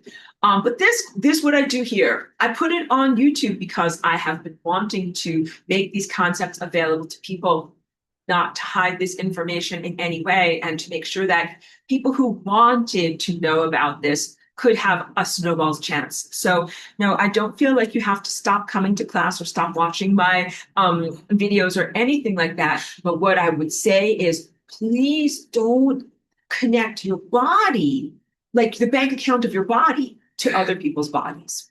If you're feeling low energy or your body is faltering or something is happening, don't get your energy to fix yourself up from others. That's a really important thing. If you did that, that would be negative in community. But being part of an intellectual cognitive class, I think, is not a problem. And Amy says, my body has been so destroyed by the medical industry, but I'm fighting to the bloody end. Don't give up. That's very, very good. And, let's talk about the medical industry. They're hugely complicit, very evil. I told you about that vet tech that gave us a problem with fulfilling our prescription. That's just, because I'm not even in the medical world, so I don't even know about this. A lot of nurse practitioners, nurses, doctors, technicians, radiologists, oncologists, this and that. Like, a lot of these people are purely malevolent. A lot of these people, they're not like, oh, good people doing what they think is right. A lot of these are garbage from Mars, not really here to help you. And they are instruments of your physical torture, not people who are here to do their gosh darn best to try to help you have a healthy body. And in 2020, it really should have been very, very startlingly apparent for all of us, like how much betrayers, the doctors and nurses are betrayers. The people who were doctors and nurses up until 2020 who saw what was going on, they got themselves out of that profession. And I'm glad that they did. Those who stayed enabled and added to horrific medical procedures. Sometimes people were vaccinated with that stuff while under sedation and without consent. Doctors and nurses are culpable in the proliferation of nanotechnology. Doctors and nurses and medical professionals are also culpable if they're injecting like a spinal, whatever, like an anti-inflammatory, and it has nanotech in it, like my friend who's Mormon or whatever. That is fraud, is a medical fraud, and it's a corruption on them. They don't deserve, the people that they're injecting don't deserve that. So there's never an excuse, but it's like there are real problems with the way that Ozempic and these particular weight loss peptides are being presented to the world. But at this point, many people are willing victims. Many people are still trusting the medical world. Like if you were a doctor and a nurse and 2020 should have opened your eyes, you should get out of the profession. If you are a patient, 2020 should open your eyes and you should no longer trust doctors and nurses. I am not a hypocrite. I am in alignment with these truths that I do. It's part of why I moved myself to California, so that I would no longer have to take pharmaceuticals and be a part of the medical industry. And I have consistently stayed away from them, stayed away from tests. The thing that I regret the most is when I was under heavy attack in 2021, I did end up going to the emergency room and they gave me an IV of potassium, but I think that they put nanotech into there without telling me. So that is all my own thing where I'm like, did they fucking dose me with nanotech? Did they put that stuff into me when I was like, in extreme crisis, and they certainly didn't inform me. So please note, there's many different. I'm so tired here. Many different layers of responsibility, from being completely innocent to being unintentionally dosed to being intentionally dosed. And then let's talk about other people too. Like, this is what makes me feel really, really upset. I have very benighted family members that are dead in family. And, I hope that this video will never reach them or whatever, but like, I'm extremely disappointed in them because they did the original initial shots and then all of the boosters, and then they get cancer and dementia and heart disease. And then they still refuse to recognize that these procedures are contributing to and creating those things. And at this point, I can see that these are senior citizens who are being medically experimented upon. They are not cognitively aware enough or smart enough in the game to know that this is what's going on with them. They're like trusting boomers. You know what I mean? Like, they have no skepticism and no concept of what they should be protecting themselves from. And every time they like get a new injection, 2 weeks later, they get a new disease, and their doctors are very happy to do all these tests on them because their doctors are collecting the data of what those most recent OS injections did to these people's bodies. So I'm horrified on a human level at watching people be medically experimented upon. I'm horrified on a social level at seeing that these people are trustingly putting themselves into the medical industry. And then also, I feel frustration and disempowerment as a connected family member where like they don't listen to me. They texted me one time. They're like, we're going to get our boosters. They texted me because they know if they called, I would say something. And I texted back. I'm like, any possibility you will reconsider that? And then they texted back, too late. Like, that's childish behavior too. That is not mature behavior of like people who are in their 70s or 80s. And then also because they know what I'm going to say. So for people that are like that, they don't validate the critique of these substances or the people who are bringing them the critique. And then what are we to do emotionally when we see the negative responses that they have developed diseases or cancer or they're leaving the planet prematurely? All of those things are psychological erosions that are incredibly difficult to endure and to go through. So these are examples of how these substances, just like a lot of drugs, corrode and destabilize communities. It is different than something like methamphetamine. It's not like a high or a drug of abuse, but it is still causing an enormous amount of distress, corroding families and relationships, and really destroying quality of life, not even just ending people's lives prematurely, like get an injection, fall over dead, but eroding quality of life. We haven't even talked about the dementia and other levels of cognitive impairment that happen as a result of this.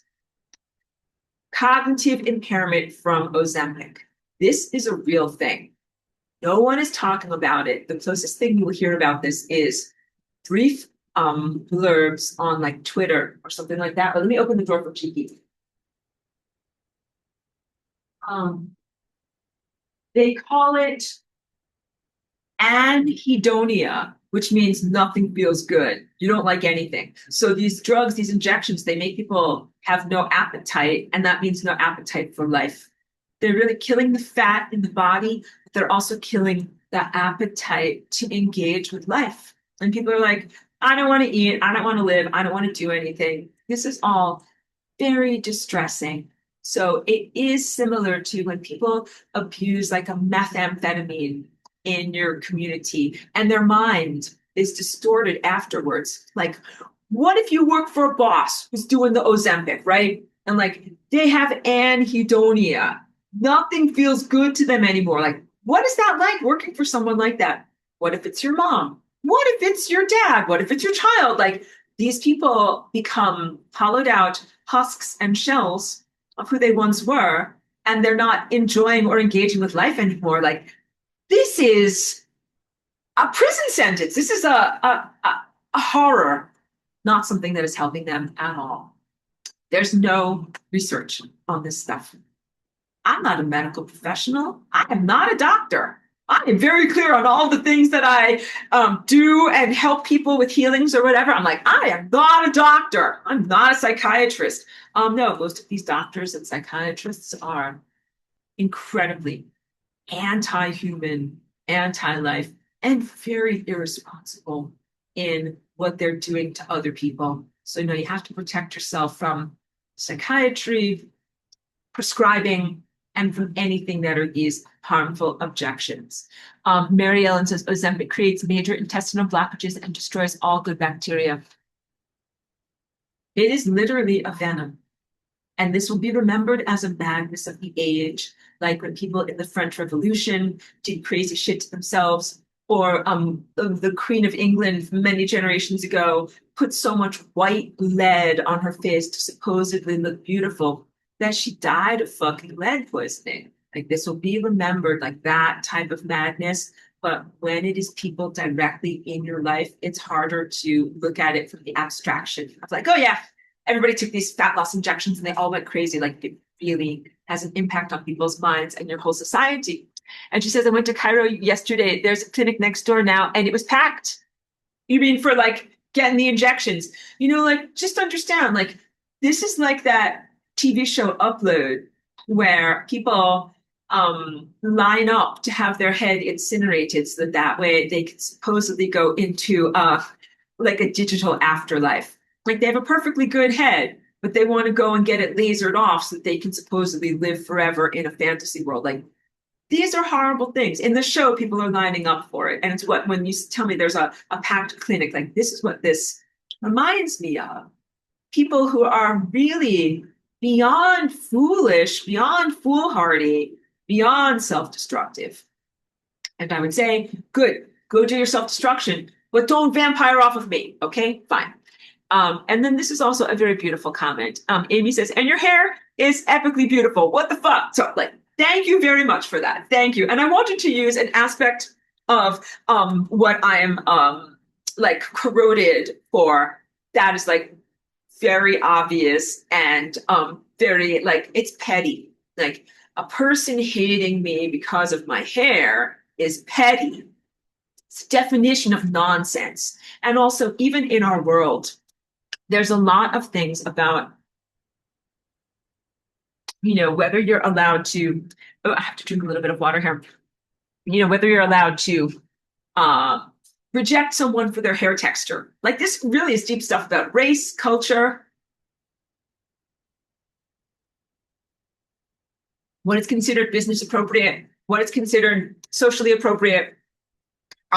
There's a lot of good writing and good social analysis right now about, ethnic hair texture, curly hair texture, black hair texture, wearing braids, wearing dreadlocks, whether you're allowed to wear your natural texture, and how we are socially perceived through all of this. There's lots of good scholarly writing about hair and hair texture. But basically, what it all amounts to is like, you're not allowed to criticize someone or hate them for their hair texture. This is considered to be socially inappropriate and even in some ways like very unevolved.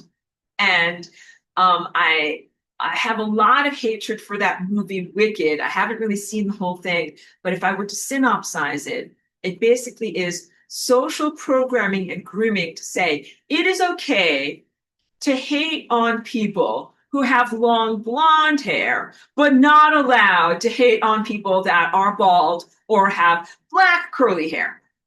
So I'm like, I relate to the blonde person, and I do not want to be hated and corroded for my hair texture. I hope that this hasn't gone into levels of silliness and whatever self-reflection. I hope that this is going in the right direction of what I'm trying to say. Like, this idiotic to criticize someone or hate them for their hair, for the amount of time that they put into their hair, or whether they brush it or not, or what they look like on those levels. That should be considered the most abstract non-starter of idiocy. But you do recognize that in some of your worlds, like some workplaces, churches, and relationships, it matters. And that it has been used as a stupidity for these invalid judges to judge or hate on me. So use it as an example of invalidity. They'll hate your hair, or maybe they'll hate your earrings, or maybe they'll hate your nail polish, or maybe they'll hate the fact that you brush your teeth and you don't get cavities. It's the essence of non-support. It's the essence of non-celebration.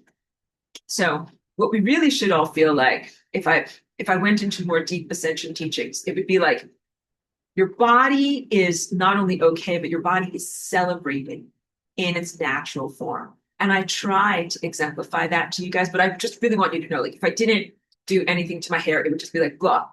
And then people would think like I am not professional. So I'm trying to like look professional. But please know also like these levels of self-care and grooming are to be celebrated. And when you're in a POW camp, the warden that wants you to feel dehumanized is going to be like, who do you think you are to be taking care of yourself in whatever positive, life affirmative way? So the warden of this POW camp would love to cut you down and make you feel worse about how you look. And then would also like to furnish you with a solution that is transhumanist, that involves some form of technology and permanent degradation of your body form. Some things you could come back from. Some things it's very difficult. I think almost everyone I know has some form of like artificial tooth. Like you've got like a cavity, a filling, a crown, an implant, a something. Like this is our world. I'm always affirming to you guys, don't worry, you can ascend even if you have like those amalgam mercury fillings in your mouth. I inherited this body with those fillings. I'm ascending. We're going to do it. We're going to find a way to do this no matter what. But I certainly haven't added additional things. Or I joked with you about, I came with this body. This body came with holes in it. I put the earrings in because the holes were already there. But I didn't get a bunch of extra holes, and I didn't stretch out the holes the way they're doing this, these crazy kids these days. So think about it in those terms. Like whatever you have done to your body up until this point, like if you had a bunch of tattoos, oh, this is good. Let me close the door for a second because I just want to keep the AC inside. You remember I did that lovely podcast with my friend Jamie. He's living down the street from me, and he's original punk rock. So he's got to be in his 70s now, but he was around in the 1970s, and he was a punk rock kid. He also like had lots of stories from his life, but he has a lot of tattoos from that time. And when he had me on his podcast recently, I was talking about this and about how tattoos are like an insult to the body, have all these little tiny traumas. And your body is like, what are you doing to me? Like, why are you traumatizing me? And why are you putting this pollution into me? And then when you ascend, what you're going to have to do is talk to your body, heal all of those multiple injections and tiny pinpricks, and then remove the pictures, remove the paint from there. And when I told this to him, he was totally at peace with that. He was like, I am totally understanding of that because I got them at a time a long time ago, and I don't really relate to them anymore. And I'd be very, very happy to do that. So the real rules of ascension are like your body is your temple, and anything that you did that fucked up your temple, like you're going to have to fix it pretty much. So yeah, you will have to remove and regenerate your tattoos. But let's talk about something else. Like what if you had an amputation? Like they took out your gallbladder. You're going to have to regrow your gallbladder. Even like it might have been diseased, or your I want to say your appendix. Or what if you had cancer? They took out, a body part or whatever. It was necessary for you to do that to stay alive. You're going to have to somehow grow that body part back. File all of that away for like stuff in the future when you're not being fried to death by fucking 5G. Okay? That's all stuff for the future. We'll get there. It will be wonderful. It will be amazing. But for the moment, have to focus on community-based solutions as to how to turn off these anti-ascension energies. And then also like, I don't even know how you can relate to community members. Like I have very few people that I relate to in my life because I don't appreciate being around people that are so out of gratitude with their bodies that they would do this type of stuff to them. Because body is a gift, and the opportunity to be here is a gift. And many of these people are throwing away what they have for very foolish reasons. Okay, I want to end on like a better note than that, because that was like such a supreme downer. And I feel like you're going through so many difficulties, and the things that I want to say to you are things that will help you to keep going. So I don't want to be here in corrosion of you or your challenges or your decisions or the things that are happening. But I do really want each of you to set boundaries against people in your community, so that that way your energy in your body is your own. Body and your life force energy is your own. And then everybody takes responsibility for who they are and the way they've been caring for their body up to this point. Okay? That's what turning off 5G looks like. No more slush fund. And then the other thing is looking at the sun and the stars and envisioning that their negative personality characteristics are going to go to entropy. And if someone is 100% evil, they're 100% going to go to entropy. I think that most of these suns and stars are not going to be with us in this world of ascension and light speed plus. Start making peace with that concept and consider what our world would look like if they were not here. I actually think that your life would only get better. You didn't have these corrosive stars and corrosive 5G frequencies. I actually think that you would ascend and your life would be instantaneously better. All right, so that's a good thing to think about. Okay, good. Also, I'm continually apologetic. Like, this is the most FUBAR ascension you could possibly experience. Everything is distorted, not the way it's supposed to be, really very much the opposite of what it is supposed to be. So I don't have any excuses, just endless apologies. Like, this is not good food. This is not what it's supposed to be.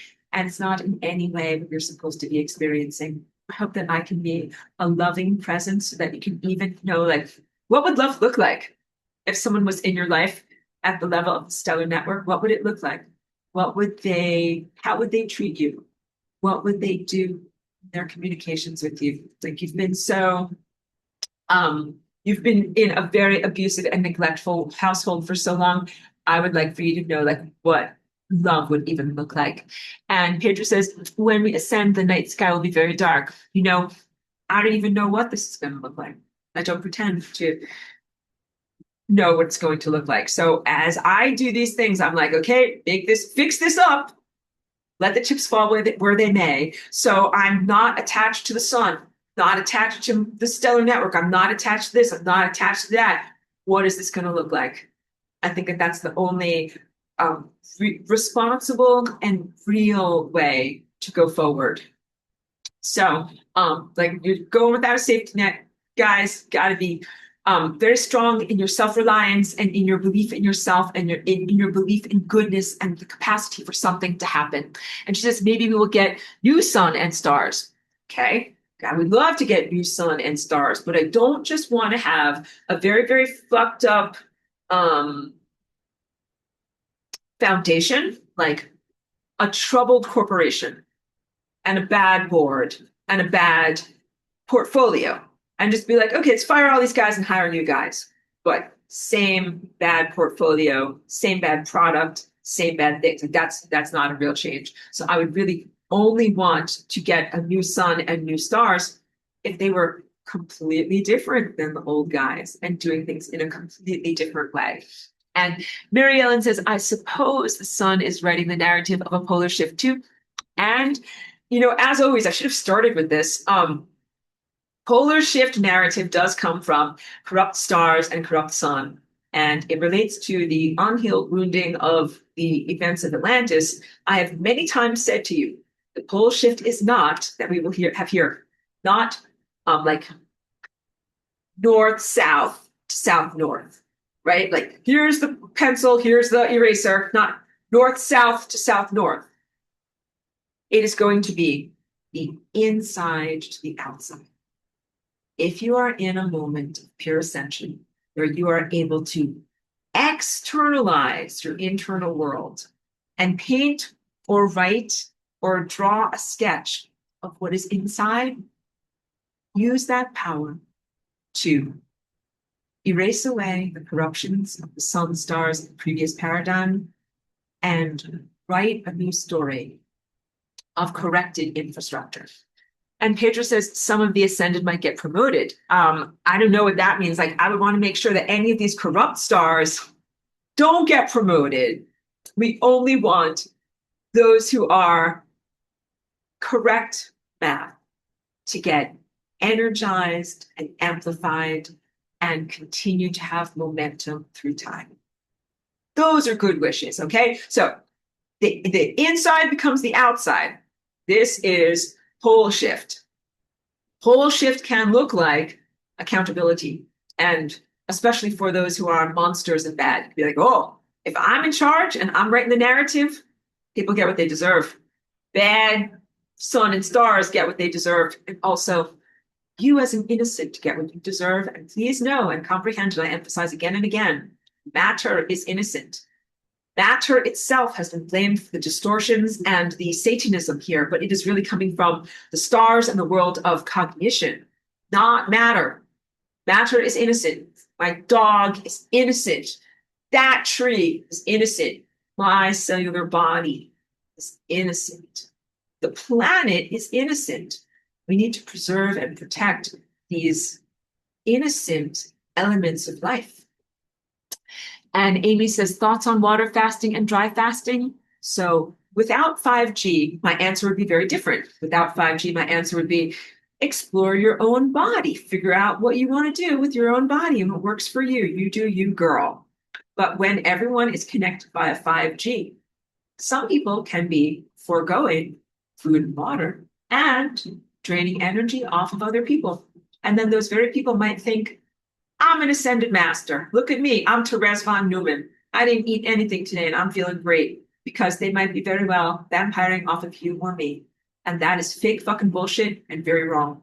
That fertility doctor who goes on long hikes, fasting, and blah, blah, blah, I think is hugely irresponsible and is not really doing good things for her body and is not really ascended. And I think that you can't say, well, like, the proof is in the pudding, because in this world, there can be short-term gains, but long-term losses. I am eventually going to take back my energy from that person. If she took my ascension energy, I'm busy eating. She's going off on a long hike around the mountain, bringing no food. I'm busy paying for and eating a lot of food. And she's getting sustenance energy from me. I do not consent to that. I am mad. I want my energy back, actually. And if you want to do fasting and eat nothing, that's fine. But that means that your bank account can be zero or negative. What bothers me the most is when people fast and still expect to have a bank account. No, you can't do that. That is wrong and extremely burdensome to me and everyone else who wants to eat. And please listen, everyone needs to get over their fucking eating disorders immediately. I have zero patience for any more of this. When I came here as Aurora, I do not have an eating disorder. And I witnessed the bullshit and the out of gratitude bullshit that people have. It is wrong. It is wrong on every level. I love and celebrate food. There have been times when I have been literally starved in poverty and in lack of availability of food. I love and cherish my food. People that are doing eating disorder, low self-worth, abnegation, erasure of self, I have zero patience and zero tolerance for you. Like, that is remedial shit. Get your shit together. Be in gratitude for life. Stop hating yourself. Like, these sound facile, but really what people are doing with eating disorder is opening themselves up to negative stellar presences who are taking you away from real life, love, nourishment, and vivification. So the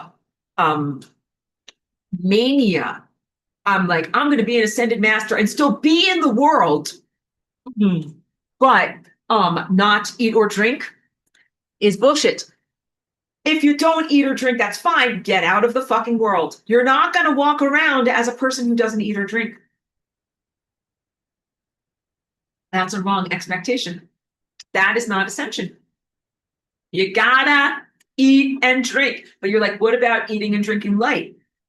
If you have a good source of non-corrupted light in a non-5G world. So you have to wonder, this lady is walking around in the mountains. Is she in a 5G world? Yes, she is. Is she really ascending? No, she is not. How about my friend who thinks she's in 5D? Is she in a 5G world? Yes, she is. Is she really ascending? No, she is not. Both of these are two examples of people who are not genuinely ascending, but are having false ascension experiences at the expense of others. One, I think, is innocent, but I've informed her of what's going on. So now it's up to her and the ball is in her court. But she's very like non-neurotypical and not malevolent, but like does not get it. And I want to like smack her, be like, get it. But the doctor who goes on these fasted hikes, I think she's malevolent. And I think that this is not a good way to be at all. Like you can't get something for nothing. And this is also fascination with 0 point energy. So these different things, eating disorder, low self-worth, wanting something for nothing, fascination with 0 point energy. These are all bad manias. And you can't be in them and vivifying them while you're connected to all of the rest of us. Like that is so unbelievably painful. So water fasting and dry fasting. What are people trying to achieve with this? Are they trying to achieve some anti-inflammatory effects? People do need to have anti-inflammatory effects. You know why? Because the 5G is a fucking inflammation ray. And instead of dry fasting, like eating nothing, it's the ultimate self-abnegation. Like I'm being fried to death and my body is inflamed. Instead of doing something about it, I will simply stop eating and drinking. That's my solution. That is self-erasure. And you can't do that. You know what an animal in the wild would do? Would say, something is frying me. I am going to fucking bite your face off. You should jump at every 5G telecommunications professional and bite their face off as a primal human, not starve yourself.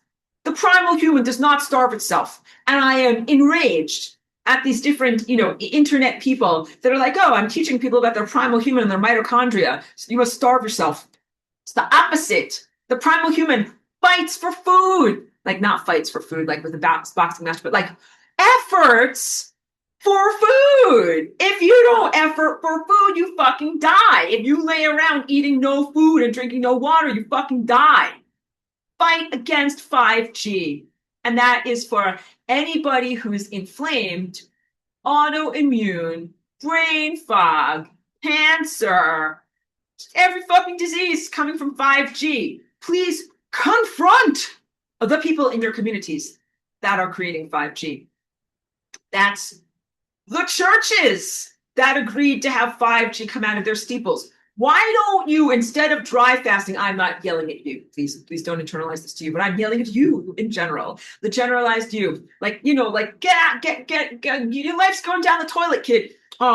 Storm the churches as parishioners and say, you're irradiating us with this bad steeple technology. My children are being irradiated through 5G on their elementary school towers. Like, I don't want this fucking shit here. Turn it off now. You should get a giant pair of pliers and cut the wires. You should pull out the infrastructure and be like, I don't care if you arrest me. I am doing this as a community service. That's just against hardware. Like, you should confront people. You should be like, you are an evil fuckface for putting this in my community. You are causing cancer in my community. You should stop what you're doing immediately. If you have people in your community who work for these SpaceX company, Tesla, any fucking 5G company, just put it all in one, load, they should be pariahs. They should not be welcome in your social circles. You should not buy and sell from them. You should not interact with them. You should not have your kids have sleepovers with them. Same thing with doctors who injected or continue to inject nanotechnology. Same thing with pharmacists and pharmacies who continue to inject this nanotechnology. Many of these people are wealthy and well provisioned through injecting that nanotechnology into other people and causing death. You need to confront all of these people. And please make it an empowerment in your community. Confront these people. Confront the sun. All right, that's great. That's like doing imagination exercises. Nothing is going to change unless you confront the people in your community. And then what does that look like? Does it look like typing on Twitter? No, it does not. You need to effectively confront the people in your community who are allowing or promoting 5G to proliferate, and you must destroy their hardware. A lot of them are military. There's public-private partnerships between the military and corporations. Do you support the troops? America. Like, you cannot support the wonderful helicopter pilots. The military helicopter pilots are flying over our community, emitting 5G to DNA disrupt everyone in their path. Do you say, we support you, wonderful protectors of our freedom? Or do you say, you are a fucking pariah in my community? I don't want you to come and shop at my store, you fucking military pilot who is sending out 5G to everyone else. Can you do that? I mean, this is a radical verbal confrontation, and you go even further, setting boundaries. There's another comment over here and says, fasting is used for detoxing mostly. I understand. So in terms of fasting, like, or detoxing effectively, like, you need to not take that stuff inside of you. Clearly, you need to be able to eat food and water that is not innately polluted. Can you please advocate to your farmers to stop polluting your fucking food and water? You can go to churches and say, take down your fucking 5G. Can you please go to your fucking farmers and say, stop spraying our food with fucking glyphosate today? Confiscate their glyphosate. It's absolutely affecting your sulfur, your DNA. You're going to the sauna and you're detoxing because they're literally spraying glyphosate in the air. This is part of various different, oh, I'm so angry about this, campaigns. Some of it is chemtrail campaigns, but some of it is now openly done by governments. It's called forest management, spraying glyphosate. Will you please confront the evil fucking people in your community who are spraying glyphosate on your forests? If you do that, you don't have to fast and deny yourself food so you can detox from their horrible chemicals. Confront them. March to the front of their farm and say, are you spraying this fucking chemical on our food and water? Stop it now. That's a better thing to do than running away from them, letting them spray 5G and glyphosate, and then just starving yourself. Eating disorder and starvation is about making yourself smaller, and your voice is that you don't have a voice. Don't make yourself smaller. Make yourself bigger. Make yourself bigger and louder and more confrontational. Don't eat less. Eat more. In my own community, there is a local food producer at the farm. It's Bokali. They also have a small restaurant. So they're like farm to table, but they've been here for like 50 years. They have lots of citrus. And my friend lives right next to them and said, yeah, they tried to stop spraying their citrus. And the Board of Health tested their citrus and said, your pesticide levels are too low. You better start spraying your citrus again, otherwise we will fine you. You need to march to the front door of your fucking Board of Health and excoriate them. Take all of this anger, like I'm giving you so much anger through my face, making the worst faces. But please internalize that and then turn it into community action where you confront these people. So look, we already have a very good list.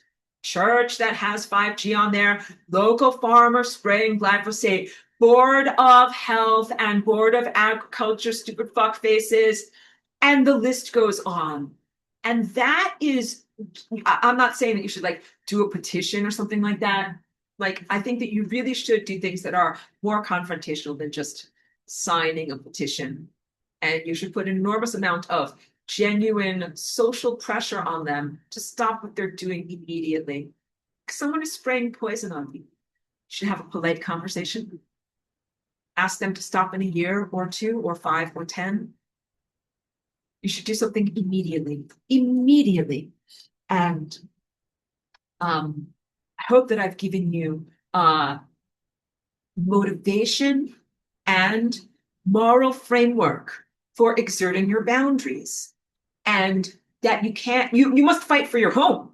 You must be like, I'm going to fight against the agricultural board that wants to mandate that you have to spray on the citrus. And also, P.S., in my area, there's lots of these citrus farms, and they do mandate that they have to spray via helicopter, and they always schedule the spraying for Community Day, which is like Ojai Day. There's vendors and people and street food the day when everyone's going to be outside.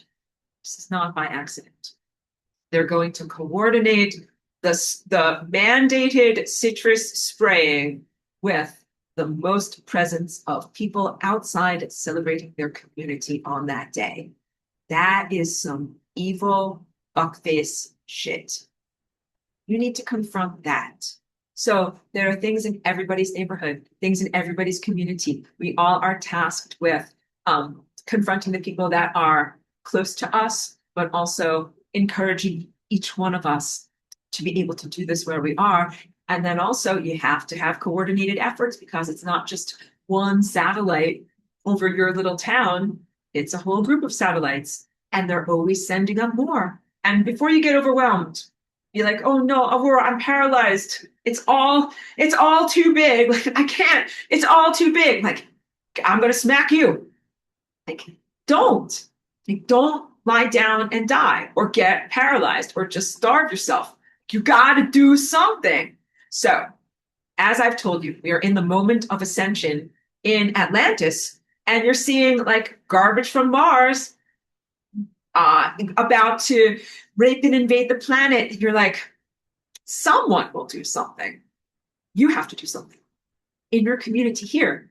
As you look at the garbage from Mars that has already invaded and wormed its way into your social and economic fabric, you must do something. Be the version of self that does something, even if it is imperfect, or if it is an imperfect beginning. You have to start, because then you do something, and then you do something, and then you can do, like, you don't have to have a plan. You don't have to have a comprehensive plan. You just have to start and do something. Okay. So maybe that's a good pep talk to end on. I apologize. My voice is very tired, and this has been a long presentation, but I want to send you encouragement. I don't want to sound like I am just I don't want to be the voice of corrosion and telling you that you're not good enough. I am the voice of motivation. I'm the voice of reason and boundaries. And also, I am the voice of motivation that is telling you, without any compromising softness, you got to do something right now because you're getting fucking fried. And if you don't do something now, your soul is going to be destroyed. Actually, let me end on this. Put down my thing so I can like gesture even more effectively here. Right now, if you get fried by this 5G, and if you're not able to cultivate yourself, accelerate, and go into these higher levels of empowerment, and also clean house at those higher levels of empowerment, what is going to happen is your mind is going to get wiped.